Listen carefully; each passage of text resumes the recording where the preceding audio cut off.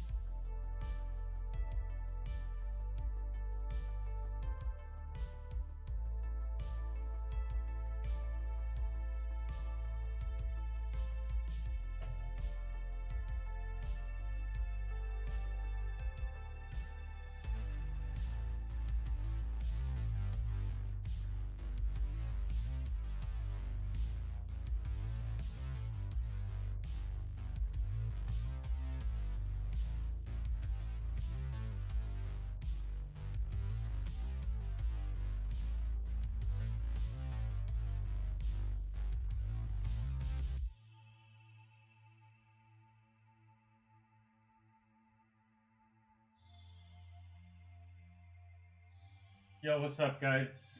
Hello.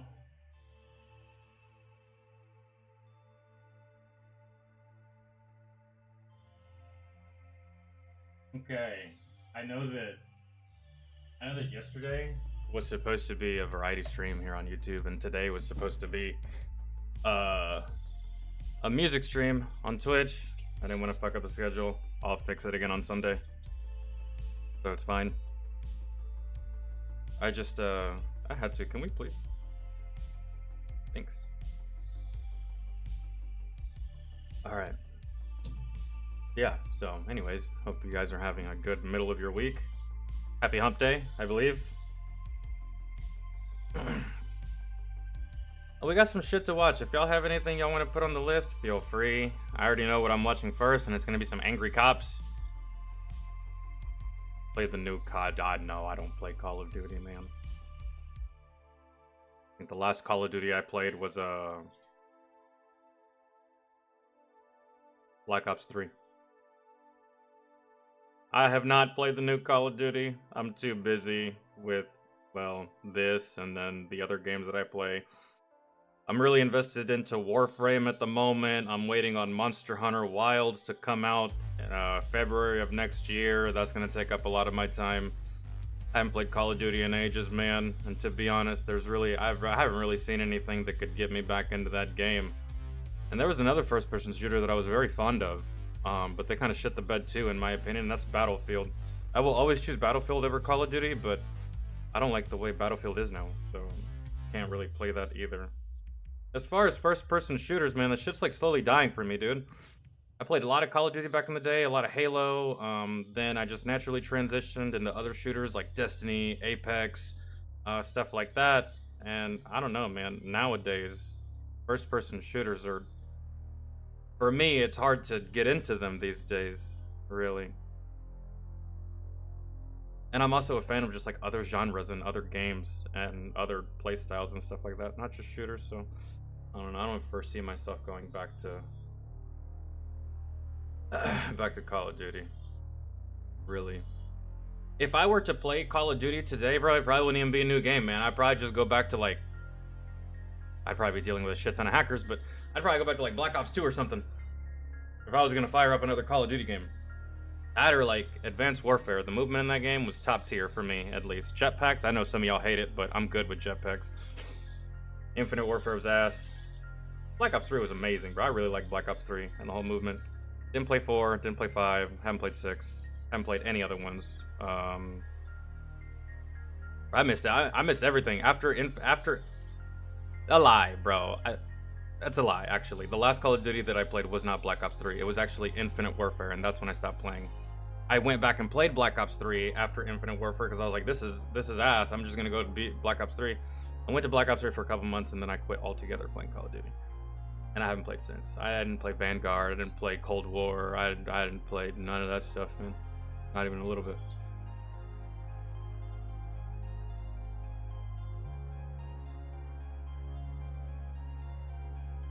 But who knows?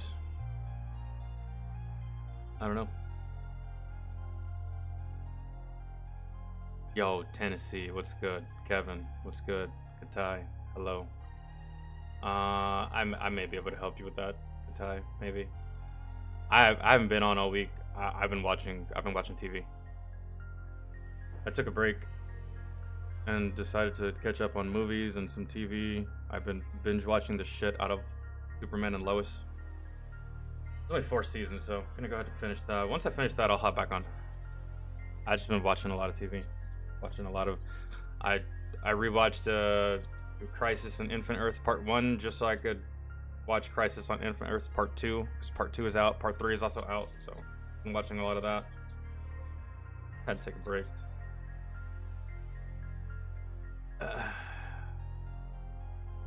No, yeah, you're right. That Shoemaker, they peaked with Battlefield 4. Battlefield 4 was the best game they ever created. Ever, in my opinion. Short of like the Bad Company entries. The Bad Company entries were flawless to me, at least for the campaign. And I didn't have internet at the time, so I couldn't play multiplayer because I was overseas. Internet was not good. And so Battlefield 4 is where like I really did 100% fall in love with that game. Battlefield 4 is where they peaked, and then it all started to go downhill from there. I know that there were some good things about Battlefield 1. There's some good things about Battlefield 5. There's nothing good about Battlefield Hardline. But 4 is what it is. You ask most Battlefield veterans, they're gonna say 4. Oh, Nat, yep, I'm gonna watch that. Yep, and I would have started watching it already had it been over. So the way I watch TV is not the way y'all watch TV. I don't keep up with the series. I don't keep up with the episodes. I don't like, oh, it's Tuesday, time for Penguin. I used to do that. I don't do that anymore. I wait till the season concludes, and then I binge watch all of it in like 2 days. That's what I do. I can't stand waiting. I can't stand waiting on the next episode. I can't stand waiting 7 whole fucking days to watch the next thing. I ignore it until the season is complete. Then I start watching. But I've been hearing really good things about the Penguin, so I'm excited to check that out as well. And it's Colin Farrell playing the Penguin. I mean, that's great. I hadn't seen Colin Farrell in a movie for a minute, aside from that one movie he did where he plays like an Irish guy and beats the shit out of these kids inside like this little fucking Panera Bread or something. I can't remember. That's what I like to do. Wait for the season to be over. Yeah, same. I used to keep up. I used to be that way. Oh, it's Wednesday. New episode. I don't do that no more, man. I get so impatient and anxious. And there's just like a whole bunch of other shit that I could watch while I wait on that to conclude. So.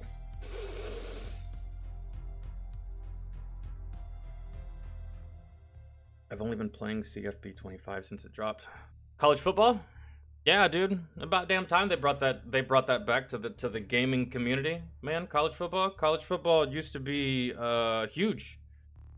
NCAA college football used to be huge, and the best part about it is that you could go and get yourself a copy of you get yourself a copy of NCAA, and you could play all 4 years of college, and then you can boot up a version of any Madden, and you could put your college player into the Madden game. And you used to be able to do that, and then they stopped doing that, and then that's when I stopped playing sports games. Because I was like, this is stupid. Why would you remove that feature? That's idiotic. That's moronic. That lacks brain cells. And I know why they did it. They did it so that they could reintroduce it as a new feature 4 years later and lie to all these dumbass gamers and convince them that it's new. It's unique. It's a brand new edition. The fuck out of here, bro. Fuck out of here. Fuck out of here. So stupid. That's why I stopped playing. You removed my favorite feature, being able to port a college player to the NFL game. And you got rid of that, so fuck you, bro. You're stupid. You're stupid. So, that's just it. And now I can't go back. I can't go back. Even if they bring back that whole feature of porting your college player to the pros, I still won't go back. I still won't go back because you slapped me across the face fucking 15 years ago with the shit. Oh, so sorry. You love this feature? Fuck you. It's gone. So I'm never gonna go back. Not after that. No, fool me once, shame on me. Fool me twice, blow it out your ass. Really. I don't give second chances anymore. Not with games. Not the fact that they keep getting more expensive. The consoles cost more. The gaming costs more. You don't even own the game that you buy. So yeah, fuck you. Fuck you. Fuck you to the moon. Really. Fuck you twice. 3 times. 5 times actually. A quintuple fucking. Yeah. Fuck you, bro. Nah. That's no way. Jose and Jorge. Not doing it. Anyways, let's get started.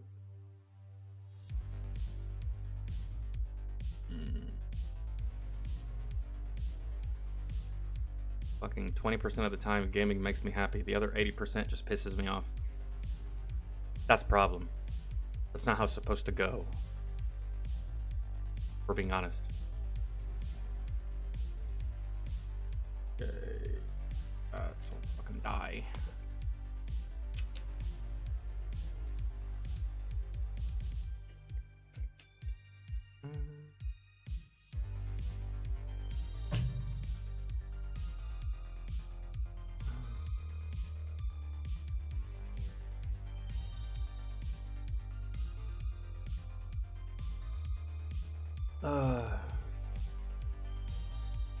We got player reporting back. Oh, did they bring it back? Yeah, that's still not enough.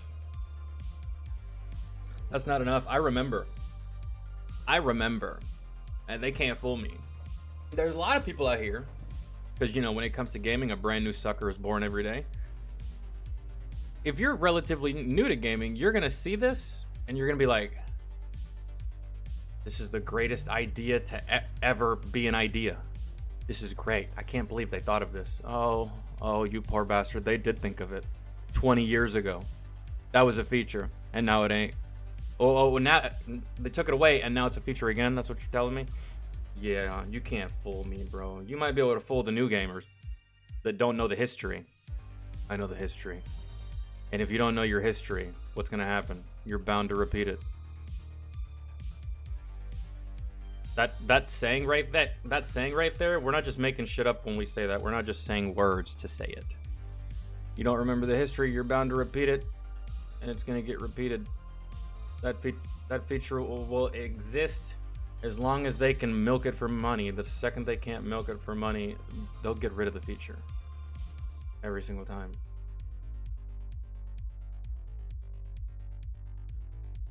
And if you don't believe me, take a good look at the prime example of the fucking century that goes by the name of Destiny. Over the course of the past 5 years, they have systematically removed key core content from the game that was paid for already.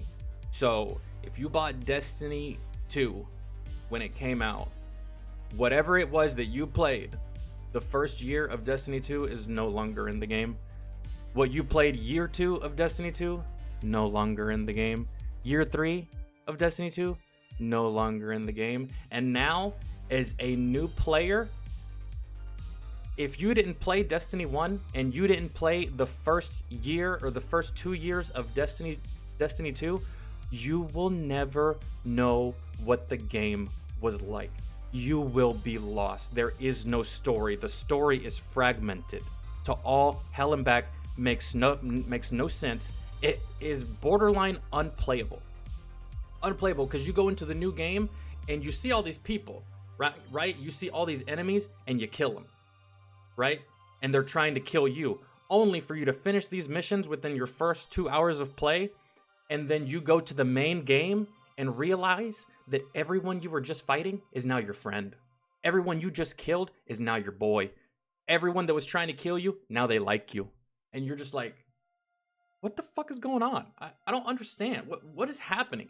It's because they remove things from the game, dog. You don't, gamers don't own games anymore. You don't. You pay for something and they can easily just take it away. And that's what they've done with Destiny. And you're going to see a lot of other games do this.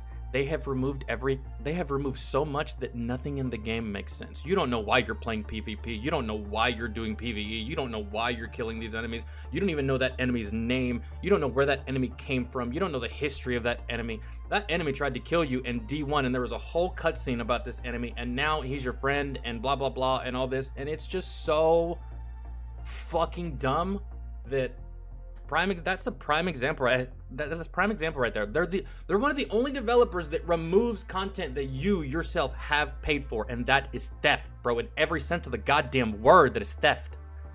You don't own anything as a gamer, and that's what pisses me off. That's why I stick to 1 or 2 games, bro.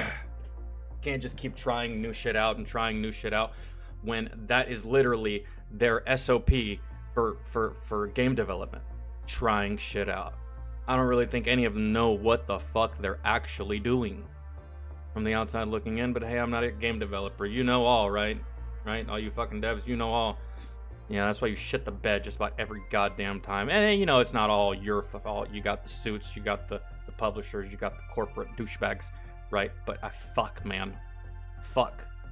Corporate didn't tell you to remove half the content from the goddamn game. Blow it at your ass, bro. That's why I'll never go back to that game either. There's no point. Everything I worked for is gone. All the weapons that I earned, all the weapons that I earned through end game content, guess what? Gone. Can't even use them. And if they're still in the game, they got sunset, which means that those weapons that you worked your ass off for no longer have the same power levels. So if you want to use your favorite weapon that you got 3 years ago, tough fucking shit, it's not going to work in the new content because it's too weak and there's no way to infuse it to make it stronger. It is quite possibly the lamest, cringiest, most gay shit I've ever seen a developer do as far as gaming with their own product. It is just shameful. Absolutely shameful, and they should be embarrassed. I hope they are embarrassed. I hope they lay in bed at night and they hate themselves because they fucked it so bad, so hard, and continue to fuck it. Even after they left Activision, even after they cut ties with Activision, we had hope. We had hope that Bungie would pull their heads out of their fucking asses now that they didn't have Activision breathing down their neck. Oh, and how wrong we were. How wrong we were. We thought that Destiny was gonna prevail after Activision left, after Activision removed their hooks from the company. Nope. Still shit, still garbage, still ass, trash. I've ranted for long enough. I'm sorry.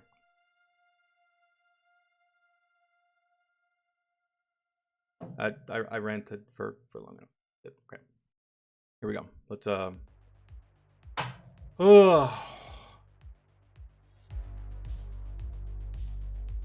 It annoys me, guys. It annoys me to the point that I get so motherfucking frustrated and so annoyed and so angered and so irritated because it's just like, I don't know how to make video games, but I damn sure would know decision making. I don't know how to make a video game, but I know how to make decisions about a video game and what it should have, and most of us do, and it's just like, okay, I'm started with some angry cops.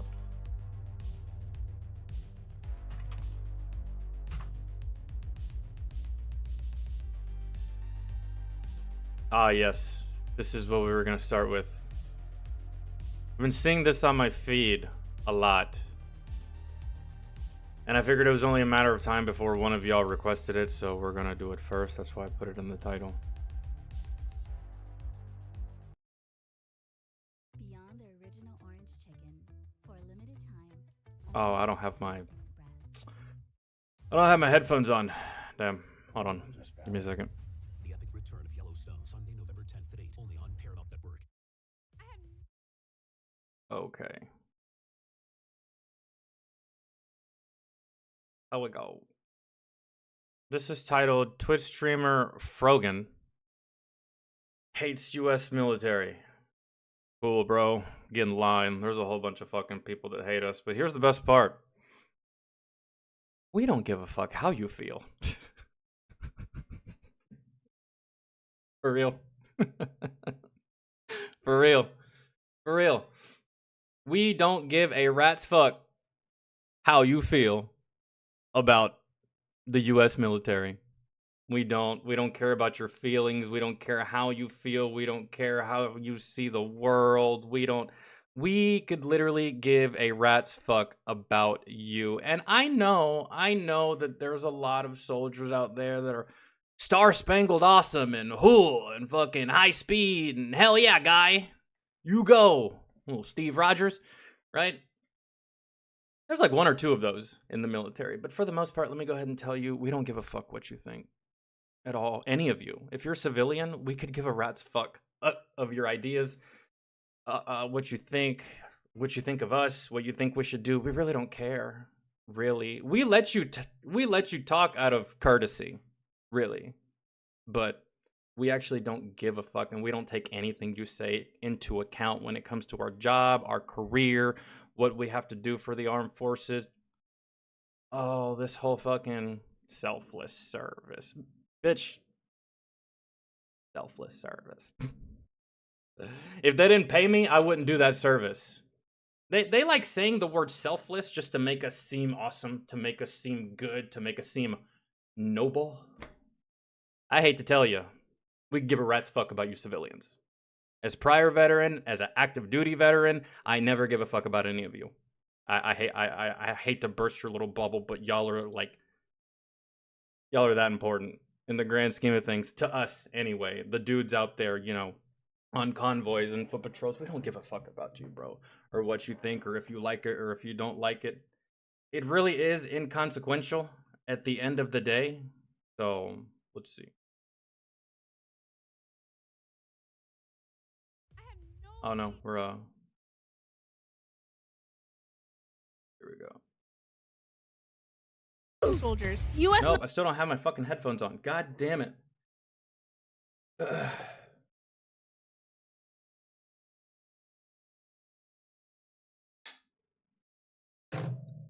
Like for example, for instance, you know how many times I was so close whenever someone would say thank you for your service?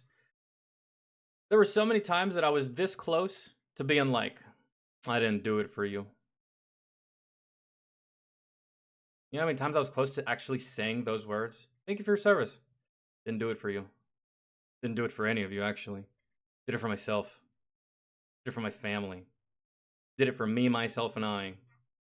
All of y'all are inconsequential at the end of the day. Really. So. Let's see.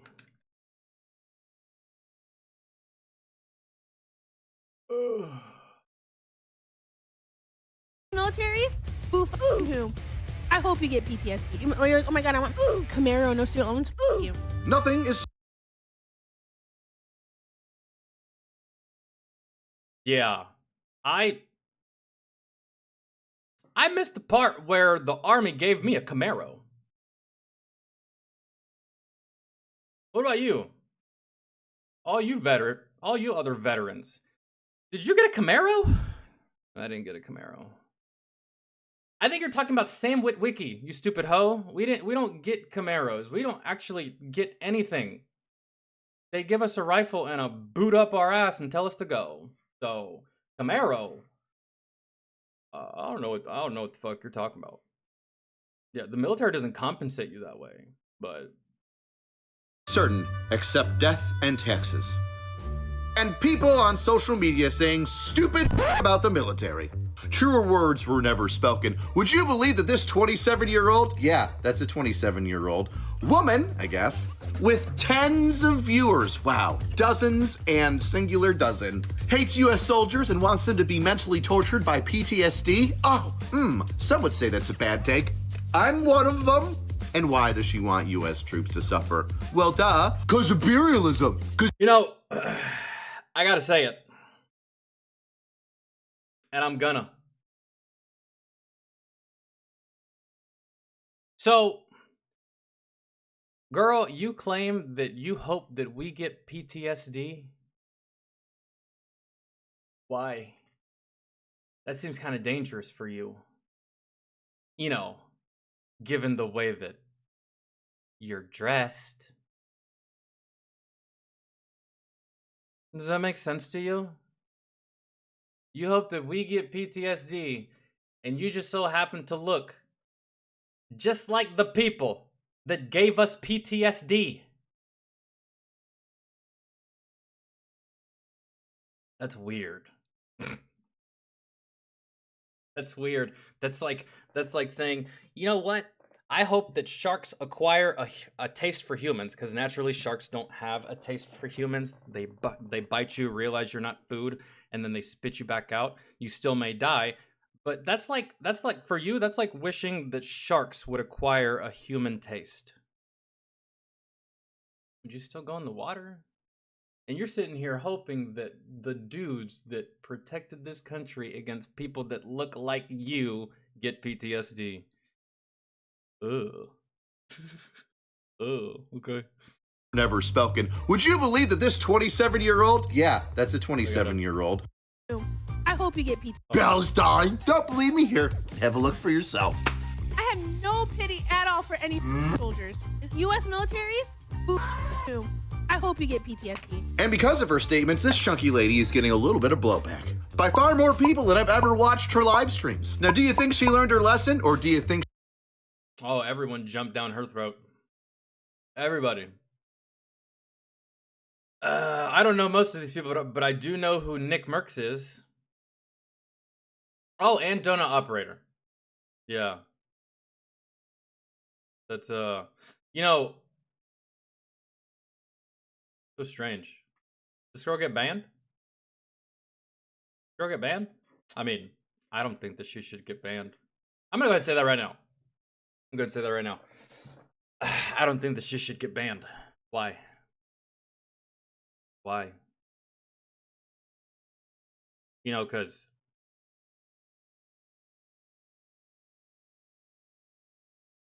the people that she's talking shit about fight and serve and go to war for her right to say what it is that she's saying. Do you like it? Probably not. Do I like it? It's whatever to me. This girl's a nobody to me. I don't really care. It's a random stranger saying retarded shit. She's just she hates her life, you can tell. But oh, I forgot what I was going to say. Yeah, it's funny cuz if she's not banned, it really is like remember all those years ago where Hassan said that America deserved 9/11? Yeah, he got banned for that. I get mad? No, I don't get mad about these things anymore. It's pointless to get mad about these things. It's just it's stupid people, right? Retards. And at the end of the day, there's going to be a lot of people that are going to pretty much roast these fuckers. So I don't really have to, but I can still give my thoughts. Hassan said that shit that America deserved 9/11. He did get banned. He did. I can't remember for how long, but that was like some years ago. I feel like this is along the same lines as that, really, because isn't the terms of service on Twitch that you can't discriminate against anyone based on veteran status? You know, they do the gay, lesbian, LGBT, and all the fucking pronoun bullshit. But after all that, it clearly states that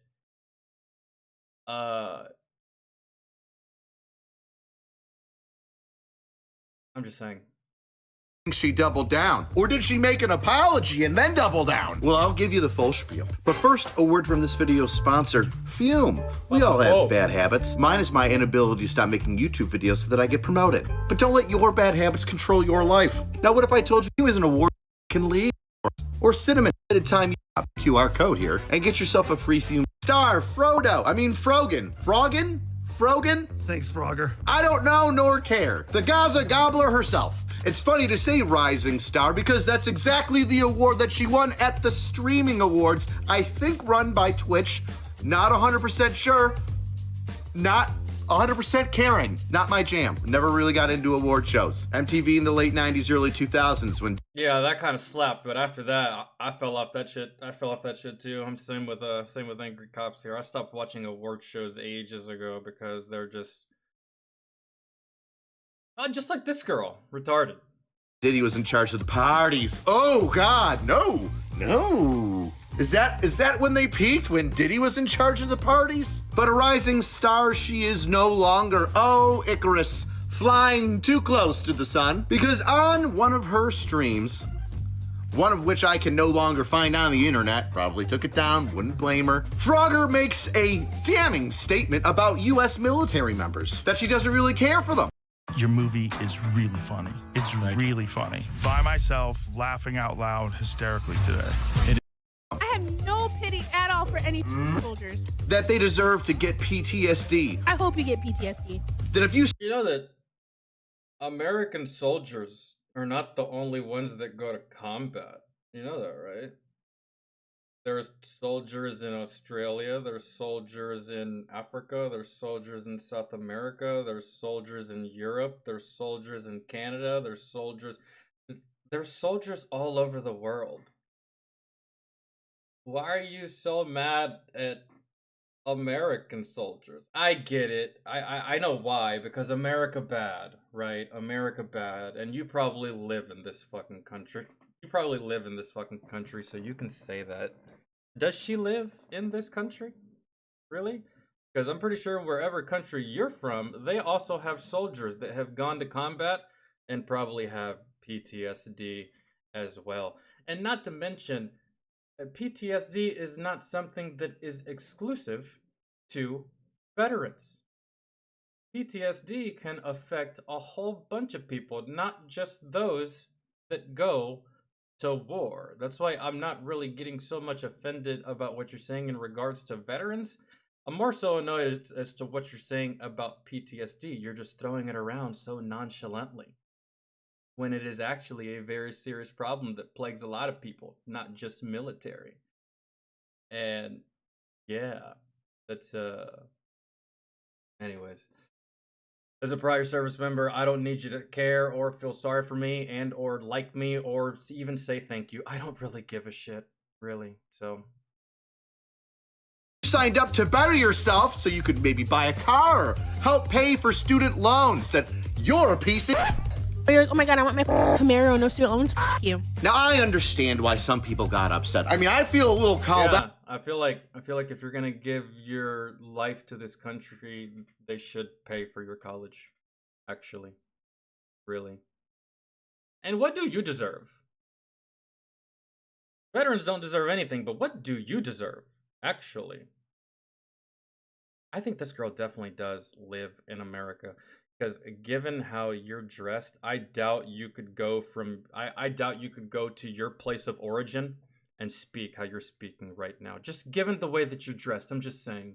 So I'm gonna go ahead and take it. I'm gonna go ahead and step on a limb and say that you are American and that you are from this country. Because if you were in the country that your dress wear insinuates that you're from, you wouldn't be speaking like this. But you can, because you're probably from here, because we allow you to speak this way. Really. You're welcome, by the way. You can say whatever you want. I don't care. It doesn't bother me. But at the end of the day, what you're saying is because of people like me and my brothers that I serve with. Everything you're saying is because of me, because of us. So it doesn't matter what you say at the end of the day. Guess what? Everything you have, everything you know, everything you see, everything you touch, everything that you do on a daily basis is because of us. People like us, whether you're American or not. Maybe you're in Canada. Your soldiers do everything for you so that you don't have to do it. And you can't sidestep that. You can't. It is absolute fact. So you can say whatever it is that you want, but at the end of the day, I'm just going to hit you with a solid, you're welcome. Hey, turd ass bitch. Out because the only way I was going to pay for college is if I joined the military. I knew in 5th and 6th grade the only way I was paying for college was joining the Army. And that was before 9/11. I'm not that old, weirdos. And what's wrong with that? What's wrong with trying to better yourself by joining the military? It's one thing that I just absolutely can't stand about anti-military morons, regardless if they're a hippo in a hijab or some scrawny, cancerous-looking high school teacher. One of the fastest ways to get out of the lower class or the lower middle class is to join the military, get some experience, learn some discipline, gain a skill, become a part of a brotherhood, and then continue forward, or just stay in the military if you're called to that. All these moronic kids that are saying you're just dying for the rich and wealthy people are probably the idiots that have had a silver You know, you're just dying for the rich and wealthy people. You know, I've said that a lot, right? Well, hold on. forward, or just stay in the military if you're called to that. All these moronic kids that are saying you're just dying for the rich and wealthy. It's so funny, all these moronic kids, they make fun of us for joining the military to get our college paid for. Meanwhile, they have $120,000 worth of college debt themselves. But we're idiots. Some of us join the military, get our college paid for, go to college for free because of our service, and then we go out into the civilian world with experience, training, and what's the other word I'm looking for? And experience, training, and fucking dependability, right? And on top of that, we're debt free, and we can get just about whatever job we want in the civilian world, short of a few outliers. But we're stupid. Meanwhile, you're buried under $120,000 worth of student loans for a college degree that you're not even going to use. It's just going to sit in your basement and collect dust. And what your degree was for, you're not even going to work that job. Guaranteed. But we're stupid. Okay. You dumbass hoe. Okay. Right. You stupid hoe. Wealthy people are Yo, Heather, what's good? probably the idiots that have had a silver spoon up their ass the entire time, having college paid for by mommy and daddy, and never had to work a day in their life. Here's some skills you learn pretty quickly. How to work out, how to eat healthy, things that you chunky gal, probably need to study. How to pay your bills, how to open up a bank account, how to pay your taxes, how to do a whole bunch of shit that the military will teach you. And funny thing about taxes and mortgages and car payments and stuff like that, guess where I learned it? The military. Guess who didn't teach me that? High school. Which, oddly enough, is something that she studied. Those who can't teach, I guess. She says in one of her streams that it used to be on her Twitter handle that she studied something about like nutrition or like how to stop people from eating their feelings, and well, she didn't take her own advice. Looking a little too thick. And this brings me to my second point. Everyone in the military, regardless of branch, is not the gunslinging infantryman that you see in action movies. No. Okay? You've got refuelers, you've got pipe fitters, you've got engineers. You got people that go into the military, never deploy. You got people that go into the military, they do deploy, but they sit on the fob the entire time, never leave, and they just print paperwork. That's it. That's it. Not everyone that goes to a combat zone is putting multiple rounds down range every single time. Just not, man. I was fortunate enough that although I didn't have a combat MOS, which technically Idiot Mike could be a combat MOS because we're always just right there. And we're not too far away from infantry at any given time, but I was with an infantry unit as an 88 Mike, so I did get to send rounds down range, and I did get shot at, and I did get to be in the shit for a while. But there was a lot of soldiers that didn't. There's a lot of soldiers that didn't. I met a staff sergeant my first tour. He was a staff sergeant, Ranger tab, Sapper tab, fucking a whole bunch of shit. He was decked out with awards and schooling and stuff like that, but he had never deployed before because he got deployed in the selection process for SF, and he had never deployed before. He was an E6, badass dude, had never deployed before. So like you just if you don't know anything about the military, I suggest you just shut your cocksucker about the military. And not just this girl. Any one of you dumbass douchebags that watch this that think you know something, but you actually don't, and you're trying to convince people that you're right. You're just a fucking buffoon, really, at the end of the day. Not ones that just blow up bridges, but ones that build them. Horizontal engineers that build houses. Bitch, you're like the dumber, uglier version of Mia Khalifa. That's rough for you, girl. That is rough. That feels so bad. Yikes. Fix roads. Lawyers, doctors, electricians. Cooks. Yeah. Guys who clean up hazardous materials and people flying or... We had a cook, my first deployment. We had 2 of them, actually, in our unit. And some of them even went on foot patrols with us sometimes. Not always, just to fill in sometimes. But I remember on one foot patrol, we had a cook with us. And just because he was a cook didn't mean he didn't know how to be a soldier. He could still shoot. Because that's one thing about the Army, bro, is you're always a shooter first, right? At the end of the day, your MOS comes second, right? So, guy was a cook. He was on foot patrols with us from time to time. Good dude, good soldier, good everything, good shooter, all that stuff, good communicator. And yeah, so driving helicopters, trucks, and airplanes to deliver aid to people. One of the reasons why the Department of Defense has such a massive budget is because we're constantly flying people out for tornadoes, horrible world events, conflicts that you might be familiar with. yeah, there's a lot of National Guardsmen that don't deploy. There's just a lot of people that don't deploy, dude. Really. And that's a common misconception about the military. Just because you join the military, that's not a guarantee that you're going to deploy. And just because you deploy, there's not a guarantee that you're going to see combat. Right? It's just one of those things. You do a job. Right? That's it. At the end of the day. Because it's just a job. That's it. This girl, what she's really angry at is the leadership. That's your problem. And if you want to talk shit about the leadership, get in line. Because I got a lot of shit to say about the leadership in the military, right? But the people you're talking to, this is it. That's it. Why are you mad at them? All they do is this. They soldier. That's it. Walk here. Shoot that.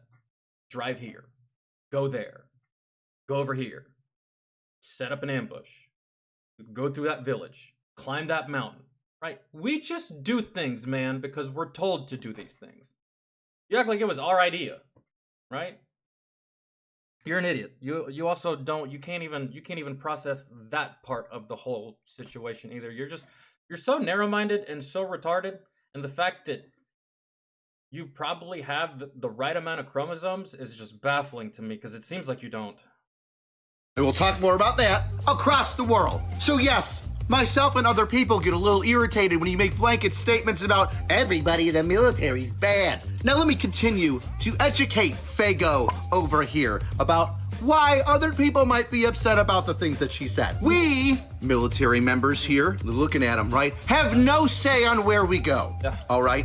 We rely on you, the American people, the public, to vote competent people into political positions, to include the President of the United States.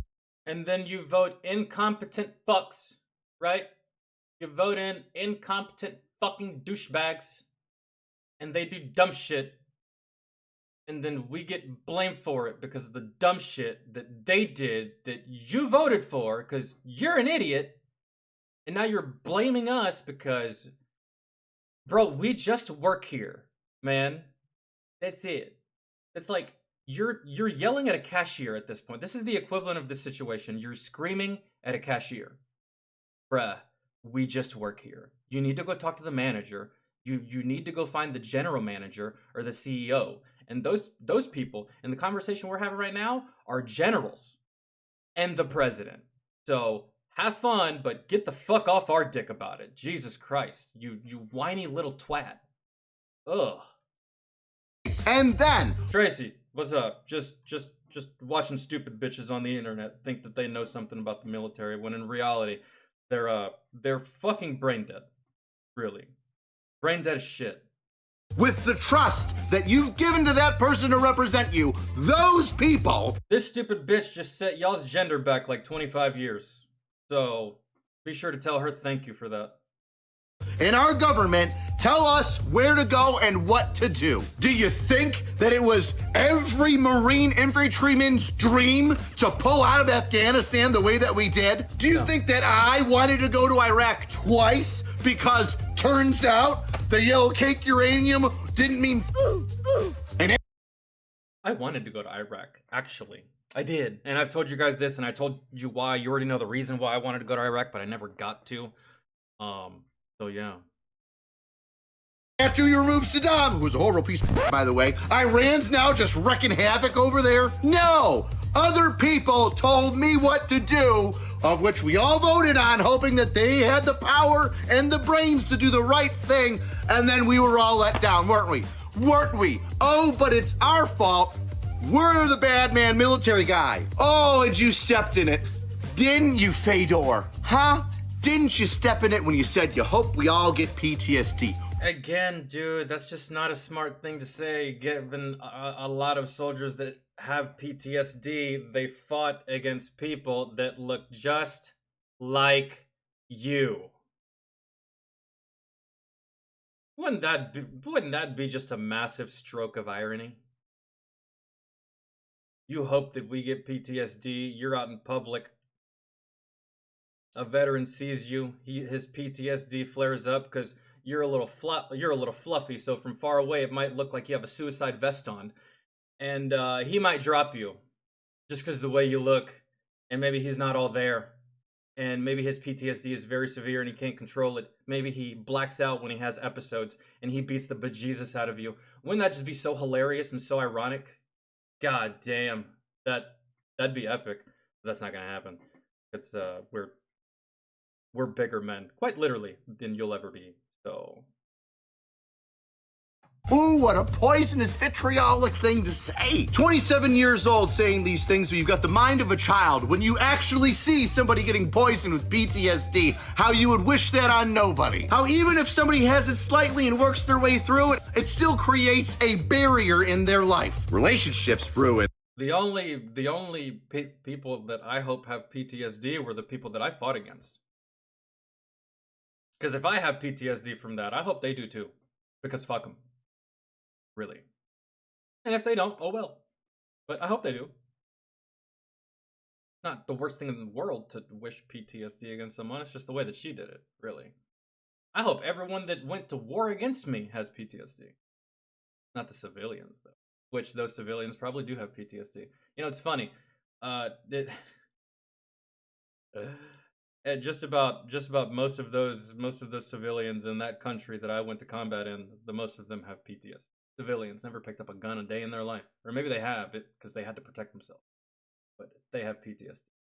Dealing with a foreign nation being on their land, dealing with America being on their property, dealing with the fucking Taliban and Al Qaeda constantly threatening you to give information about the Americans, constantly living on edge. You don't know if you're going to live to see 40. You don't know if your child's going to live to see 18, right? That's a whole bunch of shit we take for granted here in America. But,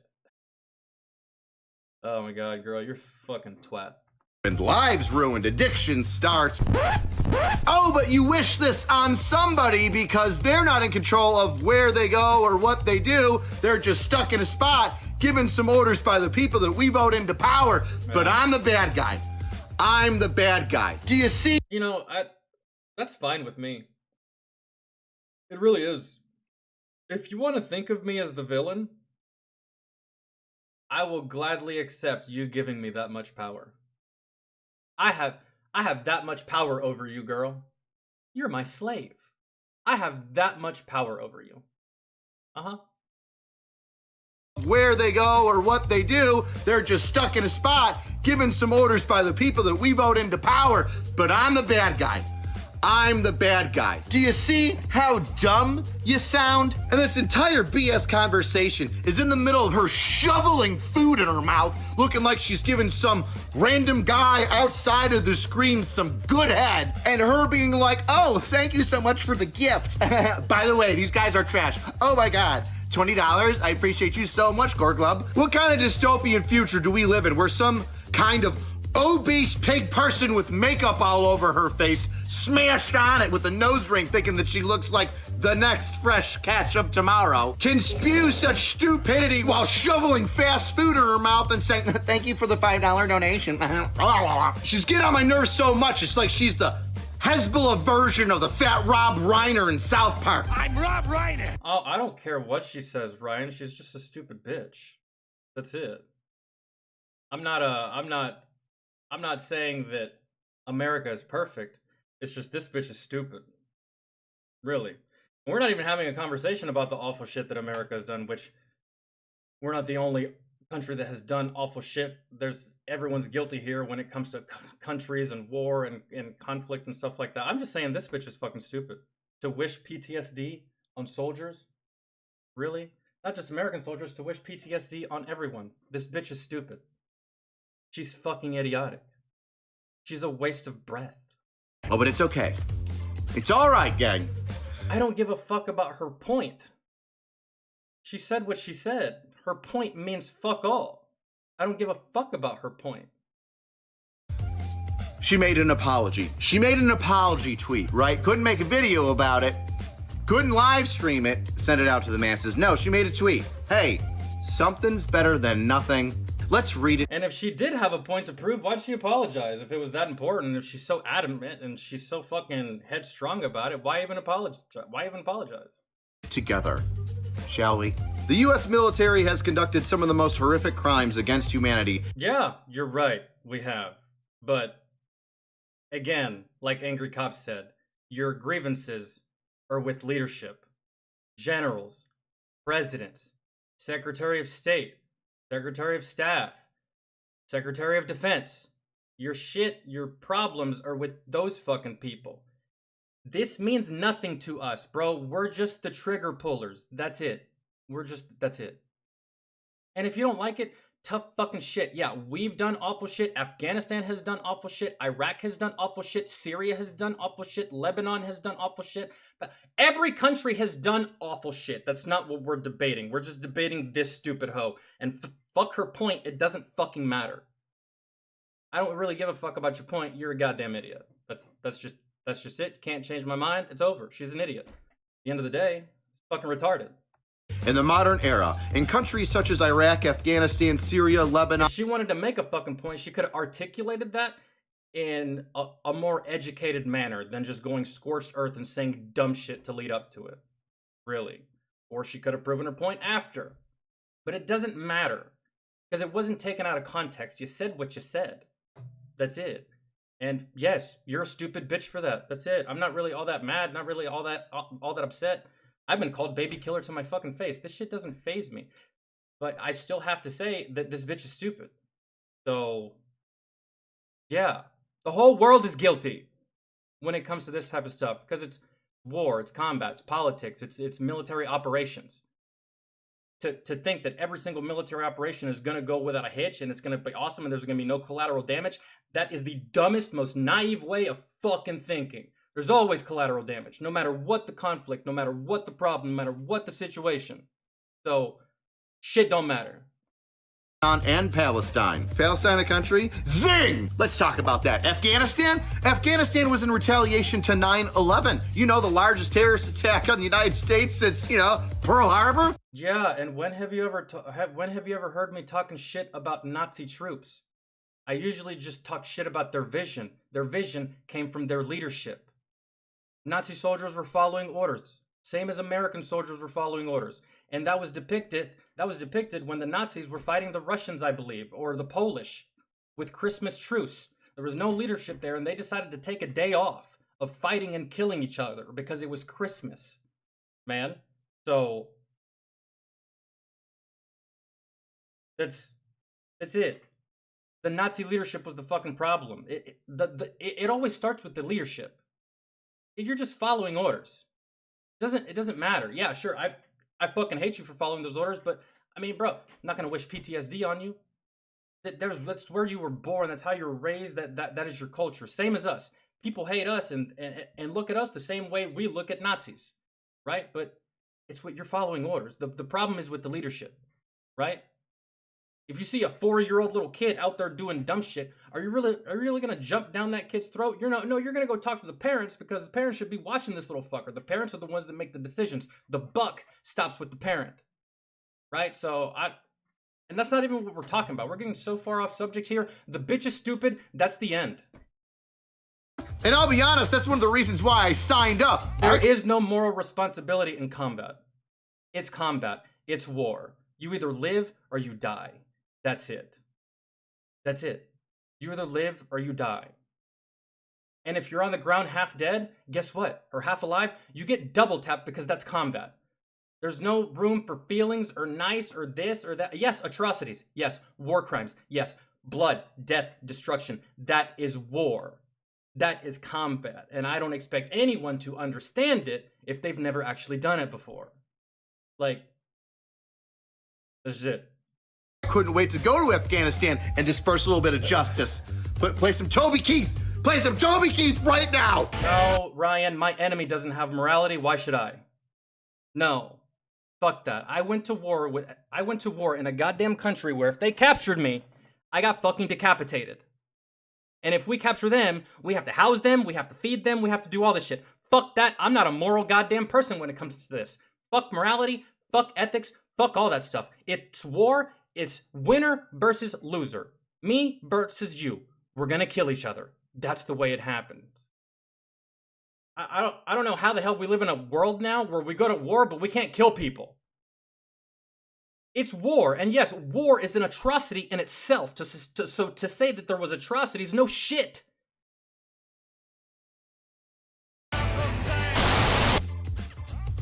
And like I stated before, We're America. If we go to your country, we're gonna fucking stomp you, and we're not gonna apologize for it. You should ask, why did we have to come to your country in the first place?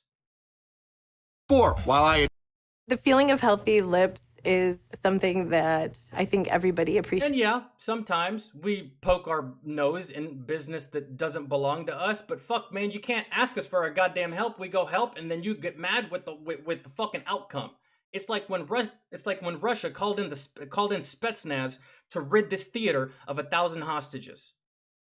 120 hostages ended up dying. But you know how many hostages there were? 1,000. Bro, that is a win. That is a W. 1,000 hostages and only 120 die, and all the attackers died too? But people were talking shit to the fucking Spetsnaz because they were like, oh, you killed these people and you used this gas and blah, blah, blah, and all this. Which way do you want it, bro? Which way do you want it? Do you want me to save these people? Or do you want me to say, fuck it, because the gas isn't good? We saved 800 of them. You can't have it both ways. You can't ask us to do awful shit, and then when awful shit happens, you bitch at us because the awful shit took place. It doesn't work that way. It just doesn't. When I put on Blistex, it makes my lip feel smooth, and protecting your lips and taking care of your lips can reflect overall health. When your lips need moisture, I recommend Blistex. Listing your vacation Like, I don't do that shit, rentals bro. on Booking.com opens the door to more guests. There's nothing moral about killing another person, period. And when you go to war, that's what you're going to do. Morality goes out the window. I'm not out here fucking killing innocent people. No, that's not what I'm doing. I'm not out here torturing people. No, that's not what I'm doing. But when it comes to the job, bro, whoever dies, dies, bro. And collateral damage happens. You cannot escape collateral damage. It will always be there. It will always be there. I was in a firefight one time in Afghanistan where this dude walked in front of my weapon, walking his goat. His goat. There was a firefight happening and he was farming. Which could lead to a So if I accidentally shoot that guy, am I wrong? Am I the fucking bad guy because he's walking in front of my goddamn bullets? Am I the awful person because he caught a fucking stray when he shouldn't have goddamn been there? Shit happens, bro. That's it. This bitch needs to get off her fucking high horse. Which could lead to, more guests. For the bookings you've dreamed of, list your vacation rentals on Booking.com. Admit Iraq was a little bit of a quagmire, and because of it has allowed Iran to run absolutely wild. If we went back in time, I would set fire to Afghanistan again. See? Only soldiers think that way, bro. Really. Most of the people that I've said this before too, bro, if I had the power, if I had the opportunity, and if I had the means and I got the green light, bro, I would wipe Afghanistan off the face of the map. Men, women, children. I would, and wipe it off the fucking map. I would have torched it ages ago. But what did we do? Because of this hearts and minds bullshit, we wasted time, money, and lives for 20 unnecessary goddamn years when we could have just nipped it in the goddamn bud right there. But no! Feelings. No! Atrocities. No! We can't be too heavy-handed. No! It's war. They can fuck us up, but if we catch them, we have to be nice to them. No! Fucking stupid. In a heartbeat, which, if we're being honest, is probably going to happen again because Osama bin Laden's son is walking in daddy's footsteps. And I will never feel bad or ashamed for being an American, and I will never feel bad or ashamed for the actions that our country has taken against enemies of our country. If you don't want to get fucked up by America, stop fucking with America. It's that goddamn simple. Because we are the strongest, and we are the biggest, and we are the baddest. The end of the goddamn day. No sorries, no apologies, no sympathy, no empathy. You fucked around, you found out. By us, you're welcome. We educated you. Gathering all the troops together again. Yippee! How many times do we have to teach you this lesson, old man? Now, in Syria, we were fighting ISIS, and Iraq later on, too. Remember ISIS? Those guys that were putting people in cages and setting them on fire with gasoline and diesel fuel? Yeah. Do you want to be on those guys' side? You're going to have to clarify this statement to me a little bit. It sounds like you're really for the bad guys here. And what have we done in Lebanon and Palestine except for send out a crap ton of aid? You remember the Joe Biden, floating barge thing that was a complete and utter disaster, but nonetheless still gave out a whole bunch of aid to Palestinians? We forgetting about that? When have we dropped any bombs on Palestine in the region? That's another thing. People love to bring up. They love to bring up, oh, America has done so many atrocities over the years. But we're still your fucking babysitter. We're still the world's babysitter. We look out for everybody, even when we don't have to, even when we shouldn't. We look out for all of you. And y'all are always paying attention to what the fuck we're doing. Why? Because we're that important. We're that strong. Without us, none of you would have pretty much a fucking any. There's a lot of countries that wouldn't be shit without America. Right? You always want to bring up these atrocities, but never want to bring up all the good shit we've done, all the countries we've helped, the millions of dollars in aid in fucking medicine, food, sleeping, fucking tents, all that shit that we've sent to thousands of countries, hundreds of countries around the world. Shut the fuck up. But we're talking about recently, right? Since October 7th. You're helping Israel. We're also helping the Palestinians in Lebanon, and honestly, we also help fucking everyone that turn around and don't help us when we need it. So there's that too. Man.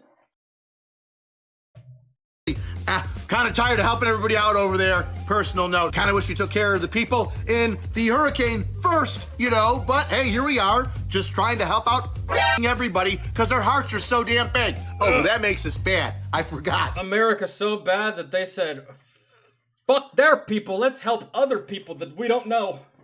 Yeah. America's so bad, right? Yeah. This person thinks that we're all pieces. Probably hates America, lives in it, is morbidly obese because of it. Okay, whatever. My anger is directed at individuals who are currently championing these war crimes as if they liberated my people. Who are your people? Are your people ISIS? Are they Hezbollah? Somebody made a statement on a live stream a little while ago stating that maybe her cousin died in Hezbollah and she's really proud of him.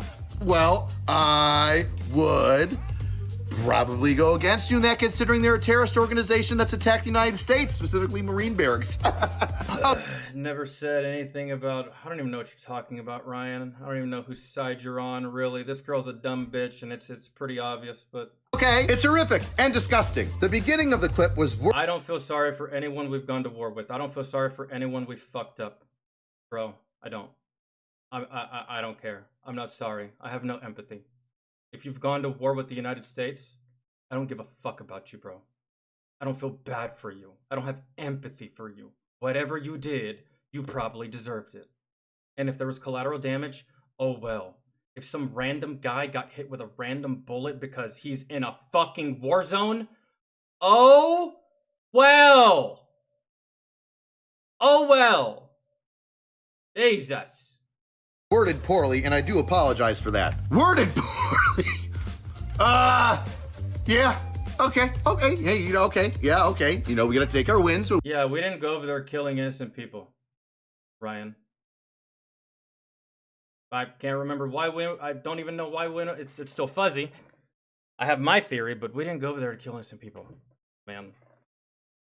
And if that happened, then those dudes are trash.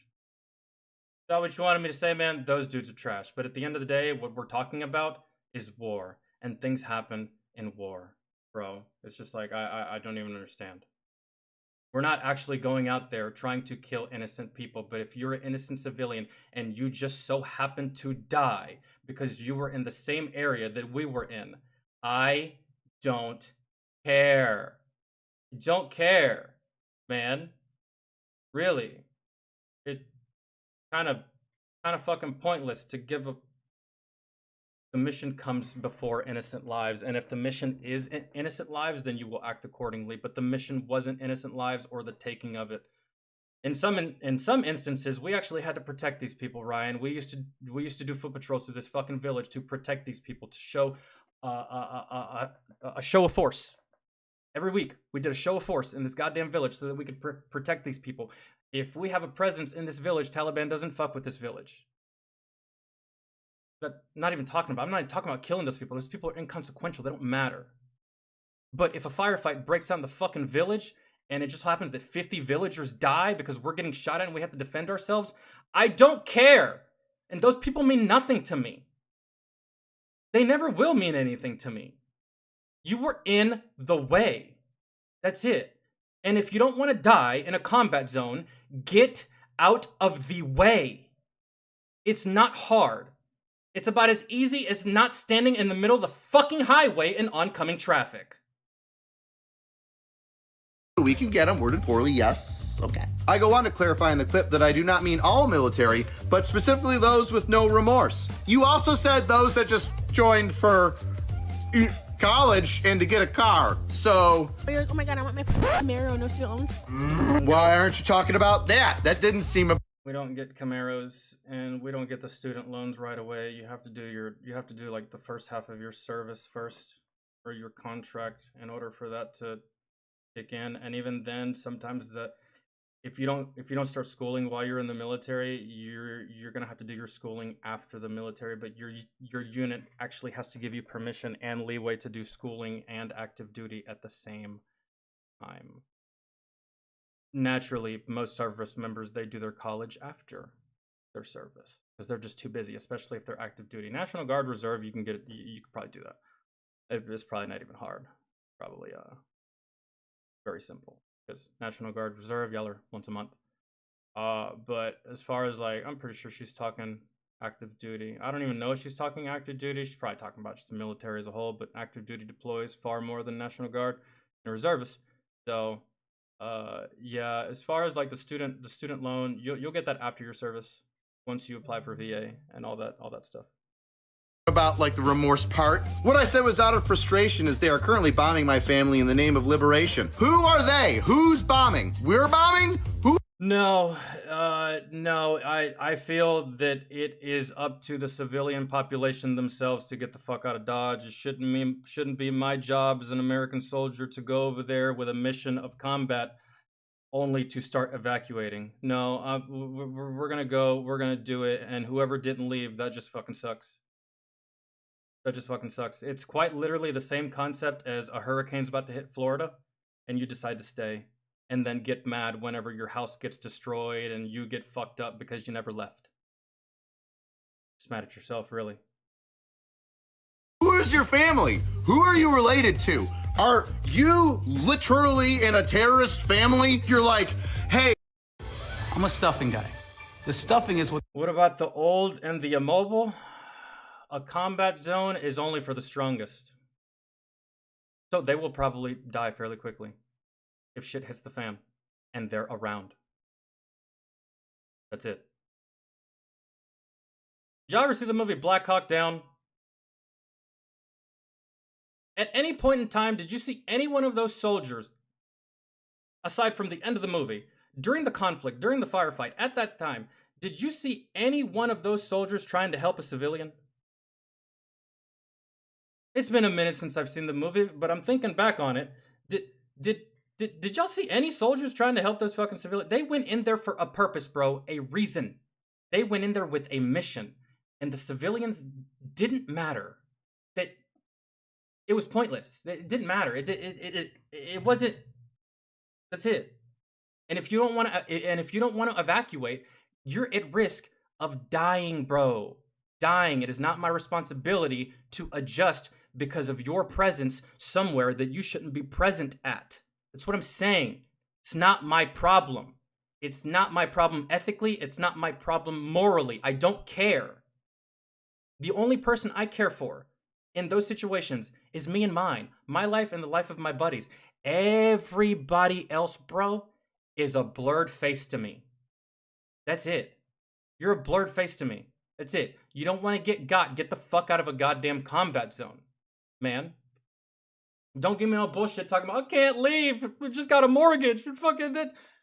They live in mud, bro. Those huts, trash. They can leave. They leave all the time. I don't. No. What holds Thanksgiving together. Don't get me wrong. I love premium. Living is not for the weak, guys. And war. Hey, all we want to do is just. War is definitely not for the weak either. It's not. And if you're a civilian and a war pops out in your area and you decide to stay, you are not my problem. You should have left ages ago. This isn't a hurricane or earthquake or no shit like that. This is a combat zone. Leave. It's not hard. It isn't. And I feel like the choice is pretty easy. Stay here in my house and quite possibly die, or just pick up my shit and go somewhere else. Go somewhere else or perish. Man, I've never had to make such a hard, difficult decision in my life before. Perish or live? I think I'm gonna have to phone a friend, Alex. Bring death to America and they won't let us and they're pigs. Well, yeah, we won't let you. Go yourself. And if they can't leave, then guess what? That is just tough fucking titties. You're going to have to deal with that shitty environment. As a soldier, it is not my job, Ryan, to cater to you or to appeal to you or to appease to you or to make sure you're comfortable. Can I get you some moist towelettes, sir? No. Like, I realize that wishing people harm isn't the best way to talk about these issues, and that I could have talked about these topics in a more sensitive way. I appreciate that. I'm glad that you wished you could have been more sensitive. Let's see how sensitive you were when you did a reaction to that video. We talked about her original video and then her apology, but guess what? There's a spot in between where she reacted to her video and tells us how she really feels. oh no. I bet you it's in line with her apology. Let's watch, shall we? And they posted it in my head. I'm like, base?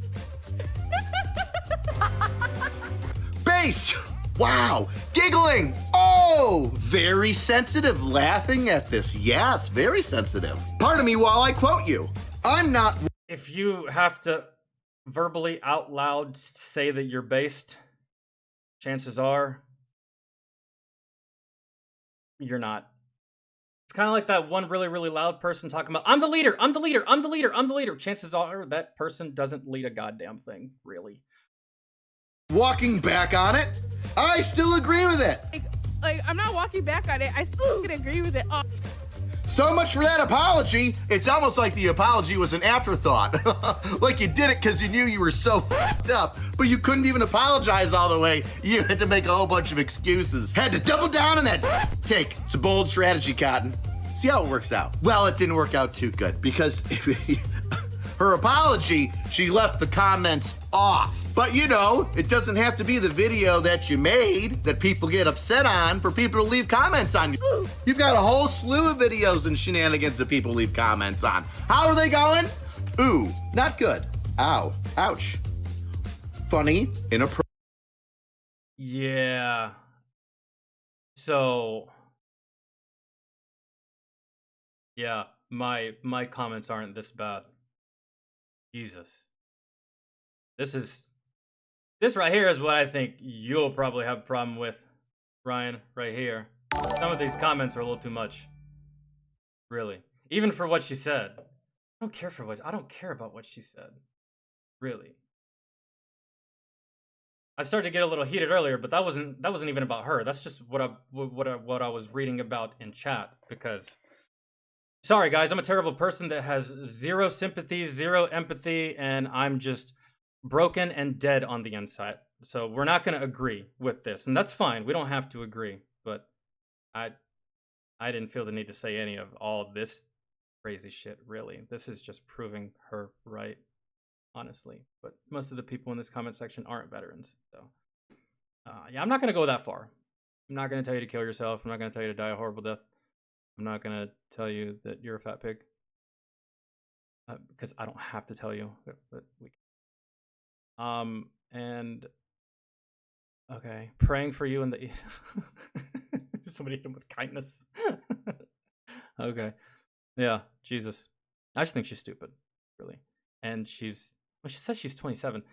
What she's saying now seems like something that like a college kid would say, not something a 27-year-old would say.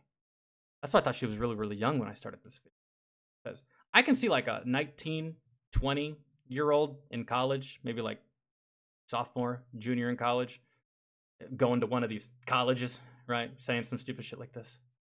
But are you 27? Like you're past all the immature stuff, right? At least for me, anyway.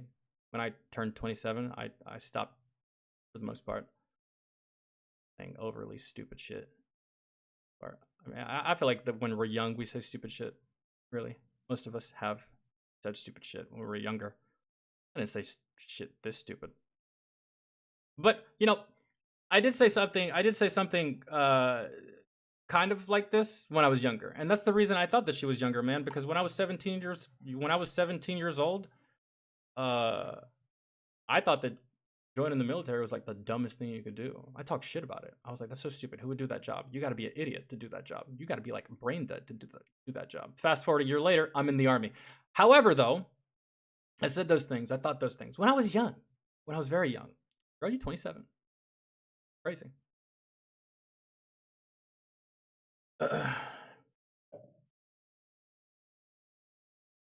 Ryan with the 2. I share the name as Ryan4305. We got 2 Ryans in here. Ryan, thank you so much for the 2, man. Appropriate, but funny. Kind of exactly how you thought it would go. Well, at least how I would. Or just a poor weather balloon covered up with a tablecloth. Now listen up, you 27-year-old woman, child, soft-brained idiot. Free speech is an amazing thing. It's fantastic. We all get to go out and... Yeah, and you can say whatever it is that you want. And I said that at the very beginning of the video. There's no point in getting mad at this girl as a veteran because we fight for the very freedom that she is using. So we can't really be all that mad. We gave her this freedom. But that doesn't mean that we can't call her a stupid fucking idiot, right? You can feel free to say whatever it is that you want. Free speech, right? Whatever you want, you can say it. I don't care. You can say that 5 more times. Make another video and say it again. I don't care. But you're gonna get called a fucking idiot. That's just what it is. So as long as everyone's okay with that, then we're good here. Really, because I don't care. And there's a whole bunch of people that have already called her a stupid bitch. Right? So no sweat off my back. It doesn't matter. This is how these things go. Man, really. So in this weird world and say whatever we want. But saying whatever you want in the fantastic it'll have consequences. You can absolutely say whatever it is that you want. First Amendment and right to free speech that we have doesn't mean that free speech comes without repercussions. Ah. You see, you have your right to your own opinions, and if those opinions you have the right to walk up to anyone and say, fuck you, I think you're a piece of shit, and that's not against the law. However, you know, you might get punched in the face. You know? So again, and I'm not telling anyone to punch this girl in the face or anything. That's not what I'm saying. I'm not advocating violence. I'm just saying that when you say stupid shit, this is what happens. And as long as we're all on the same page about it, then we're good. There's nothing else here. opinions are overtly retarded, people who oppose your views have the right. And we're allowed to disagree. That's it. That's what a garbage world this would be if we weren't allowed to give our opinions or feedback on what someone else says. Thanks. To all over you verbally. Now, while recording and writing this video, turns out that Frogger here, Frogan, the Brogan, got a ban from Twitch. Which, I'm gonna be honest here. I don't think she should get banned.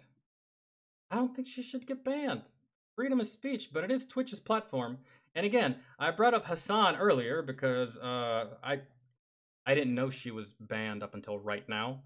So I was sitting there thinking, you know, this girl, there's no way she's not banned because Hassan said more along the lines of the same thing. His was a bit more egregious. He said that America deserved 9/11, and he got banned for that. Do I think he should have been banned for that? No. No. You can say whatever you want, man. At least I feel that you can say whatever you want. Again, if it violates the platform's TOS, then that's on you. If you get punched in the face, that's on you. If you get cornered by an angry mob of people, that's all you. You know, if someone sends you a hateful message, that is on you. You can say whatever it is that you want, but Twitch isn't going to let that slide, kind of how I figured they wouldn't. But hey, at least they're staying consistent with this policy. Because it is a policy on Twitch, bro. You cannot discriminate against people with a veteran status. I actually didn't even know that was a rule for Twitch up until recently because we watched a video that had to do with the TOS. So I don't think she should be banned. Really. Is she stupid? Absolutely. Yeah. But we haven't reached a point of society where we just ban people for being stupid. So here, kind of a free speech absolutist. Right? Now, as much as we find it irritating and horrible that she said she wishes people got PTSD, I've heard far worse things on the internet, and I don't think I've heard far worse shit to my face, so that she should be banned or kicked off of the platform for saying something stupid. People make mistakes. We need to learn from them and move. Hate seeing ads? Here's how to get rid of them or get paid to see them. Do you know how much of the content? But you know what? You wouldn't have to ban her, really. You wouldn't have to ban her because this type of shit is self-correcting. And it's how YouTube used to be back in the day. Self-correcting. And you know who corrects it? The community. That's how YouTube you see on a daily basis are actually ads. That's how YouTube used to be. You didn't have to ban people. The community would band together and make sure that they made your time on the platform so fucking horrible that you just quit. That's how it used to be before all these rules and adpocalypse and all these soft, sensitive fairies on the internet. It used to be like that. It used to be self-correcting. Content creators used to correct themselves. Content creators used to call each other out. Like, hey, douchebag, right? Stop that shit. And they would. Because the amount of ridicule and shit like that. That's why people like Charlie exist. Moist Critical? on. The internet is self-correcting. You don't need all these sensitive Nancy-ass rules all the time, bro. If someone's doing stupid shit, the internet will nip it in the bud. Sometimes you don't even need to ban this person. This person will leave on their own volition. I know people are gonna see this as a win. Oh, she got what's coming to her. She got banned. But even me, as one of the people that she's picking on in the military who has absolutely no remorse for doing whatever I did in Iraq, I had a great time. I have no remorse for doing anything that I did in Afghanistan at all. Not once. I'm not sorry. I don't care. I'm not remorseful at all. And if I could do it all over again, I would. In the exact same way. In the exact same manner. And yes, I did get court-martialed for actions that I took in combat. I would do them again. Again. Without a second thought. Without even blinking. Without even taking a breath. Like that. So, you can be mad at that all day. I don't give a fuck. And your feelings don't matter to me. So, there's that. Time. Which was Afghanistan, but it was so great I had to go back a second time. Because free speech is uncomfortable, and it's supposed to be uncomfortable. Yeah. And as much as I disagree with this obese person's... I think she should still be allowed to say it. She should. Because... how would I feel? How would you feel? You want to speak your opinion, no matter how smart and or dumb, you want to speak your opinion and motherfuckers won't let you, right? I'm not gonna be a hypocrite here just because she's stupid, right? That's just smugness and point of view on military members and what we should deal with and who she thinks the bad guys are in... I think she might think that the terrorists are the good guys. Either way, she should still be able to air out her grievances and ideas and have people like us discuss them with her. And sometimes those discussions are gonna turn vitriolic, but it needs to... Yeah, Ryan, you're not changing my mind, bro. I don't feel bad, and I'd do it again. And I'd pull the trigger the same amount of times as I did my first deployment. I would still take the same actions, and I wouldn't feel bad. I wouldn't feel sorry. I wouldn't feel any remorse. As far as I'm concerned, those people mean jack fucking shit to me. And if you go to war with America, you mean jack shit to me too. You perish, oh well. You survive, happy for you. That's it. To be discussed in the masses, regardless of how stupid or idiotic the topic is. This ban is soft, honestly. There wasn't even a racial slur in there, even though she loves to say cracker. Cracker isn't racist! And... cracker's not a racial slur in my opinion. Really. But, hey, at least they drew the line somewhere, dude. Fuck. Is just... I don't think she should have been banned. Really. What she said was dumb, but the banner, that's just, it's an opinion. It's an opinion that, again, dude, I just came across the terms of service the other day. It's against terms of service to fucking discriminate against veteran status, which I had no idea was a thing. Which I'm used to people talking shit to me about military and veteran shit and fucking combat and stuff like that. It's not. Ultra white. I don't know what privilege she's trying to hide, but she definitely be white. This butch puts mayonnaise on everything, and that's overtly obvious. So let the people tweet. Let the people call her out. Let her make her videos so then I can make videos on them. Hopefully she looks at this backlash and understands that maybe she made a boo-boo and she can learn from this. But you can lead a horse to water or a cow, but you can't make him drink. Oh, did you think that I was done? No, because it's time, yes, after a wardrobe change, to hear a word from everybody's favorite washed-up porno actress. Take it away, Mia. Good morning to everybody who is not in the U.S. military. Good morning to everybody who is sitting at home and not on soil that doesn't belong to them, fighting a war for a country that doesn't care about them. Who is she talking about? Is she talking about Israel and is she talking about Palestine and all this shit? Girl, I think we're just helping. We're not actually in it. At least, I don't think. Not to my knowledge. Is that what she's talking about? Hope you go over there and get your little brain all scrambled up with PTSD, and then come back here and see how much the United States cares about you, Pookie. See how much they care about you when you come back with, oh, I'm so sad. I piss my pants every time I see a falafel stand in Manhattan. Let's see how much the VA cares about you. Let's see what they tell you to do with your little broken brain from going over to fight a war that's not yours. They're gonna tell you to try breathing exercises because the US government does not give a fuck about you once you cannot die for them. Once you're done, once you're a shell, they don't care about you. Yeah, because wars are fought by young men, not old men. If wars had to be fought by old men, we wouldn't have wars. If wars had to actually be fought by Joe Biden and fucking Vladimir Putin on a one-on-one, no one would ever go to war. Because war is for young people. Always has been, always will be. Yeah, so you're not really saying anything new here, Mila. And funny that you bring up the breathing exercises. I can't imagine how many breathing exercises you go through daily with all that dick in your mouth. That's wild, girl. What did I say on Z-Way that one time?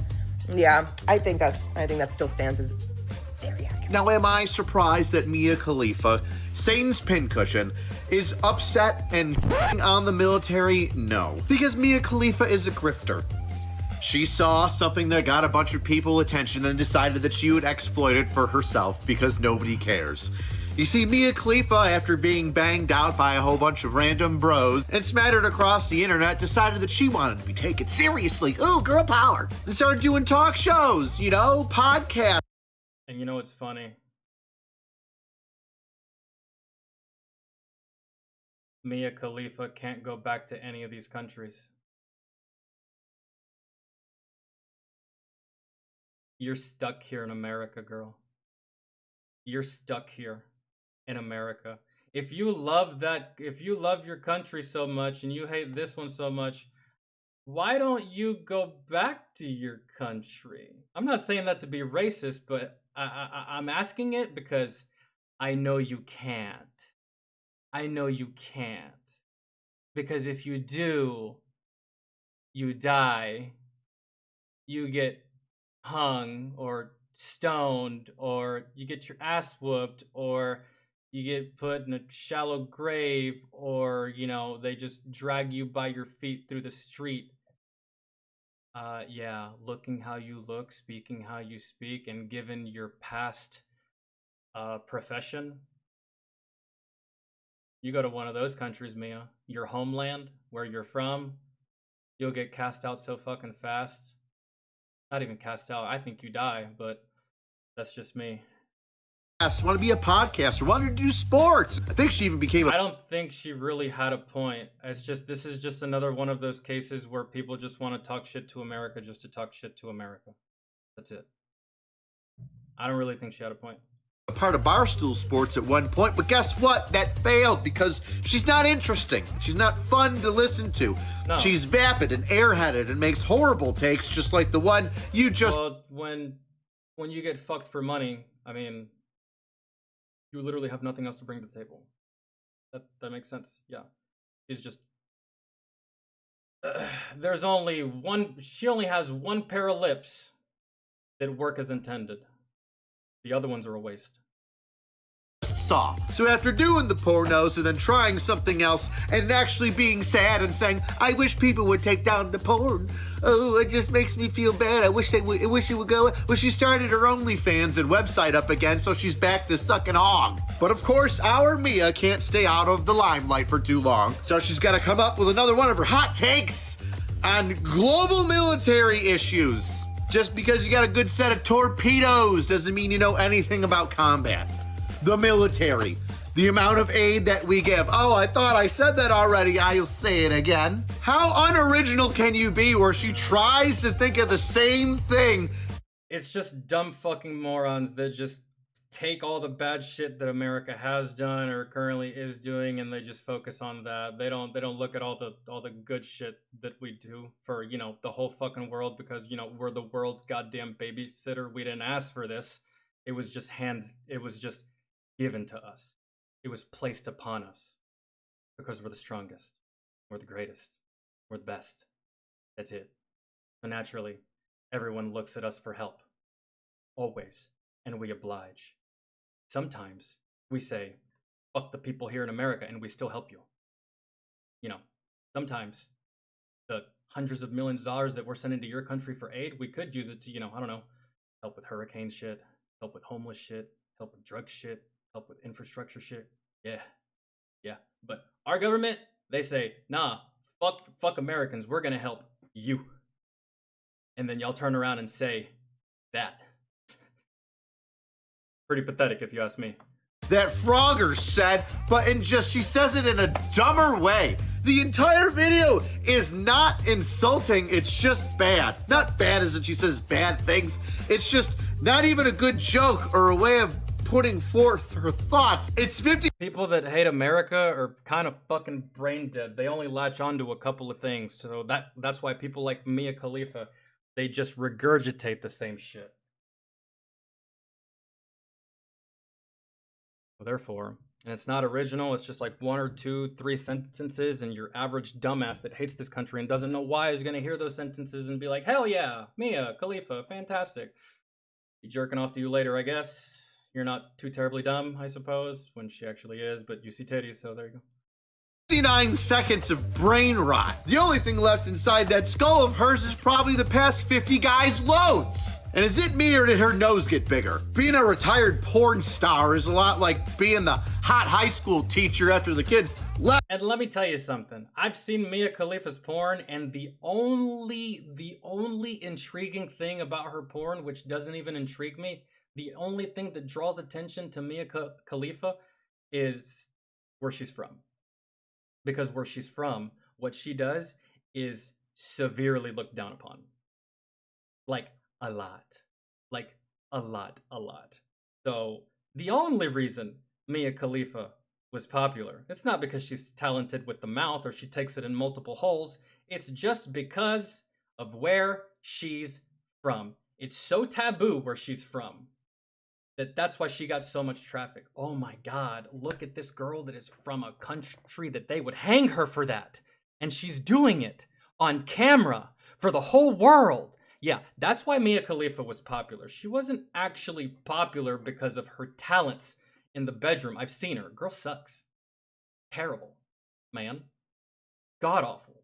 She sucks dick like she's licking on a lollipop for the first time in her fucking life, or something. I don't know. She's terrible. She's trash. Not good, right? And the only reason she was because of where she was from, because it's so taboo.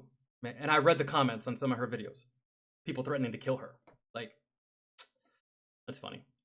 Left and then came back after college and got to see all the fine tail running around literally everywhere. You're not special. You did a task that anybody can do, and the only reason why you succeeded in it is because your mouth was stuffed with so much dick you couldn't talk. Honestly. No, angry cops, no. I've seen her do that before, man, and not even an average size one can she even fit all the way down, I don't think. No, I'm telling you, it's because of where she's from. A Muslim girl doing pornography? Yeah, that's why she got so many views. Really. It's not her talent. It's, you know. Honestly, I don't understand her aggression towards military guys, because I'm pretty sure the U.S. military service members are still feeding you that sweet, sweet green cash that you love so much in order to keep the lights on. Shit, if you just, I don't know, suck one soldier's dick and say, support our troops, while getting pounded out by a couple Marines, you'd be back on top. You'd be back on the front page of Brazzers, probably. Yeah, but, I mean, and I got a fantastic idea for a scene, too. You'd probably hate it, though. Or on bottom. You'd probably say it was degrading, even though you take dick for money, but... Or doggy style, whatever you want. This dumb doesn't even know her audience. Speaking of audience, if you looked at the comments on her Twitter post, which is where I got that video from, it's almost all bots just being like squirt, squirt, happy face emoji, eye hearts. You're so babe. When is this gonna go away? And now back to your regularly scheduled program. Can't wait to see her first stream when she returns. I'm sure it'll be... Can't you, as a porn star, though, can't you request for all of your videos to be taken off the internet? Or is that not how it works? excuse my ignorance. I've never been in the porn industry before, but I'm assuming that if you're a porn star and you retire, couldn't you put in a request, or is it just like Hollywood and they own your ass in perpetuity and forever throughout the universe, whatever the fuck that shit is, that the terminology that they use. I don't know. Positive. Churchill says she's really sorry. I won't hold my breath. Best way to support the channel is get yourself a shirt. I got Angry Cops hoodies, the Whoopi hoodies. They're here, brand new. Hell yeah. I'm good on the. I may actually buy one of those hoodies. They look so comfortable, and I lost my Whoopi ages ago. Whatever. Cheapest way to support the channel is tell me what you think. What do you think of this dope, huh? You got any cool? What do I think? I already said what I thought. Outside of all the other unnecessary bullshit that from chat, fucking, I don't think she should be banned. What she said was retarded. Really? And, yeah, that's not that big of a deal. Don't think she should be banned. I think she should be able to say whatever she wants to say. Right? I mean, and lastly, Rogan, you're welcome. You're welcome for that chicken. You're welcome for those fries. You're welcome for that couch. You're welcome for all that shit. You're welcome for all of it. Yeah. You're welcome. I even double sized it for you because I know how much you like it. There you go. You're welcome. I hope that's not water drinking with that fucking 5, 6, 7 goddamn chicken fingers. Hope that's not water. Not fooling anybody, girl. Okay. Let's see.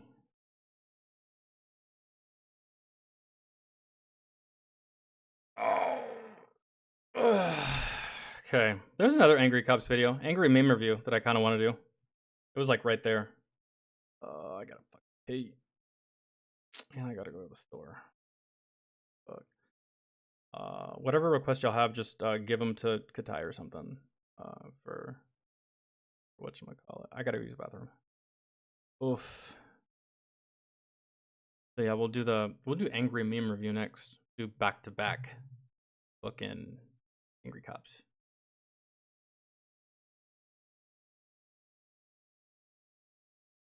Ugh. God damn, that movie had $250 million budget. Fuck happened to the CGI? Good lord.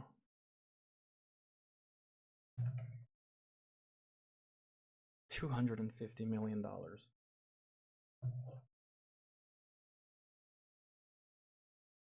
That's why that movie sucked.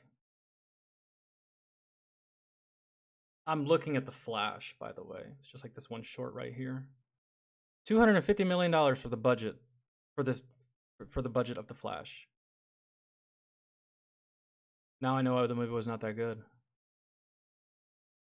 Where did the money go? It didn't go into the CGI. That was awful. The story was kind of stupid. Where'd that money go? You probably had to give half of it to fucking George Clooney so he could make a stupid ass cameo.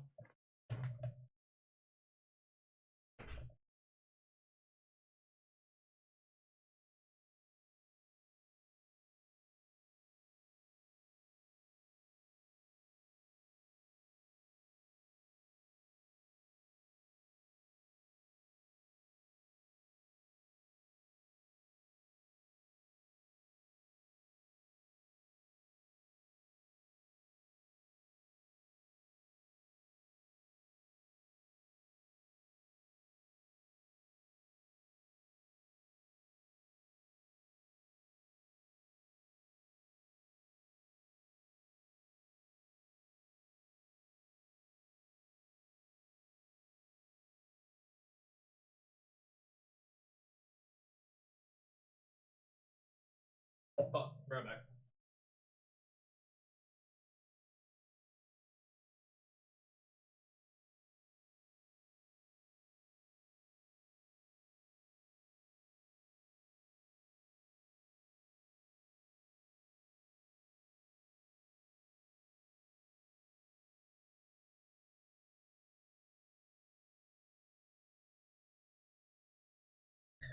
God damn.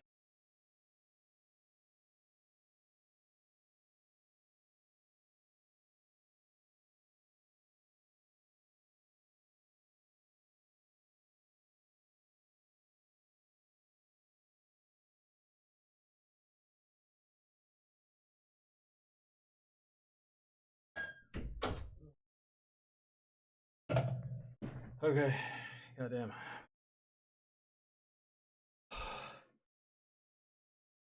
Oh my god, it's fucking freezing in here today, but it's warm outside.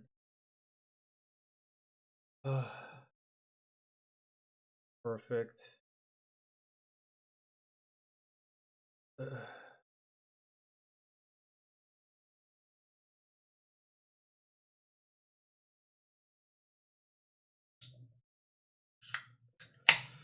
What are we forgiving ourselves for, Ryan?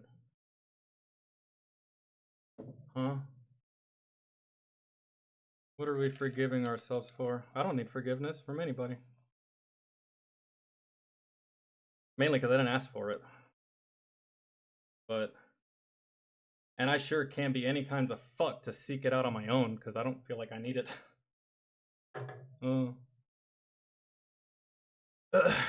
Aside from the court-martial stuff, I'm pretty pleased with what I did in Afghanistan. Man. But what happens? Court-martial, anyway, is what happens when everyone above you is a fucking bitch. Crybaby little fucking pussy. Oh my god, you screamed at them. You yelled at them. Instead of shooting at him, you took a fucking pipe to get him away from your fucking truck because of possible IEDs. Oh god, humanity. Pussy ass leadership.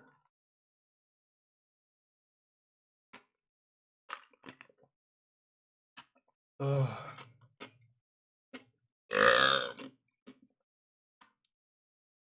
Okay.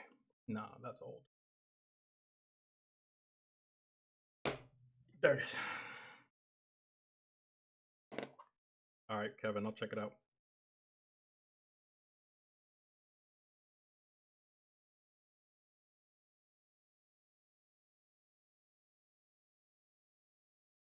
Okay. Where was it? I heard about that, dude. I heard about Joe Rogan versus Kamala Harris. I heard about that. I heard that Joe was going to interview Kamala Harris. Didn't he interview Trump already? I don't know. He said he was going to interview Kamala Harris, and then Kamala Harris made like this long list of bullshit that I'm guessing probably makes it to where Joe can't ask any questions that he wants to ask. And it's just going to be, nope, you can only ask about this, can't reference that, can't ask about this, can't do it this way, blah, blah, blah, and all this stuff. And this is probably just like, okay, well, then what's the point? What's the point? I can't even ask you what I want to ask you, I guess. Only someone with something to hide would be like, no, you can't ask me that. Strange. Weird. Here we go.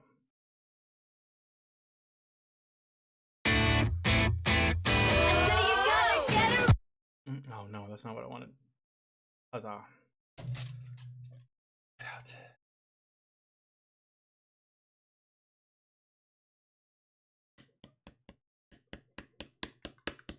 Come on. Sexual. And I Hold on. share them. The Marines that died. The Marines that died in the Beirut barracks bombing, looking down to see 1,000 Hezbollah guys simultaneously getting their dicks blown off by pagers. Oh, yeah. America's so bad, though. Remember this, guys. Blowing people up with pagers. I don't think we ever did that, right? Did we? Or did we not? I don't know. I don't remember all of America's history. But I don't think we put bombs inside of pagers and started handing them out to like and shit. Don't forget, guys, America's terrible. We have to repent for the awfulness of this country. Repent. I said repent, goddammit! Pay attention. The Marines that died in the Beirut barracks bombing looking down to see 1,000 Hezbollah guys simultaneously getting their dicks blown off by their pagers. Loving every minute of it. Angry Meme Review. So good. Welcome to another episode of Angry Meme Review. I'm your host, AC, and this is where I take your fantastic and often dark and disturbing memes, sometimes inappropriately sexual, and I share them with the world. Usually military and police related, but current events is always a fantastic delicacy that I love sharing with you. I mean, hey, the Beepergate thing, which we're gonna have a couple memes on, that's pretty new. You know, Israel sending all those beepers, it's crazy. And as always, you can share your memes with me by tagging your memes and hashtag Angry Meme Review on Twitter, Reddit, Bumble, Kazaa, LimeWire, and any Hills or Ames retail. Bro, LimeWire still exists? No. I'd be careful with LimeWire though, man, because like, I don't know if y'all know, but from what I've seen, a lot of pedophiles use LimeWire. I'd watch out for it. I thought that shit was gone. No, that shit still existed. Stores coupon book. And you might think that sharing. And yeah, the whole pedophile thing, I learned that, bro. I watched this video where there's like a town in Florida dedicated strictly to where like pedophiles, nothing but pedophiles live there. There's like a couple of normal people that live there that aren't criminals, but it's mainly for the most part pedophiles. And this dude goes around asking these pedophiles like, yo, what happened? What's the deal? Like, why did you get arrested? Do you break it down for me? Give me the whole nine. And bro, more than a handful of dudes had the same story. Well, I was just on LimeWire. Well, I was just looking for music on LimeWire. Well, I was just trying to look at porn on LimeWire and a fucking 12-year-old crossed my screen, right? Ooh. Your memes with me is enough, but no, I have homework for you every Angry Meme Review so that you and I can create together. Wait, what's fucked up? The fact that pedophiles use LimeWire or the fact that they have their own whole fucking town to where they're protected? Yeah, I think that's fucked up more so than the LimeWire. I used LimeWire as a kid, but it was just for music. That's how I stole music. That's how we all stole music back in the day before the Digital Millennium Act, right? But that up until recently, I didn't know that LimeWire was mostly used by those people, and it was unbeknownst to me because my mom put me on LimeWire. She's like, "Hey, son, just got the iPod. This has music. We'll put music from here to the iPod." And me and my mom, we did this thing. Like we're on LimeWire together. I never saw this stuff, and then fast forward to now, apparently it used to be a thing. I thought LimeWire got shut down because of copyright stuff. Yes. And last Angry Meme. Sorry, I ranted, but anyways. Review is no different. Cacao! Look at this. A toddler drill sergeant. Perhaps the scariest drill sergeant you could ever have to deal with in your real life. Just imagine a little demon like this jumping on top of your bed, giving you a knife hand at 6 in the morning, saying, "I saw you jumping up and down on mommy last night. I'm not gonna have any fraternization on my watch, daddy." But before we get to all those fantastic shenanigans and memes, first, a word from this video sponsor. Delete me. You know what data brokers are? Yeah, if you ever want to see it too high, probably not, probably just piss you off. But it's a video that I watched by a man that goes by the name of Tyler Oliveira. And he went to this place, I forget the name of the place, but it's in Florida. And yeah, it's pedophile central, bro. And like when I saw it, I was just like, how? Why does this exist? Why is this a thing? I don't really feel like these types of people should be able to really breathe the same air that I'm breathing, really, but information. And whenever I see it pop up, whoop, zip, zap, it's gone. Less annoying. We all know why we're here. Let's get down to the memes. Yeah. The Department of Defense, extreme violence, and following rules. Autism. The United States Department of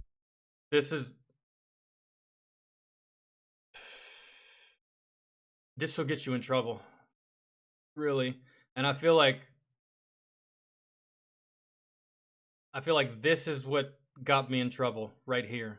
This is the army, especially if you've deployed. And I fell. You got extreme violence here. You got following rules here. Guess where your boy operated? Right in there. Right in the middle. That's how we all operated. Like, yeah, we had rules and stuff like that, but sometimes when you're in a foreign country and there's no cameras around, those rules become recommendations. Saying. violence and following rules. Autism. United States Department of Defense, where our autism is killing people. Yeah. The most efficient ways possible. Boy, I sure do love it when you guys make some memes. Check this out. Lego. Cox Business Fiber Internet delivers upload speeds just as... That's crazy, but like... Oh, the Mando? Fantastic fan art. I never get fan art. I don't know why, but thank you. I don't know why, but this cartoon version of Angry Cops, it reminds me of a human version of the dog from Tom and Jerry. Y'all seen Tom and Jerry, right? You got the cat, you got the mouse, you got the little rat, right? Jerry's the mouse, Tom is the cat. Well, then you got the dog. Remember the dog that's always fucking Tom up, right? And Jerry's always like hiding behind the dog. The dog fucks up Tom. It's like the human version of that dog is what it reminds me of. It looks fantastic. POV for you. Hit me up in the DMs, you get a POV. Dude, I would make that my profile picture. Why not? It'd be great. Oh my god. The worst. It's not the worst part of the military, but it's a very confusing part of the military. The hearing test. How many of you, if y'all were in the service, ever took a hearing test when you're in the military? And if you did take a hearing test when you're in the military, how many beeps did you actually hear? Because at one point, I thought I was going crazy. I was just like, click, click, click, and then I get a voice in my fucking thing talking about, wait till you hear the beep wait till you hear a beep before you hit click, and I'm just like, I thought I did. Click, click, stop clicking it if it's not beeping. I hear beeping! What are you talking about, lady? That was my experience with the hearing exam. I was like, bruh, I'm hearing things that are not there. And then and if I do hear a beep, I don't hear it. It's like so weird the way they have. I think they got it set up backwards, man. Because like I would hear phantom beeps, and I'd get in trouble. And then the beep that I would hear, I'm just like, no, wait, was that real or was that not real? I'm not gonna click. Specialist, hit the button when you hear the beep. I'm done with this, Sergeant. I can't with you. I can't with you. I don't know what to do. Combat was easier than this, lady. Come on, man. I don't know what... Hearing the beep, not hearing the beep. Service members. Or just constantly hearing a beep and not knowing if it's your tinnitus. See? Or the beep test. The face you make when the command sergeant major says you need... It'll drive you crazy. It'll drive you crazy. ...to be showered and shaved to go in the chow hall in Iraq. Make me... Bro. The face you make when the command sergeant major says you need to be showered and shaved to go in the chow hall in Iraq. I saw a clip of this Marine. He was telling a story. He was on like a podcast or something. I can't remember his name. Can't even remember what he looked like, but he was telling a story. He's like, man, I remember we had gone on mission. Man, we were on a foot patrol. We got into a firefight. We were just like, we were pinned down for a couple hours. Fucking covered in mud, just like it rained, and it was terrible, right? We get back to the fob, the first thing I want to do is eat. So I go to the dining facility to eat, and this fucking master gunnery sergeant, high-ranking fucker comes up to me, I think as an officer, comes up to me and starts yelling at me because my uniform is dirty and I'm dirty and all this. And he's like, hey, fucking Marine, you need to fix yourself and clean yourself up before you come to this goddamn chow hall, blah, blah, blah, and all this stuff.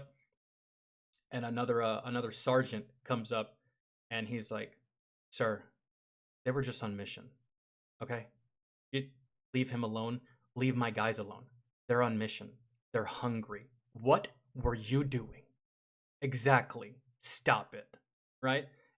And he called that motherfucker out. He's like, leave my soldiers alone. I'm not going to tell you again. We're not going to play this game. Leave my soldiers alone. They're out here working. Okay? Like, yeah, that shit right there. And Sergeant Major says you need to be showered and shaved to go in the chow hall in Iraq. Make me. They told me it wasn't loaded. Honest to God, if that... What happened here? All in Iraq. Make me. They told... Yo, what happened?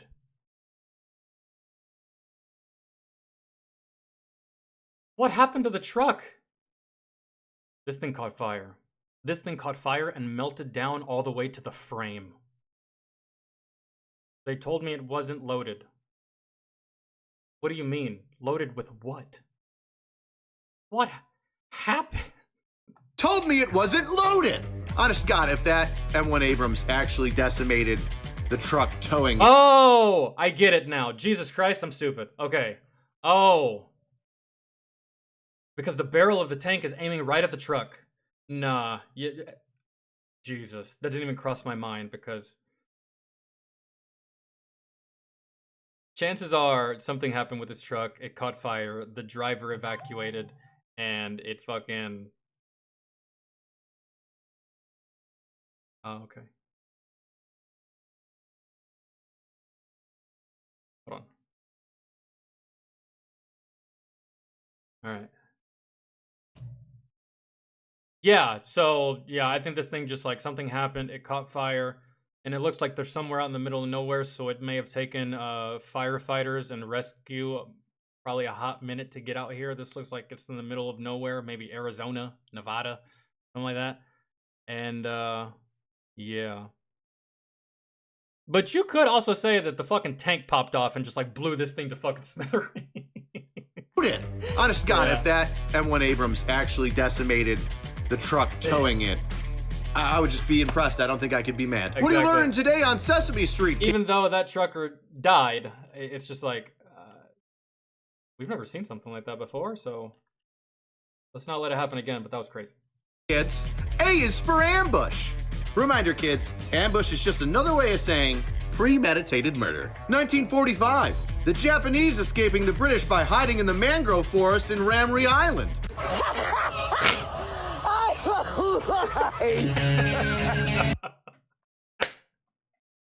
So we watched a video about this very thing right here. I think it was one of the most biggest events of casualties that happened by an animal. Because it's Japanese versus the Americans, I think. No, British. It was the British. I thought it was the Americans. They were doing something, and then the Japanese decided that I think they were going to take a shortcut or just make it easier form of travel going through these marshes and all this shit, and so many Japanese got fucked up by crocs, and it was wild, actually.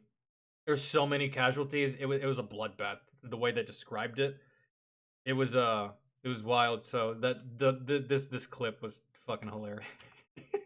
I'm alive. 5, the Japanese escaping the British by hiding in the mangrove forest in Ramree Island.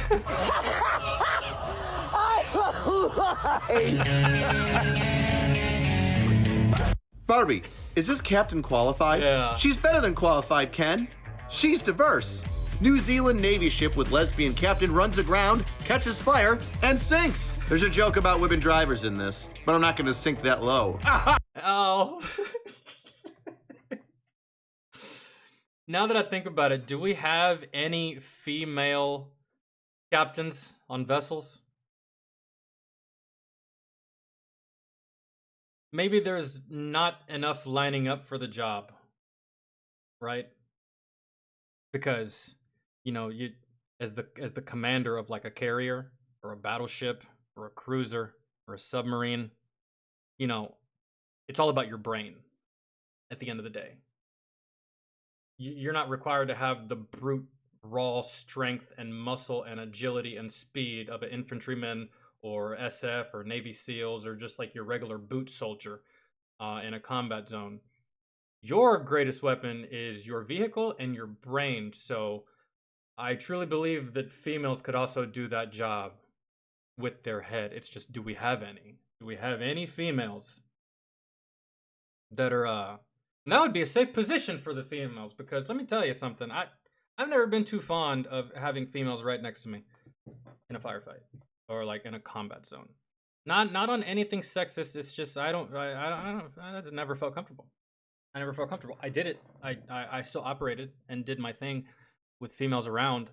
And my first deployment, it was just one female. and she was on foot patrols with us. My second deployment, it was 2 females. One was, they were both in my convoy. One was a sergeant. The other one was an E4. I felt comfortable with the sergeant. I did not feel comfortable with the E4. And then my first tour, she was a corporal. I felt comfortable with her because she was a really good shooter. But those are the only ones. All of the other females I met in the military, bro, it was just like, oh, dude, I'll straight up quit and take the dishonorable discharge before I fight alongside y'all, man. Really, it's just, I've always seen it as liability. But for the vessels, I don't think there is any, man. Just like off of like general knowledge.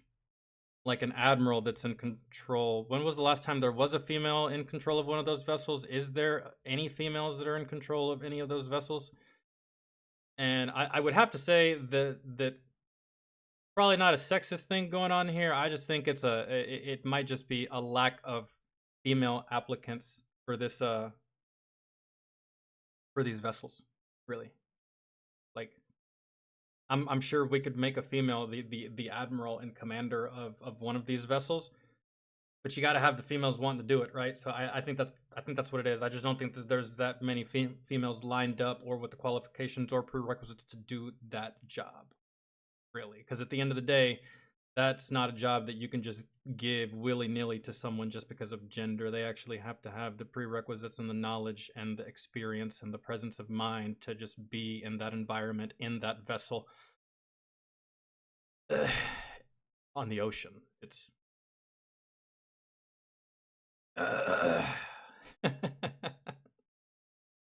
No, nah. You know, surprisingly, John, the amount of girly girls that I've met in the military, not very many. Like girly girls. I met a lot of tomboys in the military, and if they weren't tomboys, they were tomboys at work. I rarely ever met the girly girls, the nails and the makeup and all that stuff. But we had one sergeant that wore a little bit too much makeup, but other than that, yeah, most of them weren't afraid to get dirty, fucking do shit with their hands, you know, for the most part. But that working in a motor pool is just leaps and bounds different than working in a combat environment, really. So, anyways, just a question. We're gonna continue. Oh, that was good. When the drill sees one of his privates fall off the rappel tower. Oh, shit. The look your gunner gives you when the Iraqi children start throwing rocks. Yeah, I love the rappel tower. And I almost fell. Once. Almost. Fall off the But luckily, the rappel tower is not high enough to where if you won't die if you fall on the rappel tower. If y'all have ever been on one, if y'all have never been on one, don't worry. If you fall from the top, you don't die. I've gone up it, I've gone down it. I haven't fallen off of it, but just like the distance, I look at it, I measured it with my brain and my eyes and just like my depth perception, and I was like, from this height, I survive. So. Rappel tower. The look your gunner gives you when the Iraqi children start throwing rocks at your tank. No! I got hit in the face with a piece of fruit one time. I was in a convoy. We were going through a village, and I got hit in the face with a piece of fruit. And I knew who did it. And I made eye contact with him. And I yeeted a fucking rock at his face. Last time I got hit with fruit. At least riding through that village anyway. If you thought that one was spicy, feel free to check out Pepperbox, where these videos are extended, uncut, and uncircumcised. I mean uncensored. And not just me, guys like Donut and all the cool gun tuber fellas. So if you like swear words and nudity in a meme review, you might want to stop over there. I don't care if I did it before, I'm doing it again. Nothing here but a couple of airmen. Do you see it?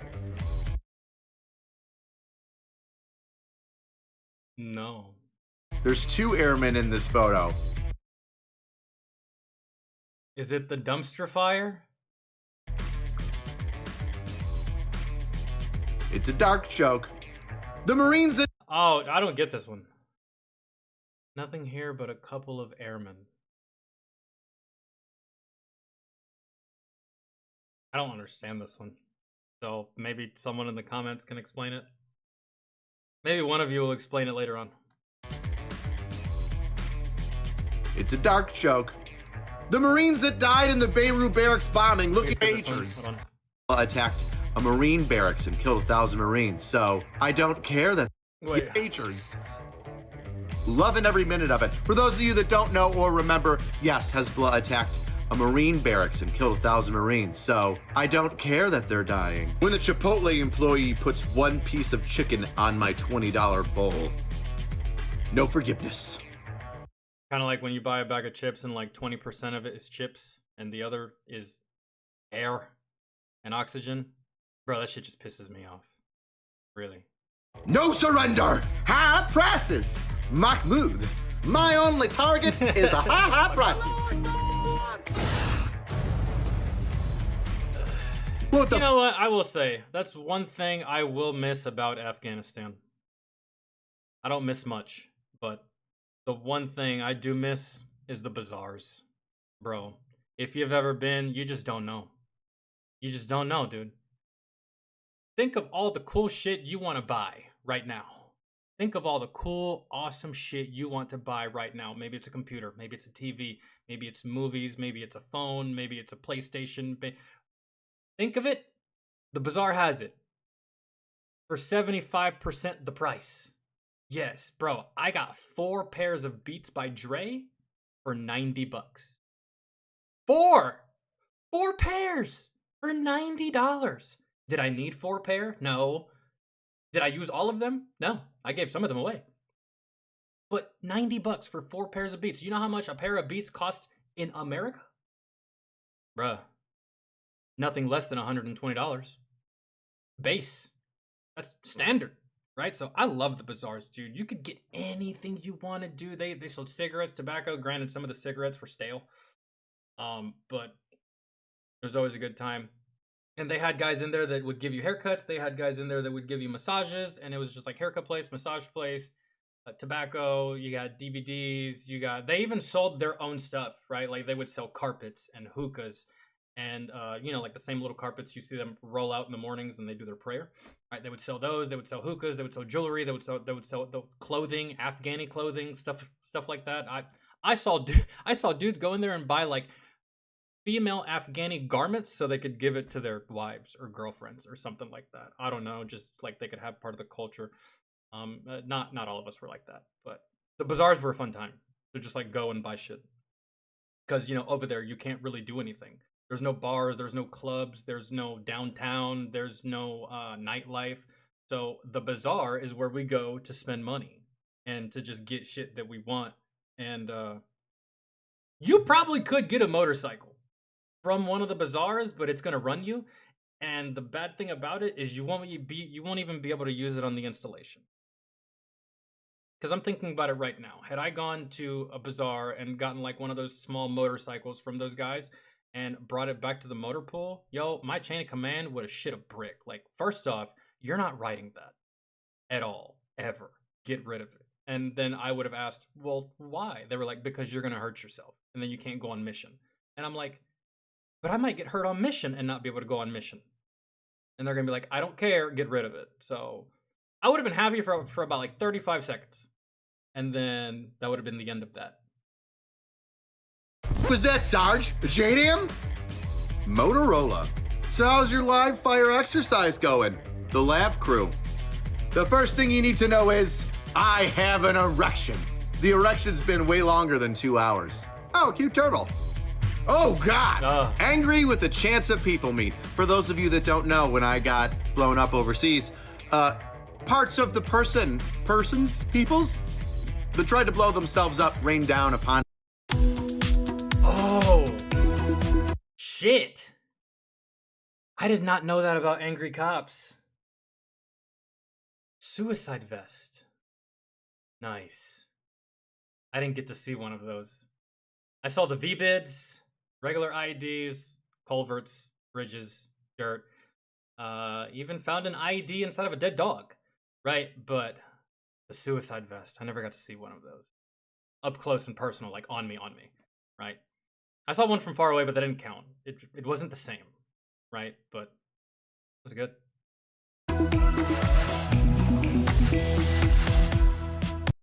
On my truck in little tiny chunks.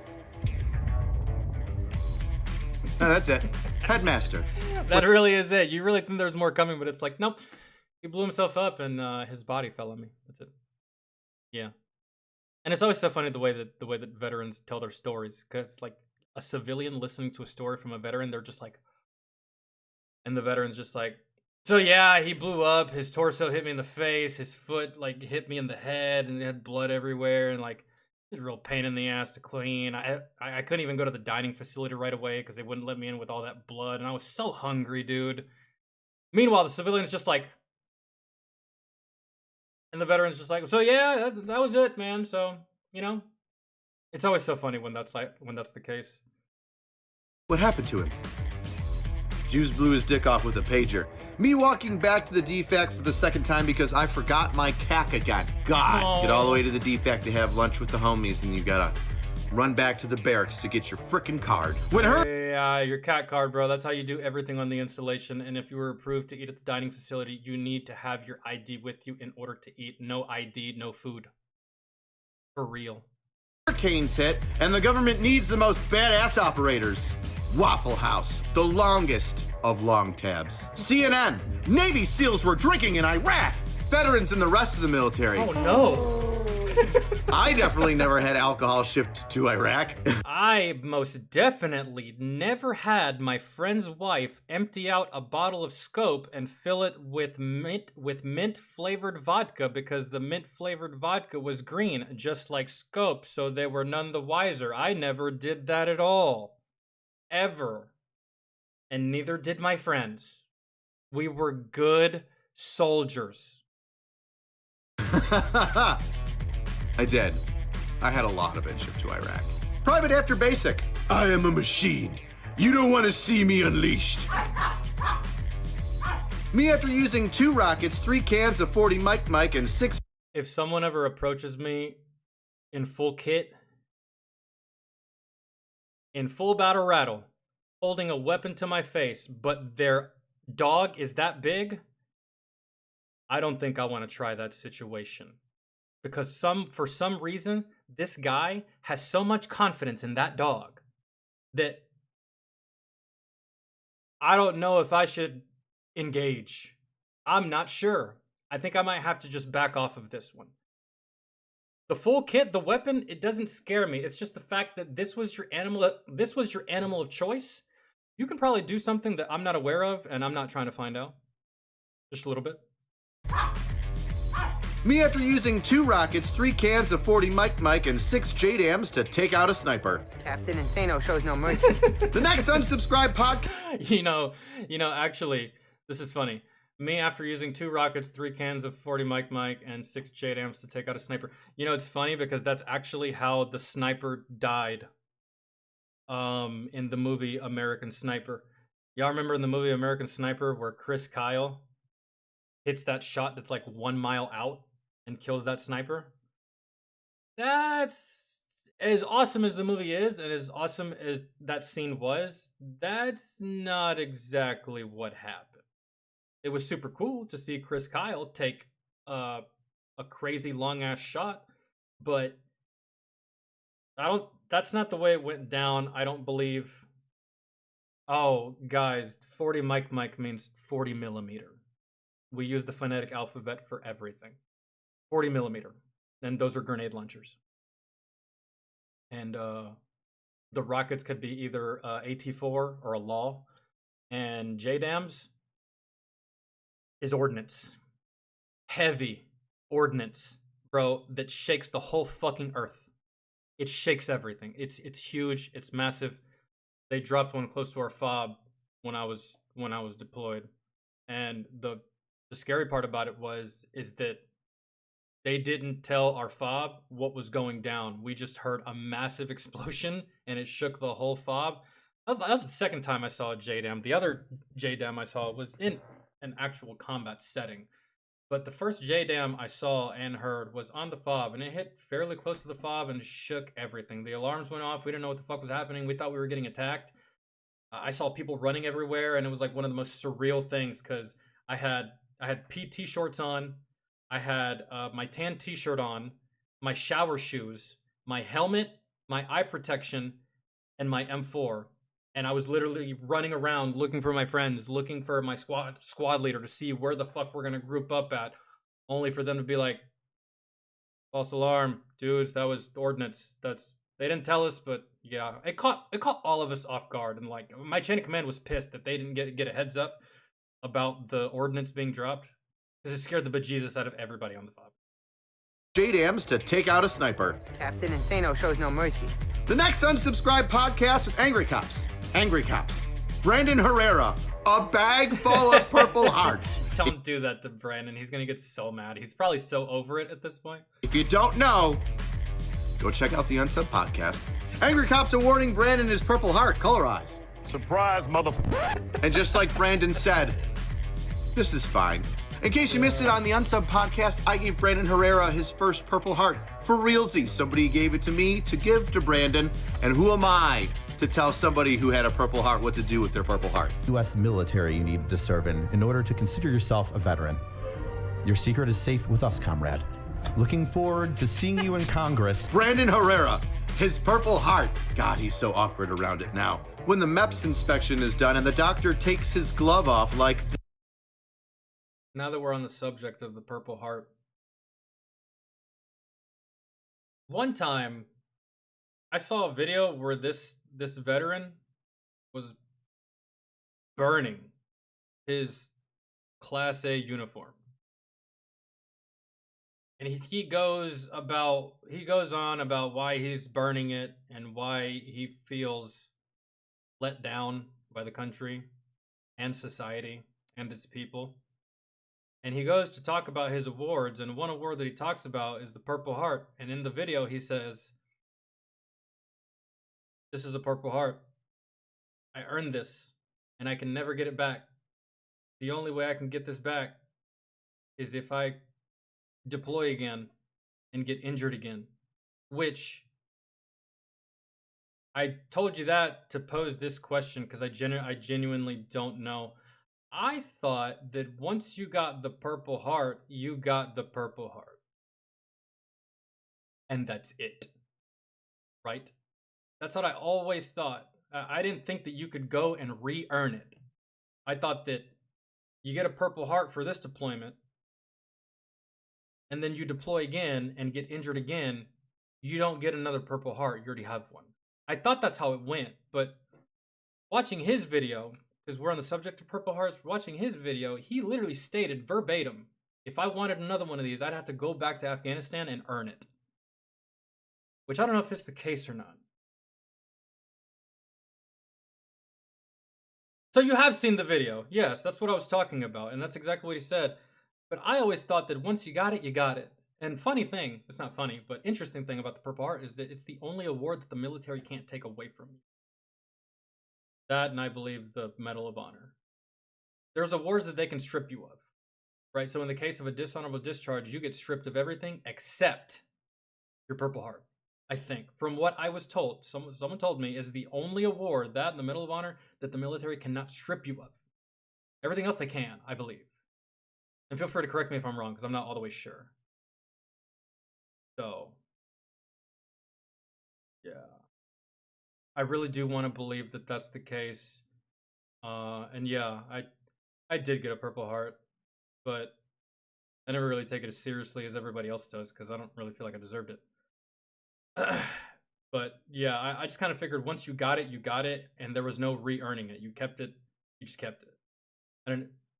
Maybe that guy misspoke, or maybe it's different. Maybe it's changed. Maybe I don't know or whatever, because I was just given the Purple Heart, man. I didn't go too deep into it and like I know what it meant, but I didn't go like over everything.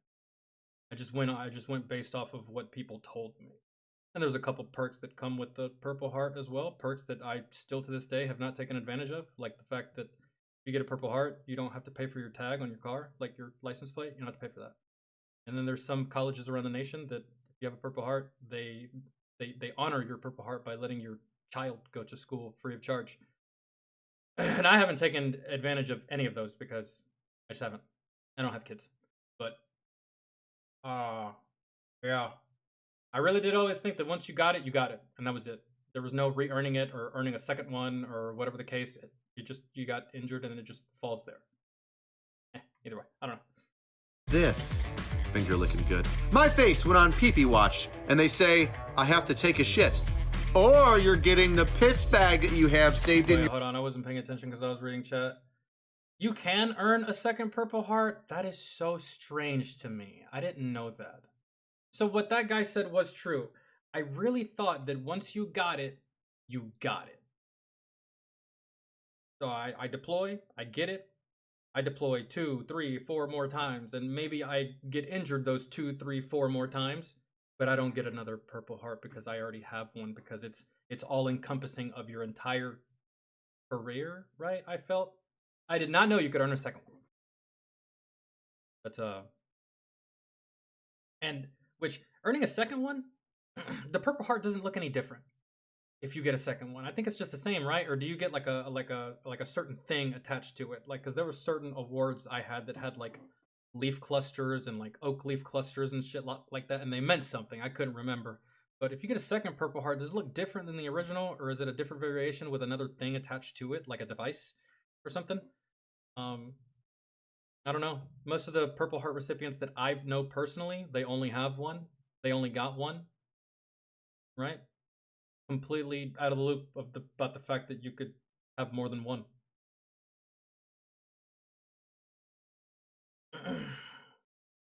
Don't they put the leaf clusters on it? That's what I was wondering. And I don't even know how you know that. But yeah, that's I know you could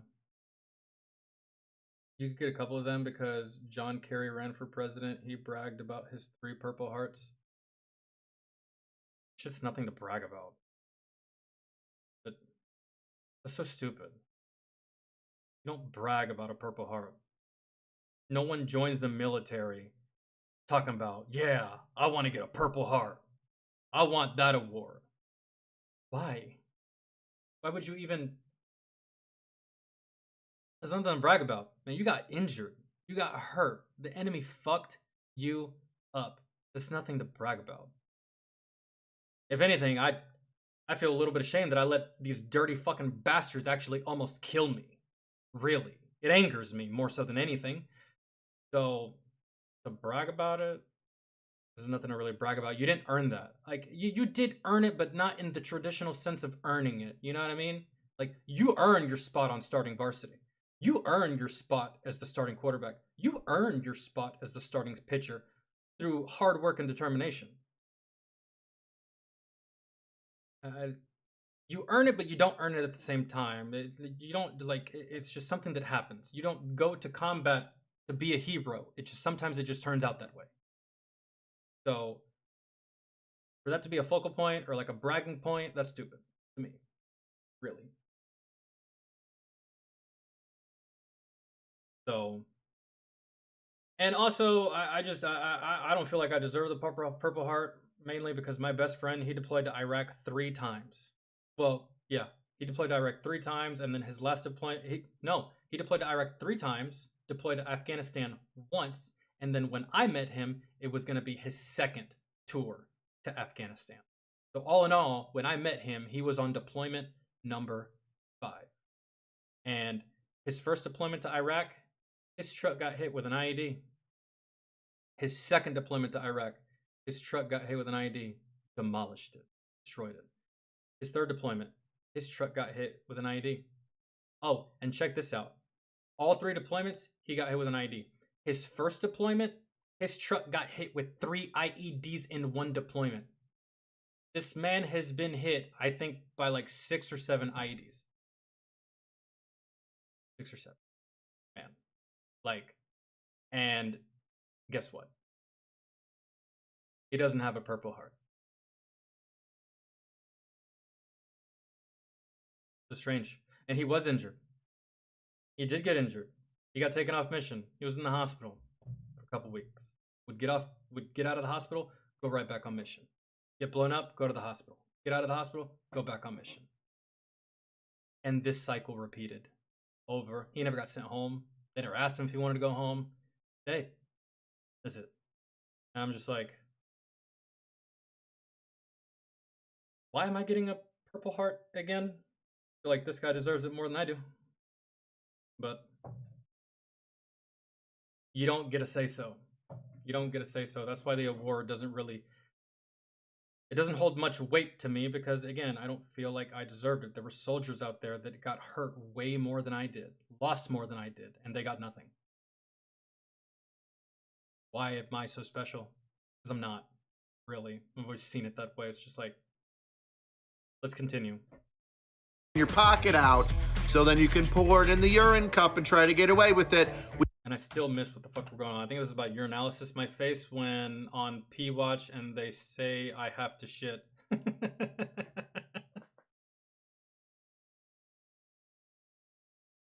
Oh, God. Oh, I have a story about this. This right here. This right here. This right motherfucking here, dog. This happened to me when I was deployed. It was my first deployment, and we got called for urinalysis. Because you gotta pee in a cup all the fucking time when you're in the military to make sure you're not on drugs. So they were like, Falcon, you got a urinalysis at noon. I was like, okay. So I get there. As soon as I get there, I have to shit. I have to shit bad.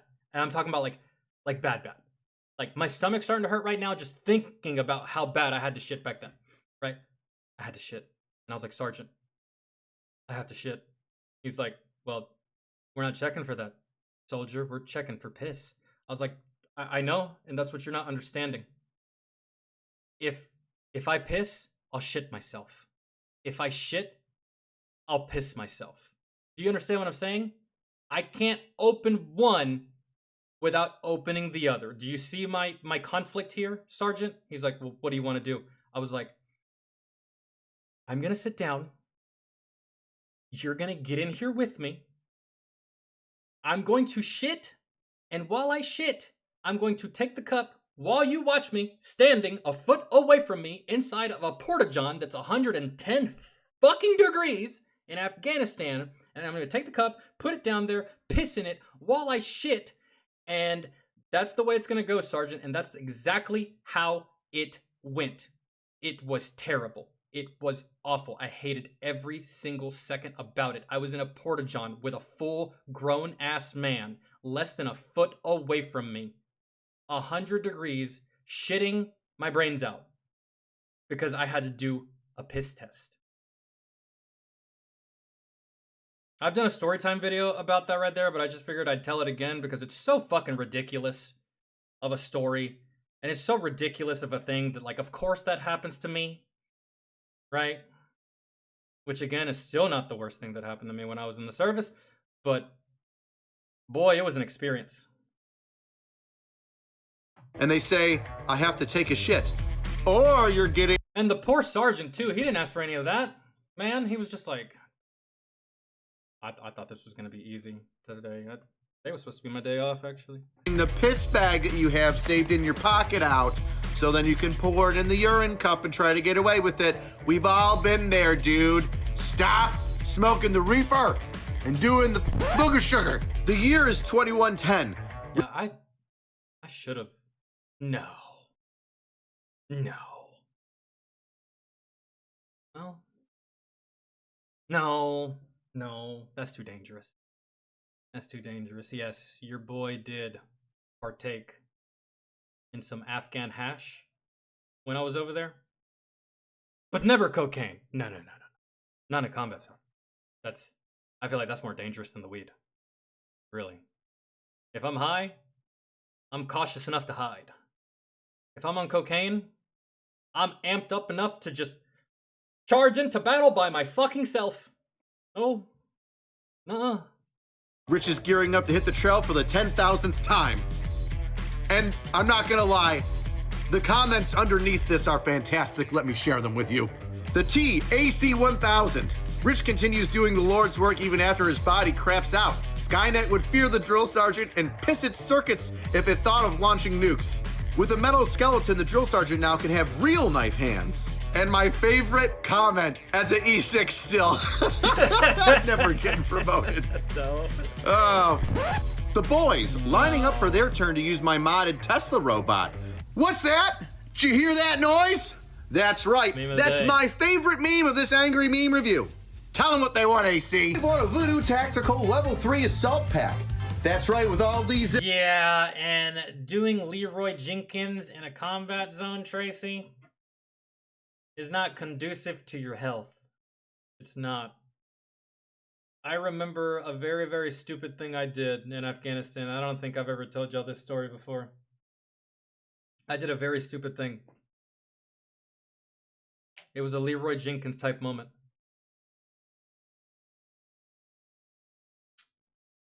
We were getting ready to SP. We leave the gate.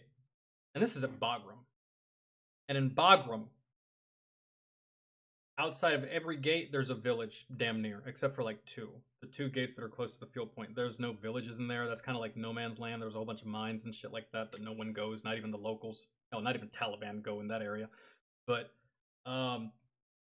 we leave the gate. It's about 7 o'clock in the evening. We leave the gate. We start going through this small little village, and I'm the trail truck, right? So I'm in the back. I'm in the gunner's turret, and all of a sudden, I feel the truck like dip a little bit, like bounce just slightly, and I'm like, we're stopped at the moment. I don't know what the fuck's going on. Looking around, turning the turret, looking around. I turn the turret and finally see it. I did 360 degrees and I looked backwards because my orientation was to the 3 o'clock, and it was up because I didn't want to flag any of the civilians with my 50 cal while we go through these villages. We have to orientate our weapons and to the sky when we're going through some of these villages. And so I finally orientate the turret and I see it. I see a 12-year-old kid and a grown-ass man on top of my fucking MRAP with bolt cutters, and they are cutting the chains to our gas cans. And in that moment, bro, I felt so much anger. I was so fucking mad. And it was one of those things like, you dare steal from me? It was like that, bro. And I just like, I did some Leroy Jenkins shit. I told my driver, stop the fucking truck. I undid my my harness. He dropped the latch. I got out and I chased these two fuckers through the village. Through like, there was clothes like hanging up on clothing lines, like drying. I went through like this small little corridor which went into somebody's house. So I ran through this corridor, through a door, past a clothing line, and ended up in the backyard of like this lady's like little cottage, like her little home, little village like style hut or whatever. And as soon as I did that, I saw some kids playing, I saw some stray dogs, I saw the lady giving me like a crazy look, and I was just like, oh, I went too far. I'm completely by myself. About face, ran the fuck back as fast as humanly possible. Thank God the truck was still there. And my homie was like, yo, what'd you do? What's going on? Let's go. I was like, someone stole our gas. He's like, what? I was like, yeah, that's what I was doing. I was chasing these fuckers. And he's like, well, and what were you gonna do when you caught them? You didn't even have a gun with you. Because I didn't take my M4. I was so mad. I was so mad. I just got out of the truck, left my M4, and just fucking chased these two guys. I was just gonna try to get the gas back. And quite possibly maybe punch one of them in the face because they made me run. But they got away, and I was like, I'm not supposed to be doing this right now. This is actually highly dangerous for me. Turned around, got back in the truck. We dipped. Really. And he's like, so what about the gas? I was like, I don't know, man. Fucking radio to the front. Tell them we're going to have to find a fob to stop at to get gas because we're not going to make it all the way with what we have. And so, bro, I was so mad, man. I was so mad. I was so angry. Mainly because, like, bro, we're in this country helping you and you want to steal from me. Man, that shit just crawled underneath my fucking skin and pissed me off. Terrible decision making on my part, but zippers and doodads and molly gear, you can hang anything that you want off this backpack. A small child, an extra magazine, you can even put a bulletproof insert in this bad boy and make sure your kids stay alive. And it made me feel really fucking stupid doing that, because what I did exists in a movie called The Hurt Locker, and when I saw that scene, I was like, what a fucking idiot. What a fucking dummy. I can't believe he would just go into the city of Kabul by himself, no help, no friends, no battle buddies, no weapons, just you, dog. Just you. Moron. That's exactly what I did. Fucking dumb. In the next school shooting. That's right, user. Good lord. El Tactical Taco PNW Pone. Hit me up in the DMs in the Reddits, and we're gonna get you your freaking fantastic voodoo bag. In case you. What if they wanted to lead you into an ambush? No, they just wanted the gas. Not really. The time to ambush would have been right there. There was nowhere to maneuver in between that village. You can't go left, you can't go right, you can't even back up. You have to go straight until you get out of the village.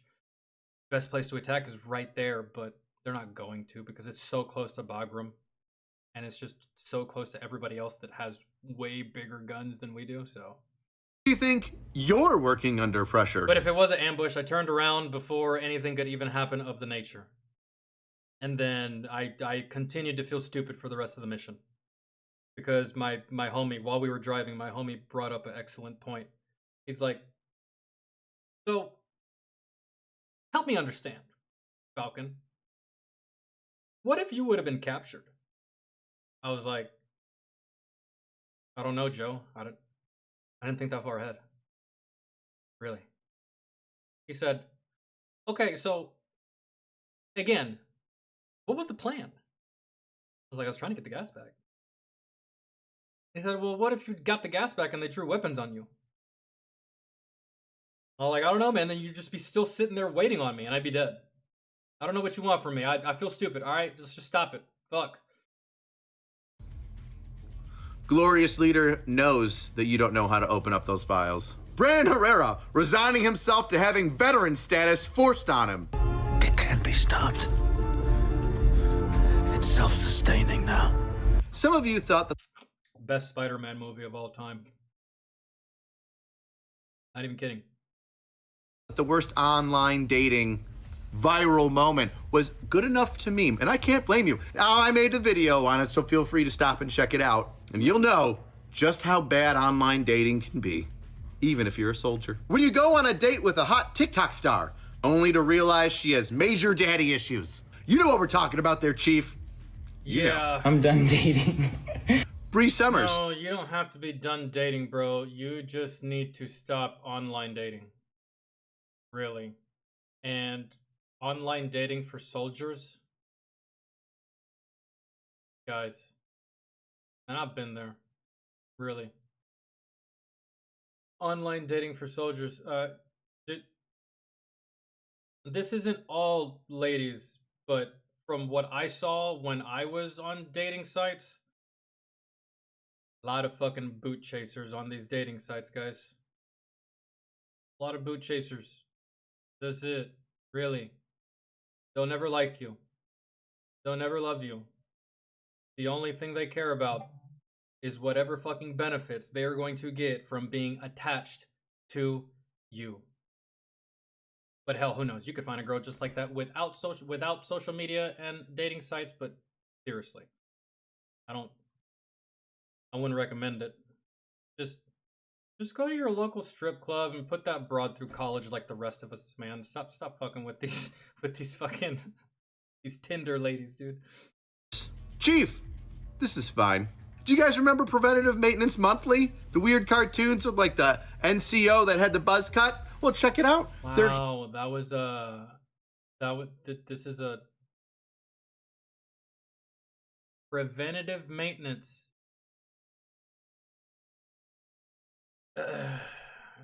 Young soldiers. Hold on. What did it even say? Approved for public release distribution. here, and they're ready to share a little bit of shenanigans. Look at that piece of shit. Lonely artists contracted by the Army have been making young soldiers look at our tits during the motor stables for over 70 years. Let me tell you something. We've been staring at tits for longer than that, and it wasn't because of a lonely artist. I'm just saying. Fedlog these nuts. And what's on the computer? Respectable Mormon. Singles from your area are online right now looking for love and companionship. Create a free profile, meet someone who knows marriage and should be a... Was this Christian Mingle or some shit? No. Mormon... They have a dating site, right? Mormons only? No, that's farmers only. It's something. Mormon singles from your area are online right now looking for love, companionship. Create a free profile, meet someone who knows marriage is and should be a sacrament. Look at you, Chief. Now that's all for the randomness. Let's get down to your homework. Angry baby drill. You see that? Toddler drill, baby drill. It's like toddler drill. Still pooping its pants, but knows how to say, I want a juice box! In the most aggressive way ever, making you emasculated. We got a whole bunch of them, so let's hit them off rapid fire. It not a potty. It latrine. I said, bro, the whole emasculated part is not even a joke. I have a niece that, bro, she's 4 years old, and sometimes that girl makes me feel like I'm this big. For real. She makes me feel like I'm nothing sometimes. I'm just like, damn. Like the other day, she was watching cartoons. I walked up to her to give her a kiss, and she's like, I love you, Theo. I was like, oh, I love you too. She's like, okay, you can get away from me now. And I was just like, mean. And my diaper is full. Now, when your wife is pregnant and you hoo-ah in her hoo-ha, when you wanted dino chicken nuggies but got regular chicken nuggies instead. Unacceptable. Drill sergeant detecting a private's unsecured service weapon, running at them at Mach 6. A blissfully unaware nicotine-deprived 18-year-old taking a piss. Yes. Yeah. Shark attack? How about baby shark attack? Oh, Speaking of... What the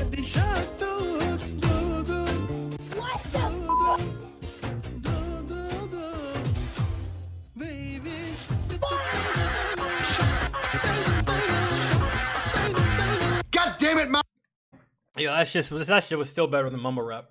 I don't give a fuck what you say. Mommy, you gotta break the down Barney style for me to understand this. When breakfast was at 07, so you throw a trash can in your parents' bedroom as a wake-up call. Wake up! Everybody wake up! When the private starts imitating drill sergeant in the barracks and doesn't notice him walking in, you're a dead man. I'm in a duty! Fix it! Breakfast is late again, Mom. I mean, to be fair, we did have like a dedicated day where we could do impressions of our drill sergeants, but it was only for a day. That was it. You got caught doing this shit outside of that day, yeah, you're doing push-ups. This didn't seem. And really, the drill sergeants don't care that you're making impressions of them. They're just looking for another reason to get you to do push-ups because you need to do push-ups. You need to always be doing push-ups. So. DeVry really helped make it all achievable. Now, this is why you can't hold down a man. I said my diaper is full. Now, I love the smell of Play-Doh in the morning. Gets my rocks off. When your toddler screams, baby shark, again, for the 78th time that day. Play it again, Daddy. Do it again. I said no crust, maggot. I thought I told you chalky chip pancakes. Give me 20. Now that's all the memes we have today. And if you want to share your memes with me so they could be on a future. Dude, I got so many memes, man. So many memes in my Discord. I just haven't looked at them in ages. And I'm pretty sure there's like some good ones in there, but our meme section isn't just military, it's everything. So yeah. Perhaps. Let me see what else. Keep going. Angry Meme Review. Make sure you tag them with hashtag Angry Meme Review. But don't forget, you've got homework. Ah, interesting. Ooh, what are you gonna do with it? Is it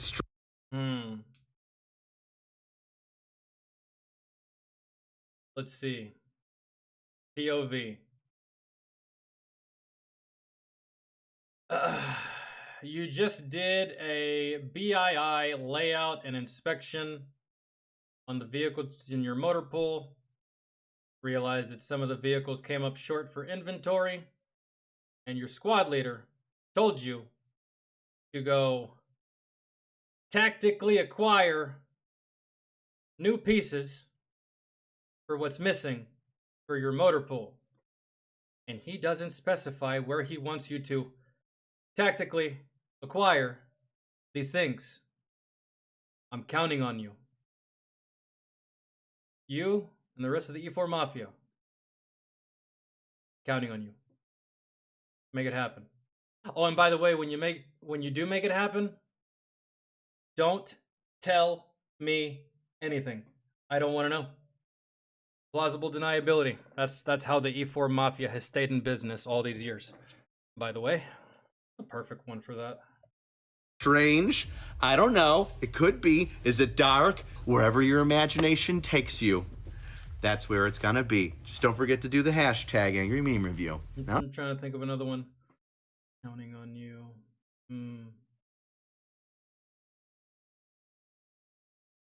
See.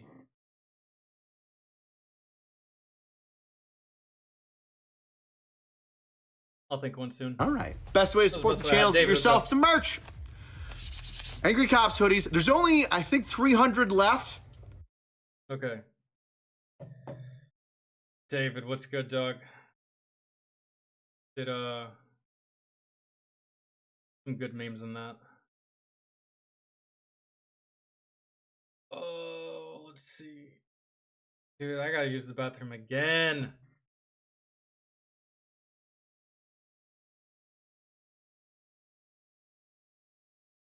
See, this is why I don't like... Can't spell lost without LT. Oh, Lord. The amount of LTs that have gotten lost on LandNav. Just the amount of LTs that have gotten lost, period. Really. It's just... My first LT, he was a cool guy. Lieutenant Welch was his name. He was very brutish. Really. Like very, very brutish, man. Just about anything and everything made this man uncomfortable. Squad leader asked him one time, "Yo, sir, you eat ass?" He's like, "Excuse me?" He's like, "Do you eat ass?" And he just got up silently, didn't answer anything, and just walked away. He was not having it when it came to us, man. Really. Because, like, at the time, I was like 19 years old. He was like 30. So, he was dealing with a whole bunch of fucking children. And, yeah, he was just like, nah, I'll work with y'all, but I'm not hanging out with y'all, man. Y'all are too much.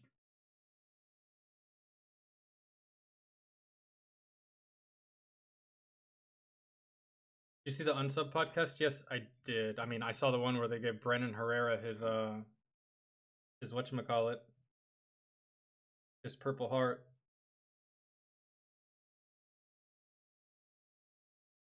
Oh. Give me a second. Oh god, I gotta pee.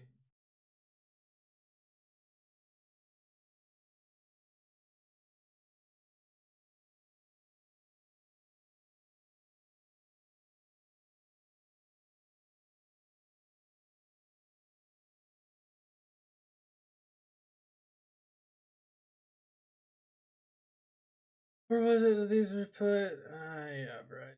Okay. We did that one. Did we ever do those offensive memes? That one that you requested, Katai? The one that's like 12 minutes? I think we did. Okay. Types of Inmates by J.D. Delay. We'll do that, and then let me check. Check the other one. I gotta go to the bathroom. So bad.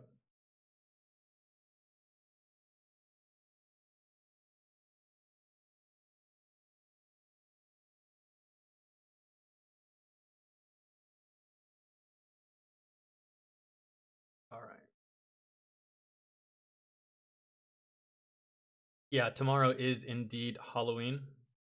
So tomorrow I will be going live, but I will be done around this time. Taking the niece trick-or-treating.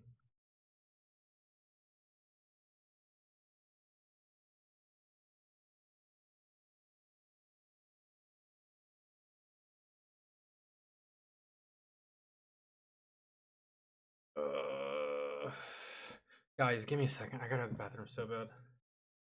I just don't like drinking out of a cup, and I like drinking out of this instead. If I drink out of a cup, I just end up drinking too much.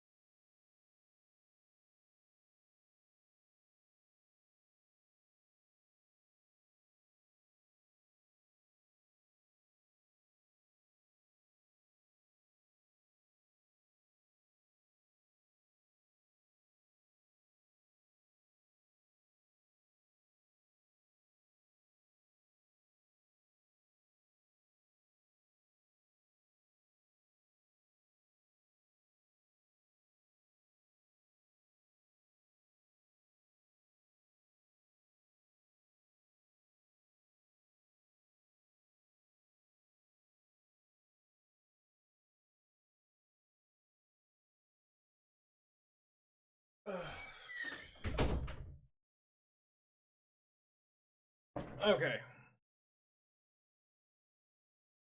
Fuck.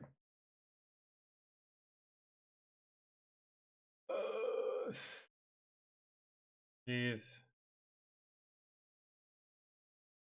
I'm hungry, my stomach hurts.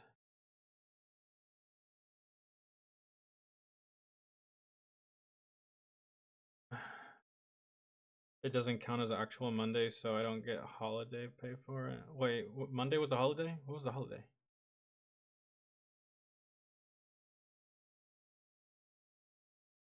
Oh, look at this one. Another Angry Cops one.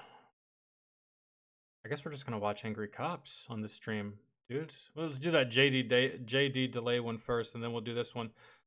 Set free after a planned attack on Quantico.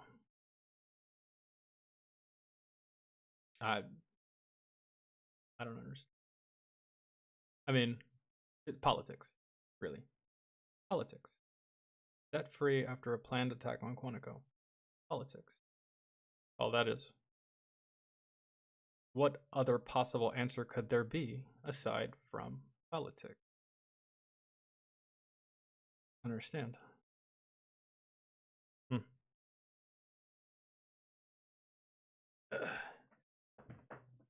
Kind of counterintuitive. Weird. Reminds me of something.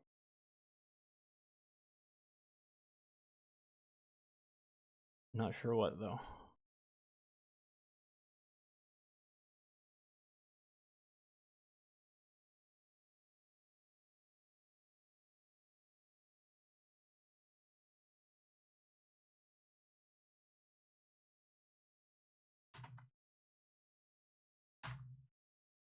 I think it's got to do with politics, bro. Because when I was deployed, I operated inside of a detention center.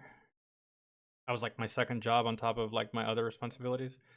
Inside of a detention center, we got this inmate that came in, building IEDs, distributing IEDs, planting IEDs, even got himself a couple of kills on American soldiers. And we housed him for 72 hours. And on that fourth day, he was released. Why? I don't know. Did they tell us? No. They were just like, he's good to go. I was like, wait, like to Afghanistan? Like to Afghani prison? They were like, no, just let him go. He's out. I was like, but he killed some of our people. And the soldiers were like, I know, but he has to go. We have to cut him loose. And I was just like, okay, that doesn't make any sense. Probably politics involved with that upper echelon shit that I don't know about, but this guy was caught making IEDs, planted them, used them, killed people. We're gonna keep him for 3 days and then let him go. That sounds super cool, dog. That sounds so good. Must be something I'm missing. You guys must be geniuses. Really. I'm sure that after we let him go, he didn't go on to build more IEDs and try to kill more of us. Surely that's not the case. I'm sure he learned his lesson in those 72 hours of being detained by American forces. Sure. Fucking sure. Pathetic ass leadership. Pathetic ass leadership.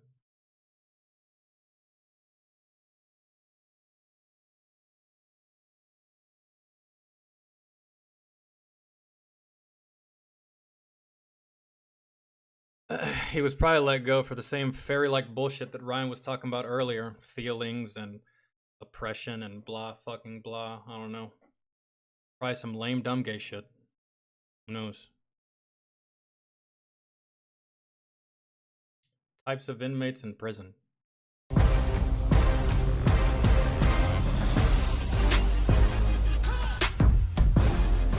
Types of inmates? Types of inmates. You got the lifers, you got the temporary ones, you got the lifers, you got the ones that are on parole, you got the ones that are 25 to life, you got the ones that are no parole, you got the low security inmates, the ones that they slapped a cashier because they didn't agree with the price or something, right? Those people in a couple weeks, couple months. You got your low level people like the drug dealers and stuff like that. Maybe he's gonna go into like different shit, but definitely different types of inmates. Or maybe he's just gonna go into a different type of inmate, like how they behave, the mannerisms, the things they do, how they act, and stuff like that. But as far as different types, yeah, you got a whole bunch. And even then, there's still a whole bunch of classifications, man. You got the Nazis, you got the blacks, you got the Hispanics, you got gangs all over the fucking place. Bro, prison really is its own fucking world. Really. And I've never been to an actual big boy prison. I've been to jail. It could have been a prison, but I'm just going to call it jail because there was only one other inmate in there with me. That's not really your standard hardcore facility. So, anyways, let's see. Let's get started. Hey there, YouTube family. I am back to inundate your cerebral cortex with more useless facts about my experience while incarcerated. But for Are you really 6'4"? Or is that just a background that's not like accurate? I don't know, man. JD strikes me as like him being my height. It doesn't matter though. First, please allow me to introduce myself for those of you who are tuning in for the first time. My name is JD, and I am an addict. I spent 20 years battling my disease in and out of jails, prisons, institutions, rehabs. I was a career criminal. That was the way that I supported my fucking addiction. Today, I own my own business in the recovery field. I am what is known as a recovery coach. I do so by mixing personal fitness training and recovery coaching because recovery is a system of mind, body, and spirit. It takes all three to get truly well. And while recovery is my real passion, what I really like to talk about and what I'm really into, it's important for me to never forget where the fuck I came from. JD essentially does what the prison system should already be doing. Sometimes they do, sometimes they don't. Oftentimes, they don't. Motherfuckers slip through the cracks. They really have no chance of survival once they get out of jail. Which is why a lot of them, especially those that have done 10, 15, 20 years in jail, you always see them go back. Really. And it's not because they're bad people, it's just because they don't know how to live out here. Really. It's hard. You're now a felon, can't have a gun, can't vote, can't get most of the jobs that other people get, can't really do shit, man. Really, so that's why you see a lot of them find themselves back in prison because it's the only thing they know. It's the only way they know how to survive. It's all they have, right? And they're just like, I sleep good in prison. I eat good in prison. I don't really sleep good and eat good out here, right? So Because the second that I forget how bad off it was, that's the moment that I start sliding fucking backwards, and I cannot afford that because the life that I have today is far beyond my wild imaginings for the 20 years that I spent in addiction and crime. I also think it's important to be able to talk about these things with others because maybe, just maybe, if we're lucky, something that I say in one of these videos will make somebody go, you know what, I don't want to go that same fucking route. Maybe it'll cause somebody to reach out and say, you know what, I want help so I don't go any farther down this fucking hole. So with no further ado, let's talk about today's video. Those of you who watch my videos before, you know that in every video at the end, I ask if anybody has any video suggestions, and this one came from the Red Outdoors. They actually asked for it multiple times, so boom, I'm here. I have been summoned and I am here for this fucking video. We made a video about different types of CEOs, so it's only fair that we do a video about different types of inmates. And for those of you who've never done time, what you need to understand is that when you strip everything that people use to make up their identity away from them, all that they have left is whatever character they develop. That's why people who are incarcerated for long periods of time tend to be charismatic, have really strong personalities, and really weird characters. Which makes this video easy as fuck to make. We ain't even breaking a sweat today, y'all. It's also part of what... And it's also where you see a lot of people do massive amounts of changing. Because like JD said, once everything is stripped from you, the internet, the cars, the clothes, the money, the women, the drugs, all these external extractions, yeah, you really are just left with you. You really are just left with you and your character. That's it. Really. So you kind of have to like reinvent yourself in prison. Which is why a lot of people do end up being so much different when they go to prison, especially for long periods of time. You know, like the first year you're good, right? Family comes to visit you, everything's all fine, right? But after that 10th, 15th year of you being in there, your family might not even recognize who you are at this point because you have done so much changing. And you don't have any external things to tell people who you are. You kind of just have to show it on a daily basis and pray that you do it the right way and that you don't step on anyone's toes. What I attribute to my own personality, that ADHD and being shot out on meth for 20 years, it helped make me into the pillar of the community that you see today. I've been drinking way too many of these shits, I swear to God. Different types of inmates you will run into in prison. Let's fucking go! Excuse me, sir, do you know where the chapel is? I don't care what you say, only God can judge me. Do you know which way it is to the law library? I'm trying to petition to get my rights to own an ice cream truck back. My lawyer said not to talk about my charges. I was given a year and a day and 6 months probation. This is your standard act. You don't even have to, dude, as a child molester, you don't even have to talk about your charges. Most people are going to know when you get to jail what you did and who you did it to. They're just going to know. And if they can't know, they're going to pay someone to find out. Maybe a guard, maybe another inmate, maybe someone on the outside, maybe someone knows you and says something, right? It's like... That's Chomo. You can usually find them shuffling through the halls, looking at the floor insecurely. I was going to say, looking down, very, very scared, afraid to make eye contact, because if they make eye contact, someone's going to want to talk to them. And if someone talks to them, they're going to ask the same question that most people get asked in prison. Why are you here? Like they still have leg shackles on, even though they don't. They almost always have a Bible in their hands. It's fucking crazy. Lots of Bibles for lots of forgiveness. And they don't carry that Bible around because they're a changed person. They carry that Bible around, at least in my opinion, in hopes that no one's going to want to bring violence towards someone of God, right? Think about it. You see some dude that's just standing there and you're like, man, I want to whip his ass. You probably could, but you see that same dude holding a Bible, you're just like, oh, hold on, man. He might be like a pastor or like a priest. I don't know what I'm getting into. I don't want to look bad in this process, right? Like, maybe that was his theory. Like, I walk around with the Bible, they might think I'm a man of God and they won't mess with me. You know, it's like messing with a priest or like an old person, right? You don't mess with a child of the Lord. It doesn't work that way in prison, bro. That Bible's not going to help you. And if you're Christian, don't get mad at me. I don't make the rules. I just know them. And the rule is not everybody who goes to church is a chomo, but all chomos go to church. Don't believe me? Google it.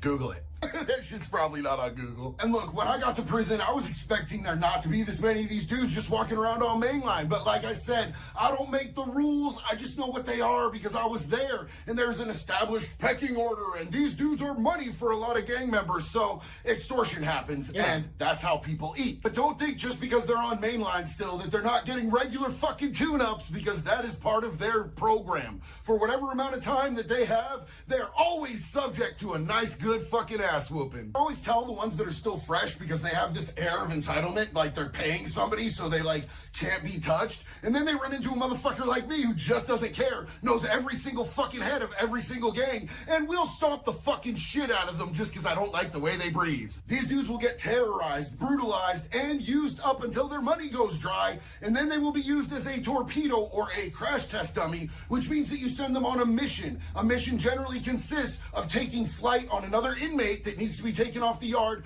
or sometimes even a CO. Then they'll go to the hole for a while, they come back, and we start the process all over again. Hey dog, I talked to that pussy ass hoe, man. I told that motherfucker, BAM! You know what I'm saying? Got that motherfucker upside his head, gave him facial reconstructive surgery with the bottom of my boot, dog. Homie, when I fight, I just wipe the fuck out, and everyone around me's knocked the fuck out, dog. That's how I got. Yeah, that's the kind of guy I don't want to hang out with in prison, unless he's my friend. I don't want no problems with this guy at all. Not this type of inmate, really. Here, bro, I catch charges. I don't fight no more because I don't want to catch your life set for. Like, I want to hang out with all the dudes that they're just like, I just want to do my time. I just want to go home. That's it. Those are the guys I want to hang out with, which technically that's probably like 99% of most people in there, for the exception of the lifers and the ones that truly don't give a shit. They know they're going to die in there. But yeah, those are the people I want to hang out with. I just want to do my time, go home, checkers, maybe, chess, right? Killing somebody. No, it ain't like that, dog. Nothing. It's all good. It's all good, bro. It's all good. I'm gonna go sit over here, dog. It's all good. That is your standard ass, too hard for the yard, motherfucker. There are tons of these dudes in there. Oh, I thought that this was like the actual hard guy. No, this is just the guy that tries to act hard. He's the one guy that someone gave him the same advice that you hear in all these movies about jail or all these movies about bullying. You find the biggest guy and you beat his ass and no one's gonna fuck with you anymore. Yeah, I don't really know, bro. That shit works in the movies. It works in the TV shows. It works in the cartoons. It works in your freshman class of high school. But prison? I mean, maybe it might work for you with a couple of people. A couple of people might be like, yeah, I'm not gonna fuck with him. But there's a lot of people in prison. They're gonna see you acting this way and they're gonna be like, bet, challenge accepted. Let's go, bitch. And they will fucking smash you. Really? Really, really? You can't just talk big like that and not expect repercussions. It doesn't even matter if you're talking to anyone. You could just be acting, you could just be out there acting hard to the Lord, right? Like, yeah, God, can't nobody fuck with me. You got my back. All these motherfuckers, pussies, right? Like, still get fucked up for that. There's always gonna be that one motherfucker that's gonna be like, oh, you think you're hard? Bet, I'm harder. So, not recommended. They bark all day long and they always talk about fighting and who they smashed out and how much fucking shit they did on the streets. Mm-hmm. But when it comes down to it, man, they are really just projecting so that they don't actually get tested. It is often the loudest dude in the... It's a tactic. They use it for fear, really. It's for their own personal safety. Room who is the weakest, and I fucking believe that, man. I've seen it so many fucking times. These dudes will try to talk over motherfuckers, try to intimidate motherfuckers, but when it comes to putting fists in the air, bro, they back the fuck down and go where they belong. And yeah, when I'm making videos, I talk fast, I talk loud, and I fucking put it out there. You know what I'm saying? But that's just me. Like, that's my ADD. That's your personality, and it's the way that you are, but there's a rhyme and reason for your out there personality, JD. There's a rhyme and a reason for you being loud in your face. It's part of your persona and part of how you portray information and give facts and opinions and stuff like that. Not so much the way that the guy you're talking about is doing it, bro. There's a way to be loud and talk shit, and there's a way on how to not be loud. There's a way to do it, and there's a way on how not to do it. Right, and I just wouldn't even recommend doing it, period. Bro, keep your, like, in jail. This would be like my go-to in prison. Keep my head down, respect everyone that speaks to me, and that's it. That's it. Wake up, do my shit, speak to everyone with respect, and try to make friends. That'd be like my first course of action. Respect everyone and try to make friends with as many people as I possibly can, or maybe like just like a small group. But yeah,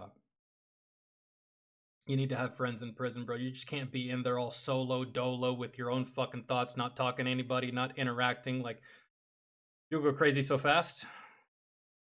An institutional setting, man, I'm a lot more calm, I'm a lot more composed, and I'm a lot more calculated. I'm fairly confident in my ability to handle my business, but there's always someone bigger, there's always someone badder, there's always someone faster, there's always someone better trained. Always. And even if you are the baddest motherfucker on that yard, You can still lose.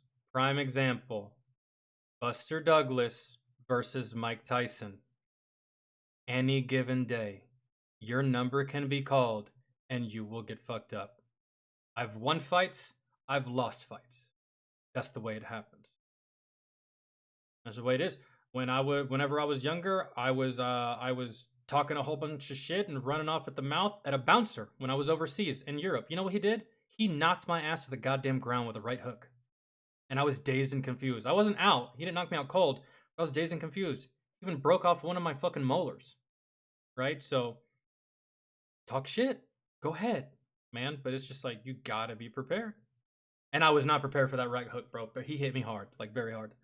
all it takes is one bad day with the wrong person and you could get fucked up the wrong way. So I pick my fucking battles. Risk, reward. We talk about that a lot on my videos. I don't go to war unless it's time to go to war. These dudes are the same ass dudes who fucking think they're hard as fuck and then they end up pulling some Cell Warrior shit and they run into somebody who really is hard as fuck and it's fucking lights out for them. All of that is on some unnecessary drama and I don't got time for unnecessary fucking drama. Hey Holmes, what you need? I got it. You want a shank, a Rolex, a granola bar, heroin, cigarettes? That's the guy I'm making friends with right there. This guy. In prison, I'm friends with this guy. I'll even deliver it for you, bro. Really. Where? Cell C? Got it. I'll take it. Just hook me up with some honey buns, man. Maybe like some Pop-Tarts or something. I don't know. I don't really care, but we can be friends. A radio? What you need, dog? Tattoo gun, a cell phone, a razor? You want pictures of B. Arthur naked? What it is, homie? You know I'm the man. I got you. These dudes are resourceful as fuck. They can legit get you anything at a price. And they might use some aggressive sales tactics, but I'll tell you one thing, they will come through in the motherfucking clutch. The thing that I always found the absolute most astounding and useful about the And man, yeah, you really could use some scare tactics to sell shit to people because there's some members in prison that are just naive, right? You get this salesman coming up to you like, yo, man, I got shanks, I got this, and bro, I'm telling you, you're gonna need this. This cell block that you're on, man, everyone in here, fucking killer. You're gonna want to have this, dude. If they want to take your shit, you got to be able to protect yourself. You know what I'm saying? You can't be too careful out here. Last time I checked, I don't even know if you're like fully, I don't know if you're white or black or whatever, but like you gonna need something. So $40. They try to scare you and fearmonger you into spending money and stuff like that. That'd be like the best time to actually do tactics like that. Really, make some extra money off of like naive people. These types of cats is they know every single thing that goes on in any institution, man. Their information, their knowledge is more important to me personally than their wares that they sell because they can tell you the dirt on anyone, any guard, any lieutenant. They know what the fuck is happening in every corner of that fucking prison. I had beef with the CO because they did a cell search on me, put my fucking kids' pictures on the floor, and stepped all the fuck over them. And this dude came by the fucking cell sweeping about 45 minutes later with that cop's fucking license plate number for his truck. I love me some OG hustlers, man. They're good-ass people. The majority of them have done way too much time, whether it was on that set or the revolving door system. And unfortunately for these dudes, I feel like they're just way too fucking good at doing time. And they're probably gonna keep coming back. I do not wish that on any of them because they do. Yeah, I mean, it's a life to them. Really, you got to think about it. The way you operate on a daily basis, you go to work, You get up, you make some money, you pay your bills, you go take care of shit, you run some errands, you take care of your family, you go back home, blah blah blah, all that stuff, right? These prison inmates, they more or less live the same way. They do the same things, the same daily grind, daily struggle of surviving that we all do out here. They do it in there. And yeah, some of them are very good at it to the point of why even leave jail? I mean, everything I'm doing would get me arrested out there. I'm making it in here. I got food. I got friends. I got a place to sleep. I'm making money. Living comfortable. No one fucks me up. No one kills me. No one chases me. I don't get my ass whipped by cops. Why not stay here? Deserve a better life. If they could take that shit and apply it in the real life world, become an entrepreneur and a hustler on some legal shit on the streets, these motherfuckers will put Elon Musk in a fucking casket. Wait, Twitter already did that. Wait, really? I don't know. I haven't paid attention. The quiet OG convict. That's the one that I'm not really going to talk to all that much unless I want some advice or something. Or unless I want protection. The quiet OG convict. This is probably the one you should fear the absolute most, I feel, out of all the ones we've covered so far.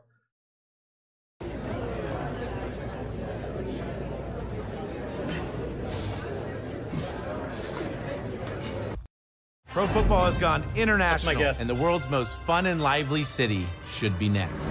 Dublin, Ireland. Why?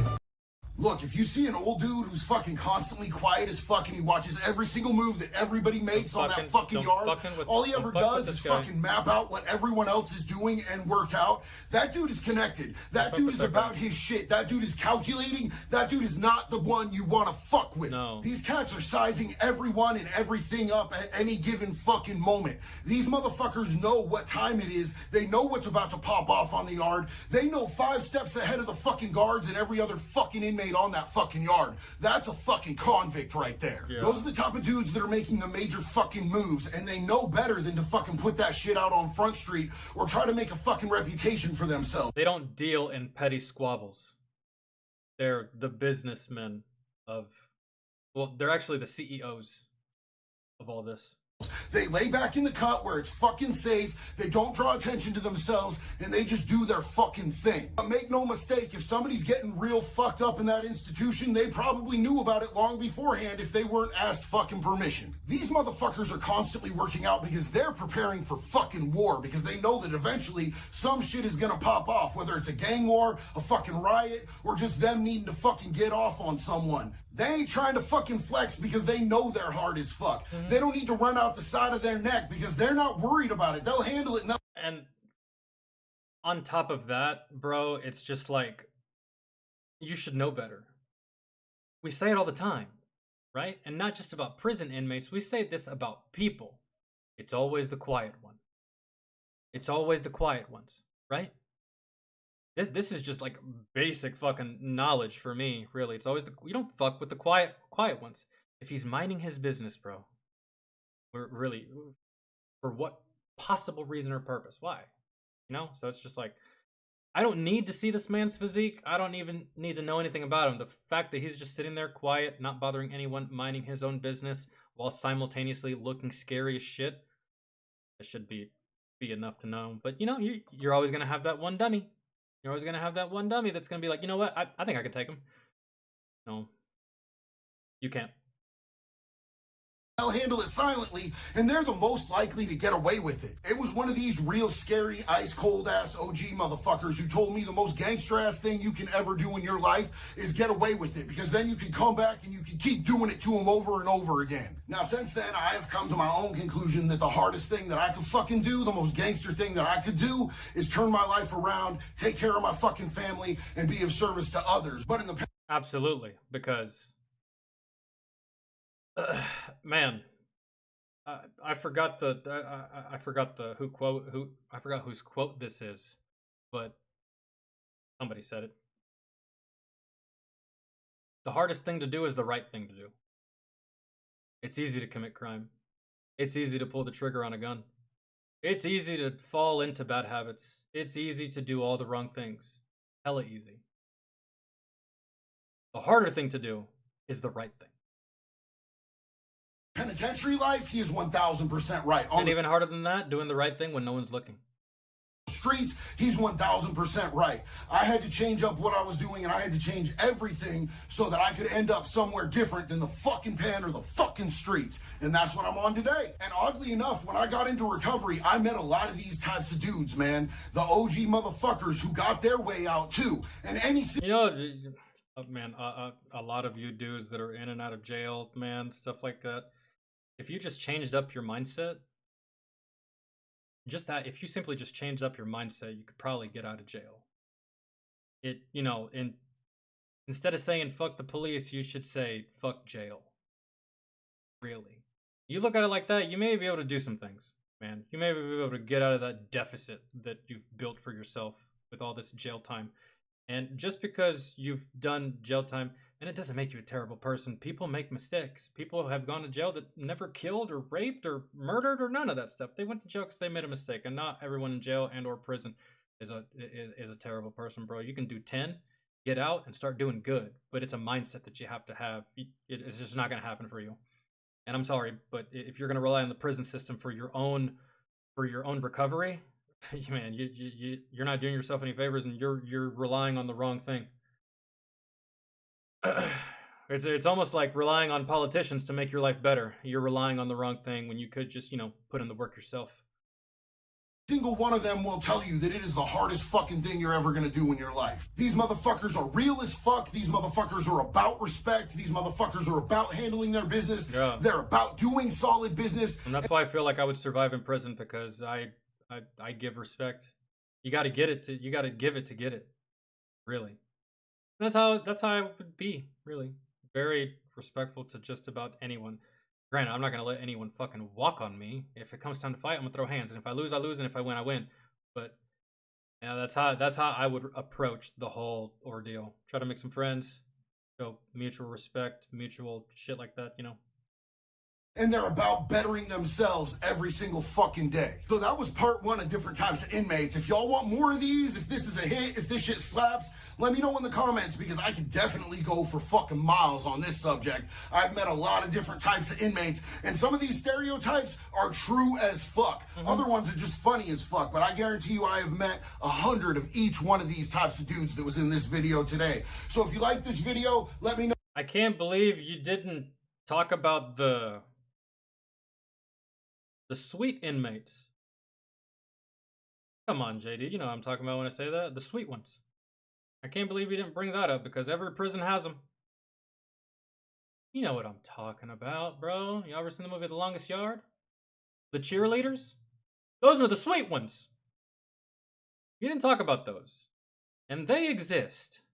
They're there. Maybe you didn't want to bring it up. Maybe you didn't want to talk about it. But yeah, that is another type of prisoner, the girl. It ain't a girl, it's a fucking dude, but you know what I mean?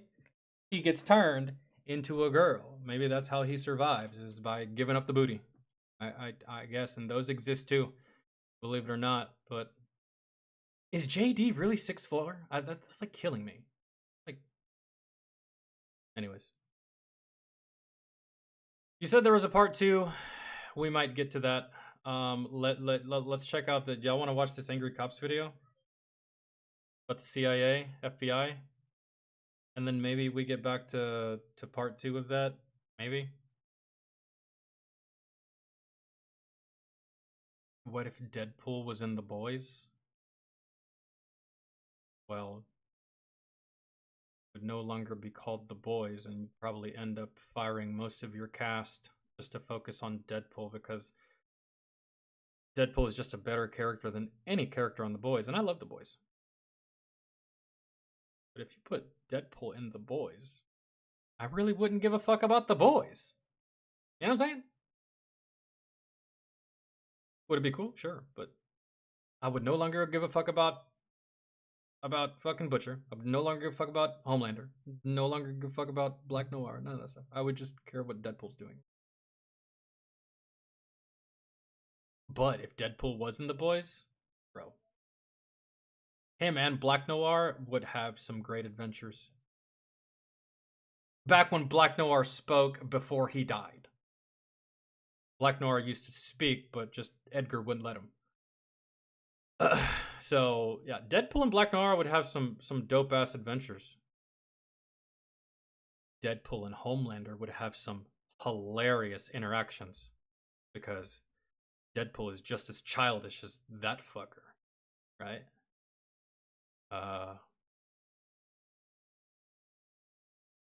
And if Deadpool was in The Boys, I already know, I can already see it. He would just annoy the absolute piss out of Butcher. And Butcher would switch his focus to Wade instead of Homelander. I feel. You know, Homelander's pretty bad, but this guy really gets under my skin. We need to focus on him first. Kamiko, let's go. Like,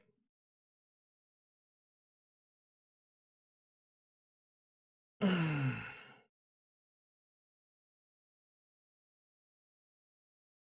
feel like Deadpool would piss off Butcher more than he would piss off Homelander. Because Deadpool don't mind killing people. Neither does fucking Homelander. In the way that Deadpool kills people. I don't know. Actually, I feel like Homelander would annoy Deadpool. Actually. Just think about it, bro. Homelander's annoying. I love the character. I love that character. But Homelander's annoying. Homelander's a child. Homelander is a narcissistic little fucking childlike turd. Really. And while Wade shares some of the same character traits, Wade don't just kill innocent people for fun. He kills bad guys for fun. He likes killing the bad guys, right? Or he just sees Homelander killing a whole bunch of people and just looks away because Wade really doesn't give a shit about anyone but himself. But so yeah, y'all do want to watch I need to hear it from like more than one person. Y'all do want to watch Angry Cops' next video? Let me know. I'm gonna go use the bathroom. Jesus Christ, bro. I just cannot broke the fucking seal. Okay.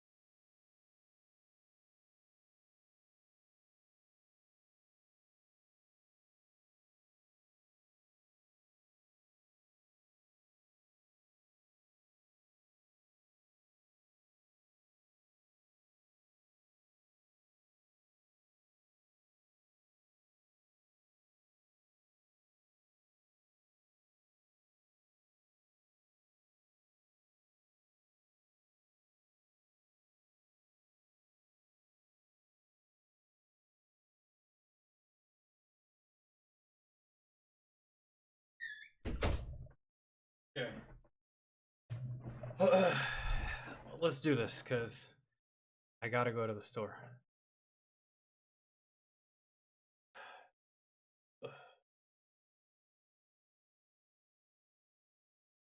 All right.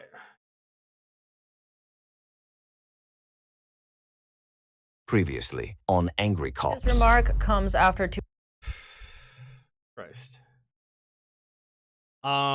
Set free after a planned attack on Quantico. Telling you, bro. Like I said earlier, I'm pretty sure this was like all politics. I told you that one story of my deployment where we had a dude that was making IEDs. We detained him, and 3 days into the detainment, he gets released. For why? I don't know. For what? I don't know. For what reason? I don't know. They didn't tell us. But he got released, and he didn't get sent to another prison. He just got set free back into the wild after making an IED and killing American troops. He got released. You know, 20, 30, 40 years ago, we would have just put a bullet in this man's head the second we found him, but no. Somewhere in the last 30 years or so, we grew a big pulsating vagina. Decided to let these fuckers live for some reason. But here we go. And I do forget that America's just a god-awful country, right? So, let's see. Previously on Angry Cops. This remark comes after two Jordanian nationals tried to breach Marine Corps base Quantico in Virginia in May. Jordanians now? We got Jordanians? They chose Quantico? They chose the Marine post? Oh. Jordan. Well, it was just two dudes, but man, what strife do we have with Jordan? I don't think we have any. Could be wrong, but these are probably just like two individuals that don't share the beliefs of Jordan. I don't know what our relationship is with Jordan. Oh my God, you're lucky you didn't get f***ed up. Maybe if you're here in the country illegally, you shouldn't go breaking into military posts. If you want to stay here, that could be a bad thing for you. A couple months ago, I did. No, it's not. All I gotta do is just ask Kamala Harris for a driver's license, a car, and a hotel room. They'll be fine. A video on all the different types of break-ins that people were and they'll probably get it. Doing on military posts. There's a couple videos right here. Andrews Air Force Base, a random guy just walked on and started touching planes. Posts all across the United States are having vehicles run freaking barriers trying to get on posts, and God knows why.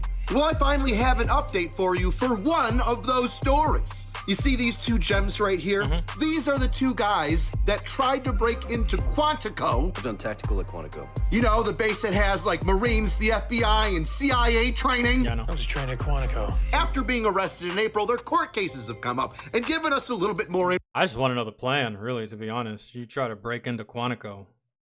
For what? What are you trying to gain? Information?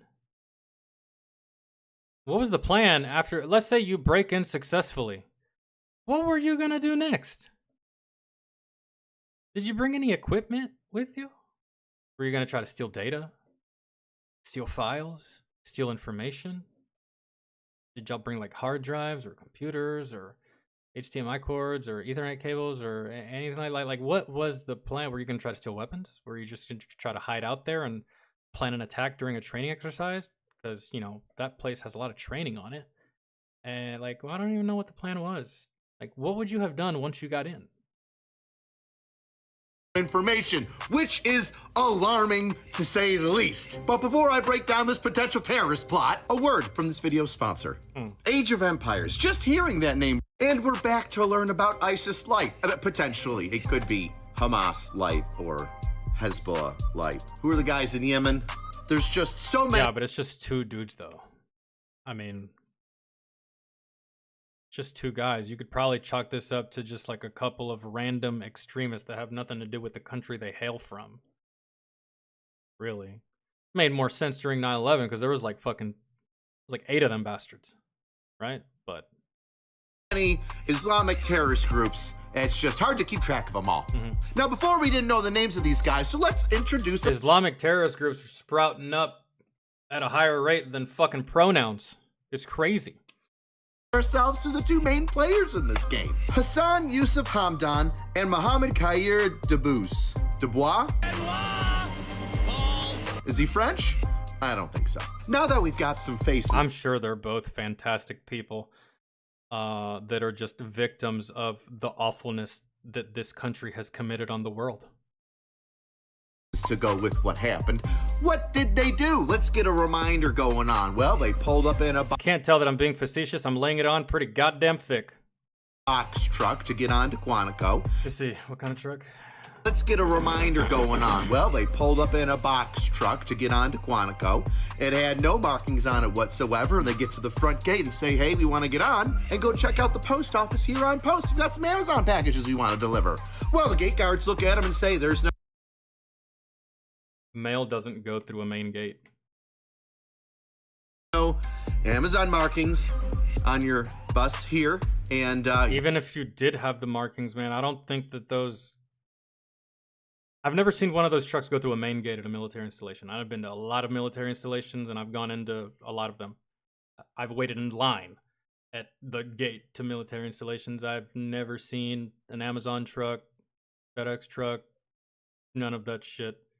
Not saying they don't deliver to military installations. I just don't think they deliver through the main gate. you don't have I could be wrong. Any Amazon ID. And they're like, well, we work for a subcontractor. The guards are like, no, that's not how this works. Listen, go pull over there into the vehicle check area. We might have to do a secondary check on your vehicle. And they do. They pull over there and they wait for a little while, and the gate guards come up and tell them, hey, listen, you ain't getting on this post. You don't have the credentials that we're looking for. We're gonna have to turn you around, send you guys on your happy little way somewhere else, okay? Plus, you're weird. See, had they actually had credentials for this vehicle, they could have actually gotten on. Because the security at Fort Benning is an absolute joke, bro. And for all you soft fairies out there, I'm not calling it Fort Moore. That's gay. Stop it. Go away. You're a turd. The security at Fort Benning is actually a joke, bro. Like, if you're a civilian, you just go in, you go to like this side building, you give them your registration, your insurance, your driver's license, they make a copy, they give you a day pass. Guess what? They don't even check your vehicle. They don't. At Fort Benning, they don't check your vehicle. You go in, if you're not in the service, show your ID, get in. If you're not in the service, you go to this little building, you wait in line for like 5 minutes, take a picture, registration, insurance, blah, blah, blah. You're on the installation. It's that easy. Literally that easy. You two dumbasses could have forged paperwork for this vehicle and just gone in and got yourself a day pass. But probably not, because I'm just now remembering that this is Quantico, and that probably doesn't fly that way. Just remembered that. But it does fly like that on Fort Benning. So, I mean, you can pick any military installation for a terrorist attack and it would still have the desired effect. It doesn't have to be Quantico. You could have done this at Fort Bliss, still achieve something. Could have done this at Fort Hood, Fort Benning, fucking Fort Drum, Fort Irwin. You could have done this anywhere, really. But what was the plan? To blow something up or steal information? If it's steal information, you're in the right places. To blow something up, then you could have chosen a slew of different places. Kind of dumb, really, in this regard. Us out. Well, Hassan and Muhammad just decide to hightail it through the gate and then get stopped by vehicle barriers and then get arrested because now they just tried to barge onto Quantico. Well, when you drive like you shoot, that's expected to happen. I've seen y'all shoot. It's not pretty. It's kind of embarrassing. So in a nutshell, two dudes in an unmarked truck try to push their way onto Quantico. Quantico is FBI. Where the FBI, the Marines, and the CIA don't kill them. They survived this, guys. Should have they survived this? No. Should they be alive right now? No. But they survived this. But America's the worst country, remember that. Marines, the CIA train, and then when they get told, no, listen, you don't got the right stuff, they try to blow past all the gate shenanigans and end up getting stopped by vehicle. And don't shoot them. Weird. Stop. Taken into custody, arrested, and now here we are today, months later. That was back in April. But here we are now, late October, and some things have come up since they were arrested. Let's learn about Hassan first, right? Hassan Yusuf Hamdan. You know how he got... Nah, I'm sure he's a good guy, man. Don't even bother explaining it. According to dumbass chats from earlier, and according to that stupid bitch on Twitch, this guy's a victim. This guy has been wronged in every single conceivable way by this country. We actually deserve this. Fucking idiot. Got into the country, he's here illegally. You wouldn't guess it. He crossed the southern border in California. Imagine. Got into Cali, baby. Going back to Cali. Huh, the southern border, a little loosened at security? Say it ain't so. So Hassan, a Jordanian national from the country of Jordan. Geez, where is that? Is that in the Middle East? Is it right by, oh, I don't know, that place where all the shit's going down right now? Oh, Israel! Yeah. Oh yeah, it's right in the heart of all this shit. So what was the plan?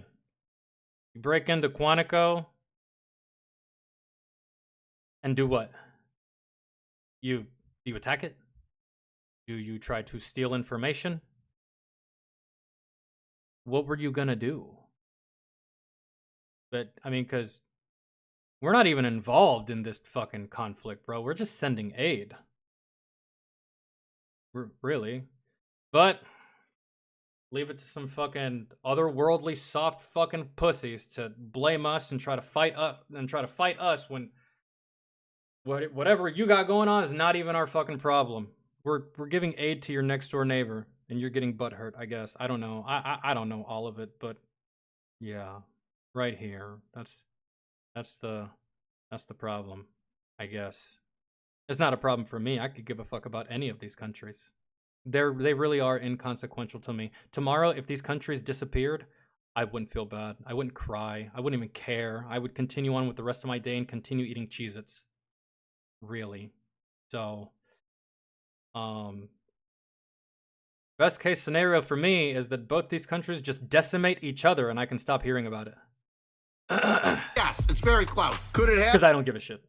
Like people that don't like the United States supporting Israel? Yes, it could. Yeah. But anywho, Hassan crosses the border because, hell, why wouldn't you? It's just so easy to do so nowadays into California. Cali. Get stopped by ICE. ICE run their checks on him. They say, well, he's not like a wanted felon for anything that we can see in our database. But he's illegal though. But it's California and you retards don't give a fuck about that stuff, so he's there. Even though our database is severely lacking, we've definitely let people go that have been on a terrorist watch list before. Not my words, but theirs. And they give him a notice to appear document. Now, I don't know if Hassan made his appearance date or where it was or how these things even work. Because how could you expect a guy to show up for his hearing in California when he's all the way in DC now, in Virginia at Quantico? How the hell did he get from there to there? Walking fast. That's just some random questions that I have. If you have a notice to appear document in California, can you just appear at any ICE or immigration? They can send them back to Jordan. According to Fox, Jordan is ours and Israel's allies. Okay, see, that I didn't know. I didn't know what our relationship was with Jordan. But I wasn't going to say that the relationship was bad because I've never really, since I've been alive, I've never heard of any kind of problems with us and that country, right? But these two dudes are from that country, and we're giving aid to that country's neighbor, and these guys don't like it. So that's pretty much where we are. That's why they did what they did with a half-assed plan that wouldn't have worked even if it got pulled off. What was in the truck? If there wasn't even explosives in the truck, then good God. Good God. No wonder you terrorist groups are always getting fucking destroyed. No wonder y'all are always getting y'all's ass whooped. Y'all never have a plan. Please tell me what was inside that truck. Y'all never have a plan. You fucking terrorist groups. Y'all are so dog water. Dog water. Where did all the good terrorists go? Huh? Where are all the good ones? Oh yeah, that's right. We killed them all.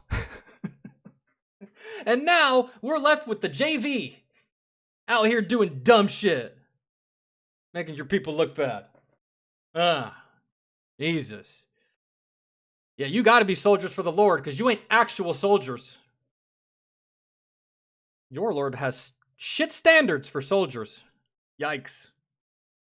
Thing across the United States? Is that how it works? Anywho, he meets up with Mohammed. Mohammed Khair Dubois. He's French, obviously. No, I'm kidding. Mohammed is also a Jordanian from Jordan. Gosh, two guys from Jordan in the Middle East, here illegally, meeting up in Virginia to go and try to attack Quantico. And they live. And they live. That's my biggest grievance here. They're alive. That's the biggest crime here. They're still breathing. Go on to Quantico. Weird. But how? And I know what you're gonna say. But XMC, why would you kill him when you can just interrogate him? Bro, they had a half-assed, garbage, half-baked fucking plan to attack Quantico with an empty box truck with no fucking markings on it. Couldn't even get past the gate. I doubt it. I doubt it. In the Middle East, here illegally, meeting up in Virginia to go on to Quantico. Weird. But how's Mohammed here illegally? Well, his student visa expired, which that doesn't seem like he's such a bad guy. I mean, people on student visas have definitely never spied on the United States for another foreign country. No, never. Like ever? Like ever? No. Come on. Come on, man. No. So Mohammed's student visa expires, and now he's here illegally. And well, hey, birds of a feather flock together, right? So why wouldn't two Jordanian nationals just link up to give each other support so that they can drive a truck onto a military post while claiming to work for Amazon? But guess what? Amazon says that they don't know who the these guys are. And I'm sure some people in the comments will say, well, listen, I can't believe that the conversation kept going after they tried to ram a barricade at Quantico. What the fuck are we doing? What are we doing? Anything that happens after the fact of that attempted ramming of a gate on Quantico doesn't matter. What the fuck are we talking about? if they were subcontractors of Amazon, for those of you who don't know what that is. Doesn't matter if they work for Amazon or not. What the fuck are we talking about? People are stupid. Is Amazon tells a whole bunch of drivers, hey, we need people to move this product.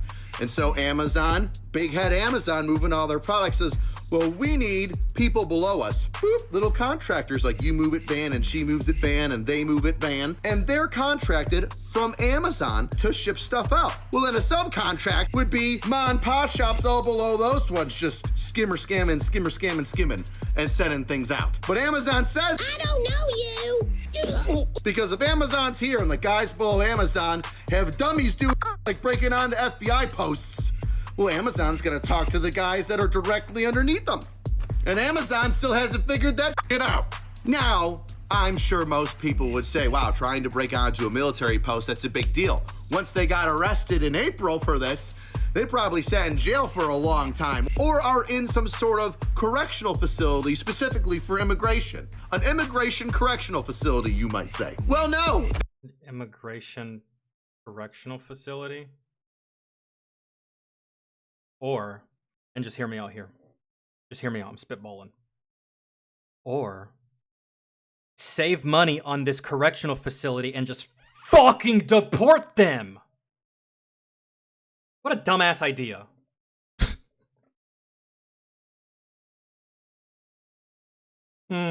Specifically for immigration. An immigration correctional facility, you might say. Well, no, they got bail. 15 grand for Hassan and 10 for Muhammad. And somehow they... I wonder if my punishment as an American would be the exact same as them if I were to try to do the exact same thing.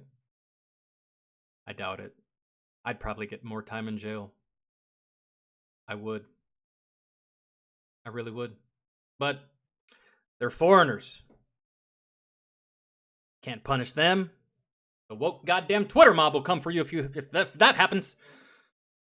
They paid it. They paid their bail and then were released. The government, our government, had 2 illegal immigrants inside the United States. Performed a terrorist attack on Quantico and got set free. How embarrassing in every sense of the word. And I know some of you dumb fucking bastards want to blame Trump so goddamn bad, but this happened under your administration. Stupid asses. Illegally, 1 illegal border crossing, 1 visa expires. They run the game. Makes sense though when you got that stupid dumbass border czar.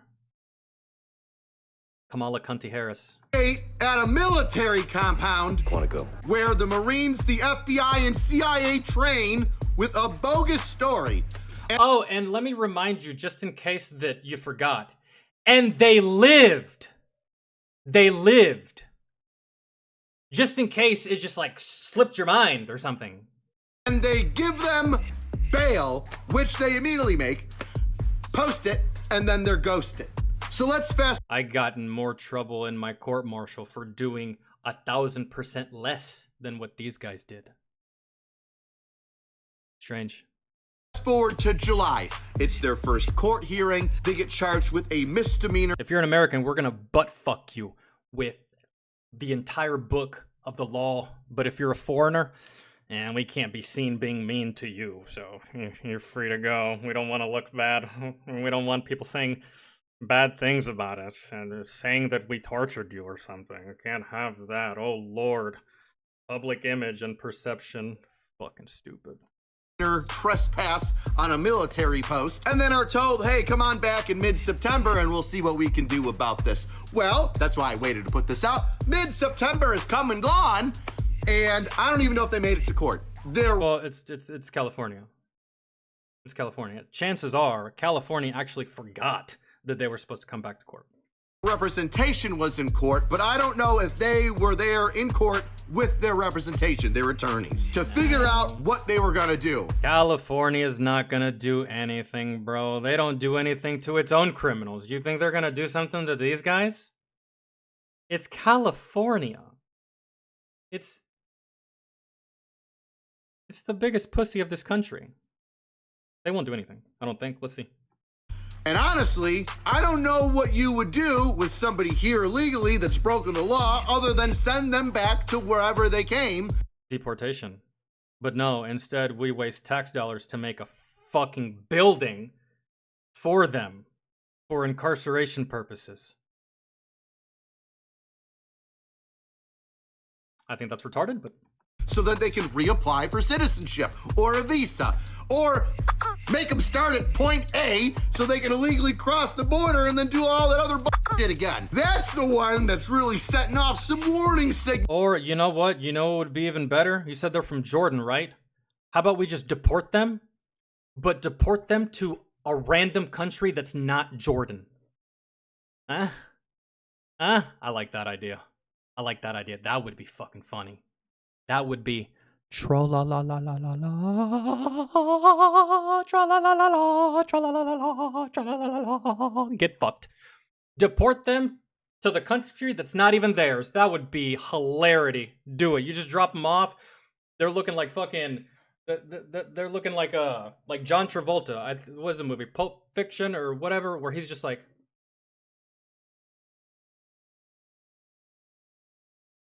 Deport them to the wrong country? Oh my god. That's straight hilarity. Please, let's do it. I think my camera's...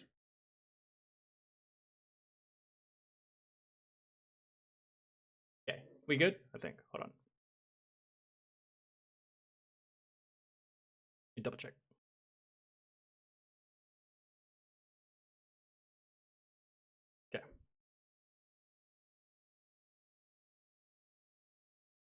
Okay. Okay.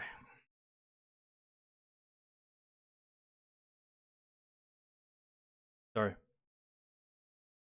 Signals here. Get your tinfoil hats on, man. They're coming across the southern border. I feel like I'm turning into InfoWars. Ever since Alex Jones buzzed his head and started looking like me, I've been getting a little crazy, man. I'm kind of retarded. So there you have it. I've been looking up on the interwebs everywhere, just trying to see what's been going on with their court date in September, and I have gotten extremely limited amounts of information. So take with that what you will. If you want the uncensored versions with a little bit more splash, you can go ahead and check me out on Pepperbox. It'll always...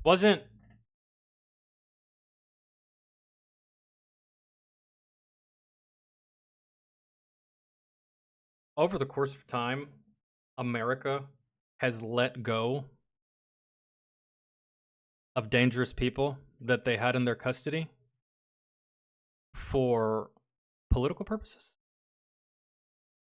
or some kind of strategy or a deal.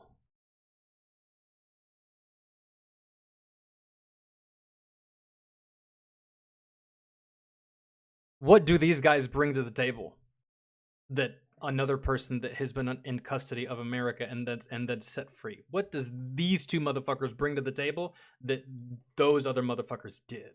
Because if you've never seen the movie Lord of War with Nicolas Cage, it's actually based off of a real story of an international gun smuggler that was caught by the American government and subsequently set free the very same day because that guy sells weapons to countries that our president can't be seen doing business with. So this guy sells weapons to either the allies or enemies of America. It's a strategic move, right? And in that movie, he got caught and he got released the next day because he's a necessary evil. The president needs plausible deniability. But what about these two guys says all of that? Fucking nothing. At least outside looking in, fucking nothing. Why are we even letting these guys go? Should have put one in their forehead, and if not, you should have deported them. That's it. What could we hope to gain from releasing them? Did we even gain anything from releasing them? I hope we did. I hope we didn't just say, hey, you're free to go for fucking nothing. But then again, maybe it's part of the relationship agreement that we have with Jordan.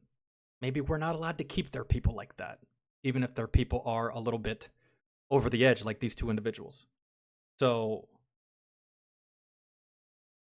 it's just like, there's been people over the course of time that our country has let go for either political purposes or strategic purposes. But these two guys right here, they don't seem like they pose any kind of political or strategic purpose for the armed forces or for any conflict that we're in or aiding in. So it just doesn't make any sense why they got set free. I don't know. So, are you talking about Lord of War, Lorenzo? Is that what you're talking about? That was a bad deal? Maybe it was, maybe it wasn't. I thought the movie was great, but I understood. I've always understood that there's some things that the American people are not allowed to see the president doing. That's why the president has plausible deniability. That's why we have this thing called the black budget. That's why we have things that happen that no one tells the White House, because if you tell the White House, now they know. And if they know, and someone asks you, you have to say it. Now you have to say it because you know. Because if you lie, that's worse. If you lie, you get impeached, right?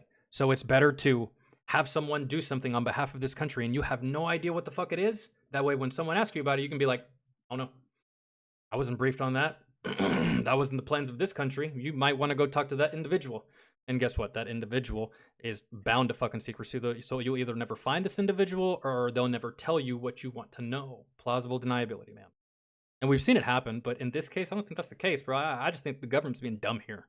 Really. Port these fucking clowns. Day one. Why even keep them? Hold them. And it's just two. I don't know. Be free here, but Pepperbox has the uncensored and longer versions of these videos. And if you like Pepperbox, you might want to know that me and the Unsubscribe Boys are going out on tour. Dallas, North. Fuck yeah. That's gonna do it for this video. I think we're done. I think we covered most of everything. I think I said everything I needed to say in regards to this. Let's see what the comments say. Remember when the US used to execute foreign spies for committing espionage? Yeah, I remember that. A lot of other countries used to do that too. That was back when the world wasn't as bitch-made as it is right now. But no, it's just like, oh, you tried to burn my house down? It's okay, bro. I'm not gonna call the cops. I'm not gonna press charges. I'm not gonna take you to court. You can go. I'll clean up my burnt down house by myself. I suppose. I'll rebuild it, take out a loan, go into debt, blah blah blah. You're good though. It's fine. No hard feelings. Bunch of bitch-made motherfuckers today, bro. It's crazy. It's crazy. Here in America, the only people punished for illegal activities are our own citizens. Exactly. And I said that, bro. Had I done that very same thing that they did, I'd still be in jail. I'd still be in jail. I probably still wouldn't even have gone to court either. And they would have fucked me so hard that whatever time I served before I went to court, they wouldn't even allow me to have it as time served. It's just like, you know. Let me get this straight. These two guys trespass on one of the most restricted areas to trespass in the United States, cause damage, drive recklessly into vehicle stopping equipment, and they weren't charged with a handful of felonies and sent to prison for at least 10 years? Right? Right. But apparently this administration knows something that we don't. My guess is they don't know jack fucking dick all. But I'm going to go ahead and give the benefit of the doubt and say that they know something that I don't, just on the off chance that I'm wrong. I'm willing to accept when I'm wrong, right? But I don't think I am. This is just dumb fucking buffoonery. Really. And what? You take them to DC and then summon them back to California? What if they reach out to a homie? What if they reach out to more people? What if they reach out to more people that share their view, share their thought process, share their extremism? And they give the location of this hearing or this court proceeding or blah, blah, blah, and more chaos happens. You've done made them into martyrs, bro. Really. You turned them into martyrs. Face all over the news. You know, if actually breaking and taking down Quantico isn't what they wanted, then this is the next best thing. Because you done spread their message. Really. So now you give them enough time, ample time, more time to further get their affairs in order and maybe inflict more chaos and more damage via, I don't know, reinforcements, making a phone call, sending an email, doing something, reaching the outside world some way, somehow from where they sit, and they can continue to plan and whatnot. I'm thinking like a terrorist here, really. And it's pretty apparent that our fucking government doesn't think like a terrorist, because I'm thinking like a terrorist right now. Exactly what I would do. They didn't extradite me, and I'm still here. Bet I'm make a couple phone calls. I'm sending a couple letters. Send a couple fucking emails. Hey, come cause havoc. There's gonna be a lot of people here when I'm here. This is my court date. Show up, kill everybody. If we're thinking like a terrorist, that's my next option. That's my next go-to move. Really, is try to get someone to do it on my behalf that shares my same brain, that shares my same views. And it's extremism, so it shouldn't be that hard to recruit a new person to do something on your behalf for the greater picture, right? I'm sitting here thinking like a terrorist, and you motherfuckers like, oh, you're free to go. Fucking pathetic and embarrassing. It's gross. And whose ever decision this was, you should be fucking ashamed and stripped of your goddamn rank. You don't fucking deserve it. But the people that make these decisions have never had a weapon fired at them. And they've never fired a weapon at someone else, so I don't expect them to know or understand or see the things that I see. But the way they see it and the way that they're operating with it is retarded. It is. It lacks logic. It lacks knowledge. It lacks brain cells. It lacks critical thinking. Really, but maybe I'm just stupid, bro. I did join the army, and you know how all us army guys are fucking retarded. So what do I know? Whatever.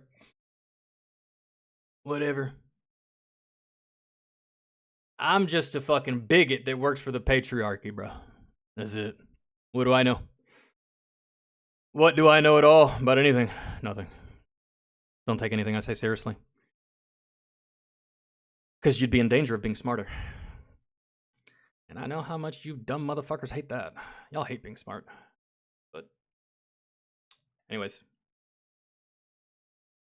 Not my problem. Really? At the end of the day, these people mean nothing to me. They're just random fucking nobodies that I'll never meet or come across, so... Oh, if they live a full life, they live a full life. If they perish, oh well. I don't care. Nor the topic of what this was, which was that conflict going on in the Middle East. Don't give a fuck about that either. So non-important to me. Really. Right now, I'm more worried about removing that shit stain that I have in the toilet than I am of giving a fuck about Israel and Palestine and whatever dumb fuck shit they got going on over there. They'll figure it out. And if they don't, oh well. I'm still gonna eat. I'm still gonna sleep. And I'm still gonna play with my wiener. So fuck all that shit. It's literally just like that. So, Chaka Khan. Guys, I'm out. Hungry. Gonna go to the store. Gonna get something to smoke. And then, I don't know, man. I don't know what I'm gonna do with the rest of my evening, but I am gonna fuck off for now. So, thank you to those who hung out. Thank you to those who stayed. Ryan, thank you for the donation earlier. We'll be live on Twitch tomorrow. We'll be doing music. If you have music requests, put them in the Discord. Put them where they're supposed to go. Patrons have their own section. Non-patrons have their own section. If y'all need anything from me, y'all can hit me up on Discord or DM me. It's literally the only place. I don't have Instagram, Facebook, none of that other shit. So Discord is the place. And yeah, that's gonna be it. Live tomorrow. The live tomorrow will end somewhat before now because I'm taking my niece trick-or-treating. So I think we're gonna go trick-or-treating like around 6, and I'll probably return around 9, really, or whenever the street lights come on, or just when houses turn their lights off. So yeah, that's my plan for tomorrow. Be live for a little bit, and then trick-or-treating, and then live again on Friday, Saturday, all that stuff. So yeah, love you guys. Thank you so much for hanging. I will see y'all